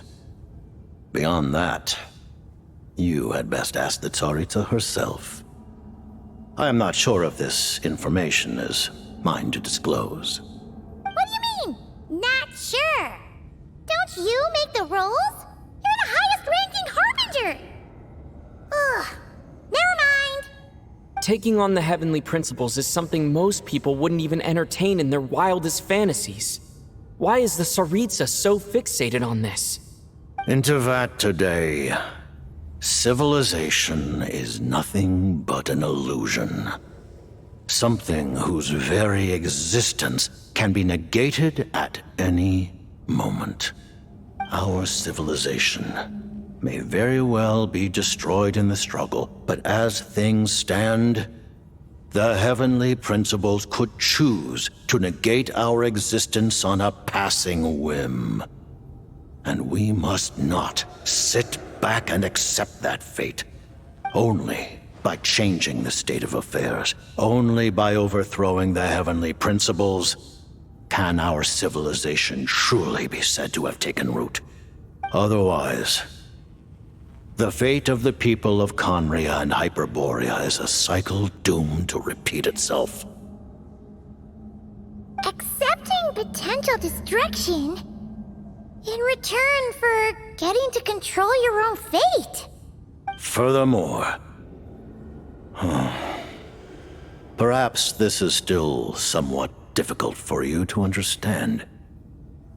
Are you aware that all the rules of this world are made up of curses? Huh? All of them? Paimon knows about the curse of death you mentioned, and the curse of immortality that you and Dainsleif have. Then the birth of the Hilly Churls, the rules of Natlan's Ode of Resurrection. Those are curses too? Farina's long life seems to stem from a curse placed on her by Focalor as well. Yes.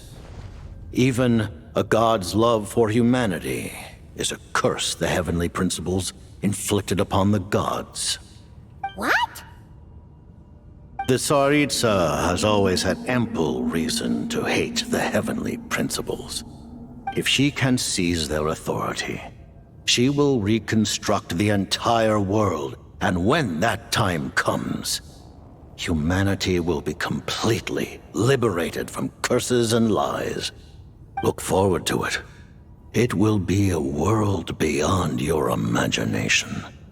Though the ordinary people of Snezhnaya may not understand these details, in this frigid land locked in a ceaseless struggle against the environment, in this nation to which the gods have never shown favor, we all believe that standing in solidarity with the Tsaritsa in our shared struggle will surely usher in a new and better world.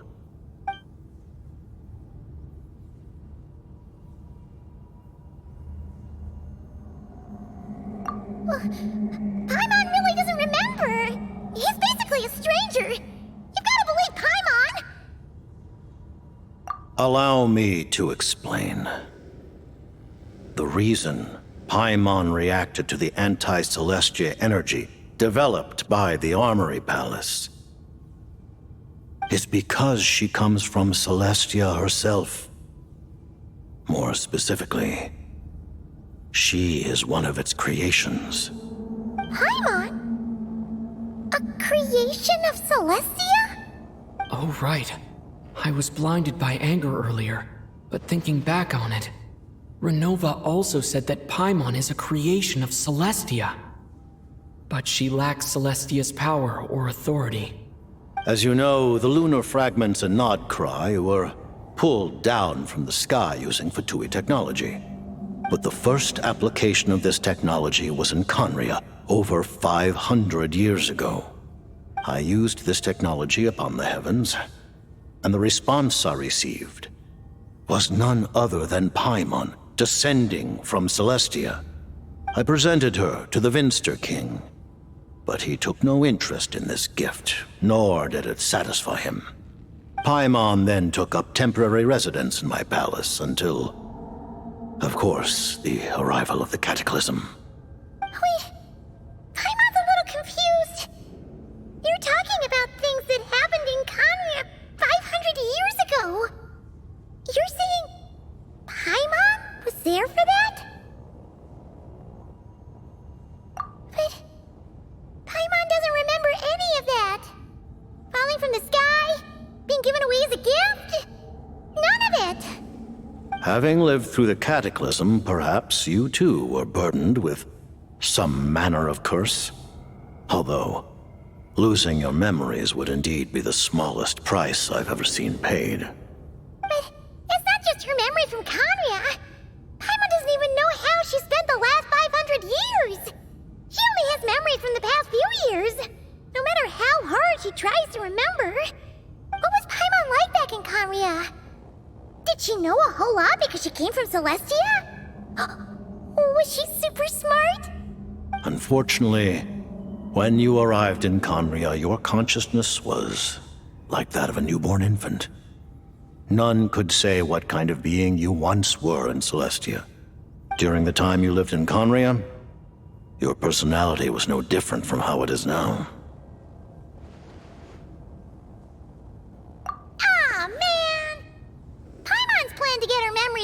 I'm super smart is ruined before it could even start. You know, even though Paimon lost her memories, she still feels weirdly close to you for some reason. That must mean you took pretty good care of Paimon back then, huh? On the contrary, I completely ignored your existence. I was entirely focused on my struggle against Corrupted Tier the Wise. But now, as I see it, it is as if you are the only sane thing that survived that era of insanity. And thus, are worthy of protection. Noted. Man, Paimon's gotta stop projecting friendship on everyone she meets. But, Traveler? Even though you know Paimon's some creation of Celestia now, you still want her, right? You're not going to abandon her? Oh, phew! That's a relief. Paimon's just learning about this, too. She's barely even processed it.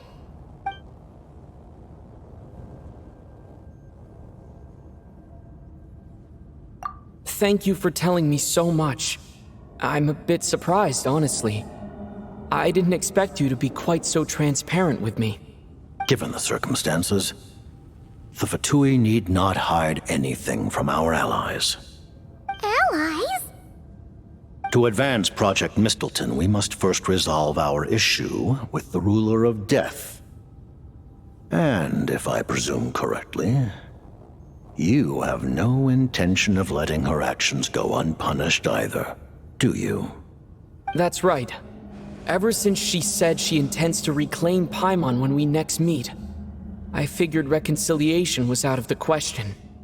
Against an opponent of this caliber, deliberating over our allegiances would waste time we do not have. We must join forces unreservedly with whomever we can, if we are to stand anything like a fighting chance. You're going to challenge the Ruler of Death? Just for Paimon? But Paimon's only... Thank you! Oh, thank you! Oh, gee! Now Paimon doesn't even know what to say!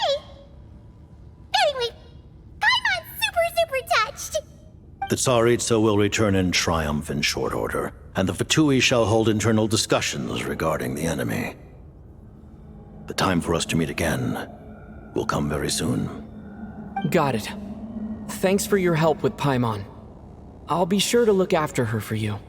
There was just one other thing. Well, it's just a request, really. Paimon really wants to see what this Mistleton thingy you're gonna use against the Heavenly Principles looks like. Of course, Paimon knows it's top secret and stuff, but she just had to ask. It's okay if the answer's no. Certainly you may. Whoa! For real? Actually, maybe it's best not to. What if her Nova suddenly pops up again? She might take this chance to... While the technology is not yet fully developed, it has nevertheless reached the stage where Celestia's creations are unable to damage it. In that regard, you may rest assured. Oh. Wow. No wonder Paimon felt so out of sorts recently, even though it was super far away. Alright then! Paimon's ready to take a sneaky peek at this top secret super weapon!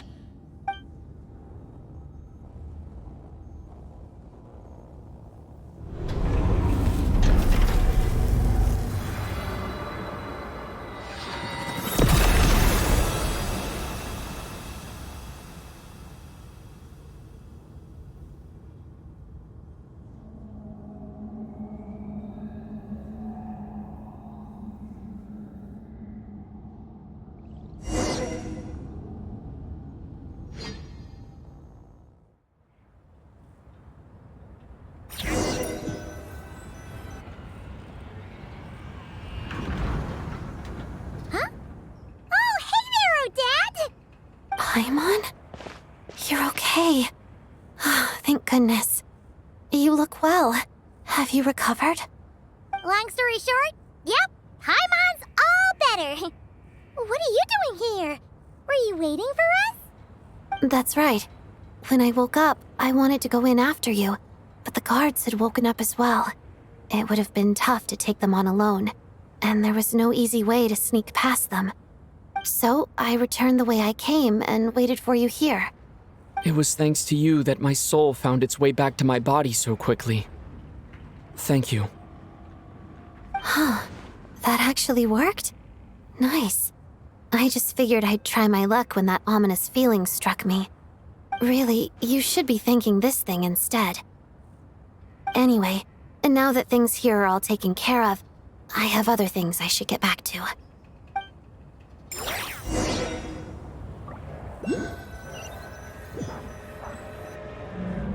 Ah, Director Chuganov, you're back. We just received notice that Project Stuzha has been suspended, so we've convened an emergency meeting. This is the preliminary plan. In addition to expanding production capacity, we've also discussed feasible layoff plans to optimize revenue and expenditure structure. Our calculations indicate that the factory's profits will increase by at least 30%. Just give the word, Director. That won't be necessary. Leave the energy for those who need it. Whether they use it just to get by or to run a business, that's up to them. Start preparing to halt production and lay off the staff. Make sure the workers are able to land on their feet and that they are duly compensated. Thank you all for your hard work during this time. Am I hearing you right? Why? After all the tough times we made it through, now is exactly when we should start to turn a profit. I just suddenly don't want to do this anymore. Huh. Does there have to be a reason? Iskra, it's time to rest. Dear esteemed members of the Rokot, given the effects of Lelik's radical actions upon our organization's reputation and social stability, a decision has been made to permanently withdraw this codename from use. Considering that Lelik did what they did for the benefit of the people, the Rokot has nevertheless negotiated with the authorities, ultimately securing a waiver for all penalties due to them. Lelik will be suspended for a period of time. Depending on their future performance, they may be allowed to adopt a new codename and continue acting as part of the Rokot. The purpose of this notice is to remind everyone once again that motives and methods are equally important when one operates in the shadows. Even with Project Stuzha's suspension and our interim operational victory, we must guard against complacency and rashness and work to consolidate the progress we have made so far. We act only for the greater glory and solidarity of our nation. May the aurora shine ever on, and the tundra always stand firm. We act only for the greater glory and solidarity of our nation. May the aurora shine ever on, and the tundra always stand firm. Looks like it's finally over. You mean for us? Just thinking out loud. I've never seen the Snezhnaya Vecha so lively before.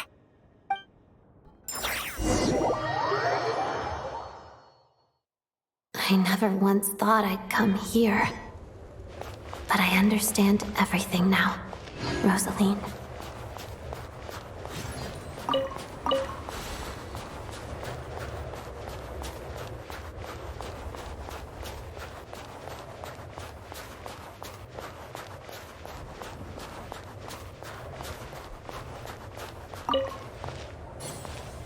I've seen Spirit Seeker performed many times, including by your mother.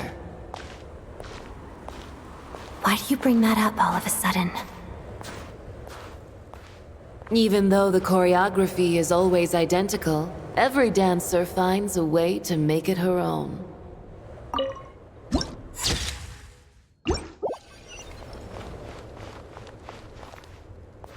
So you actually want to talk to me about ballet?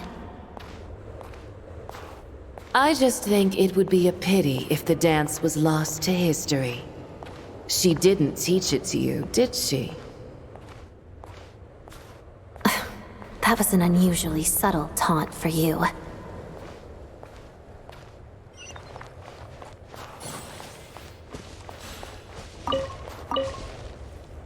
We embraced one another on the snow-swept plains, melting the ruthlessness of time.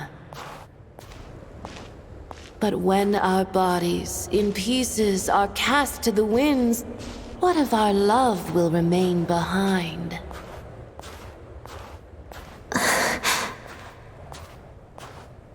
Don't tell me you can't sing. Shush.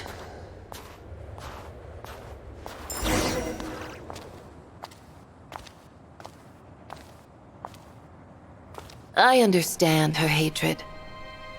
The Fatui robbed her of the life she should have had.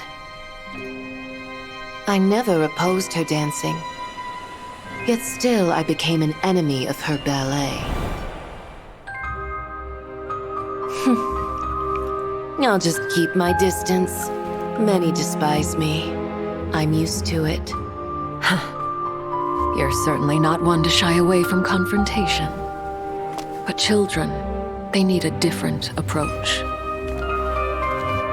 I'm hardly the most maternal figure. Yet, she is a child. In my experience, while a father commands authority, he must still yield to love. You should tell her what you think about her dancing.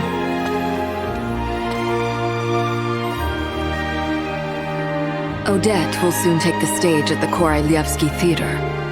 This could be your chance.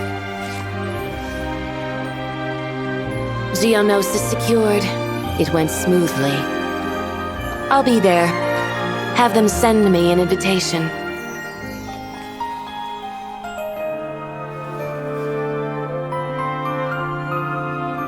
Sadly, things didn't work out. Her final words are inside that block of ice. This? Aren't these for monitoring her subordinates? Not yours. This one isn't her witch's flame, but my two worlds' flames. The two worlds' flames can burn away memories. It was my parting gift to Rosaline.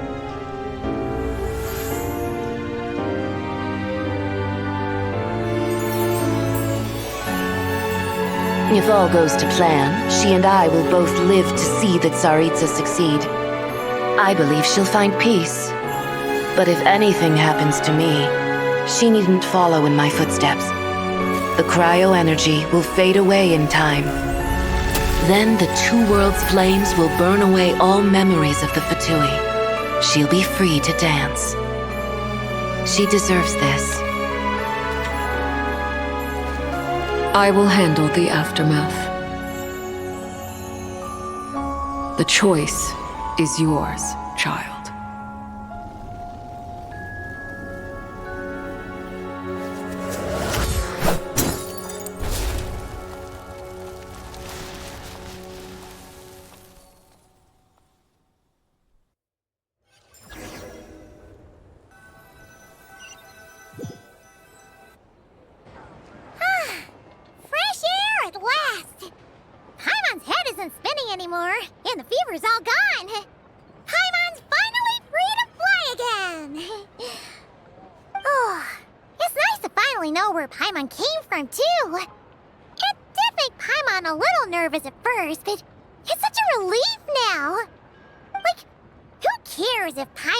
Creation of Celestia. She's probably not anyone that important. Probably just the fairy of food and fun or something. And like you said, this doesn't have to change anything between us. You're not gonna just... Hey! Hurry up! Why are you walking so slowly? You've spent the last few days lying in bed and stuffing your face. I didn't think you'd be able to fly this fast. Says who? Paimon's as agile as ever. They don't call her White Floaty for nothing. Paimon originally wanted to check out the bookstores in Snezhnaya, but she's more in the mood for flying around right now, so let's save that for later. Wait, they've got light novels from Yai Publishing House here too. Huh? And this is Paimon's favorite mystery story from Fontaine. Wow, it got a sequel. The local Snezhnaya books look pretty interesting too, but also kinda heavy. Not the easiest things to look around. I thought you were in the mood for flying around. Paimon can read while she flies. Hey, look at these two dolls. Which do you like better?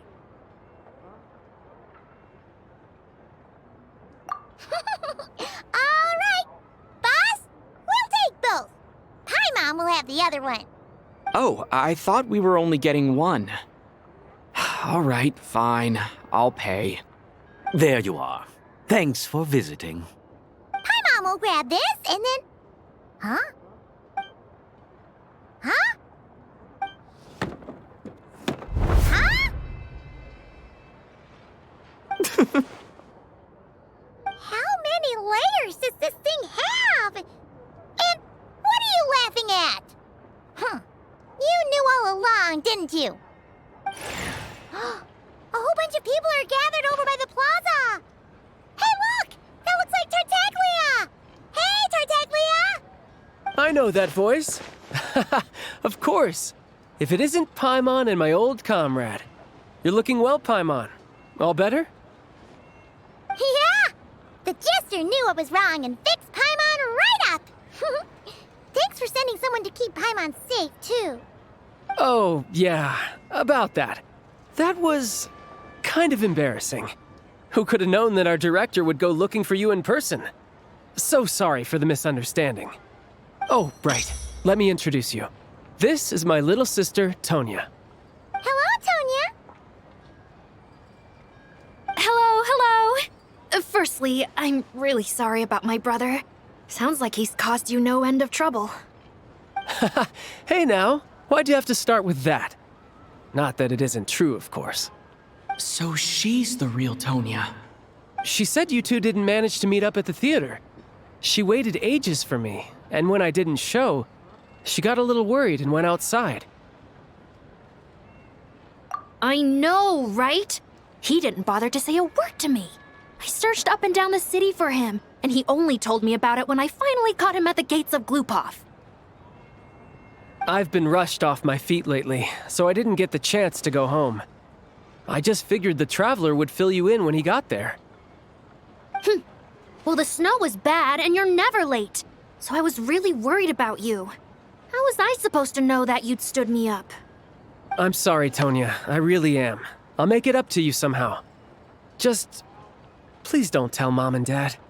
Although the mix-up led to a series of misunderstandings, it's probably for the best that the real Tonya didn't get caught up in that mess. Besides, it's obvious that Tartaglia isn't usually one to break a promise. He only gave his ticket to me because he had to look into Lelik. No, it's fine. It just meant I didn't get to see the show in the end. By the way, what did you think? You were one of the first people to see it, you know? I would say... the best is yet to come. Huh? What kind of review is that? Hey, look!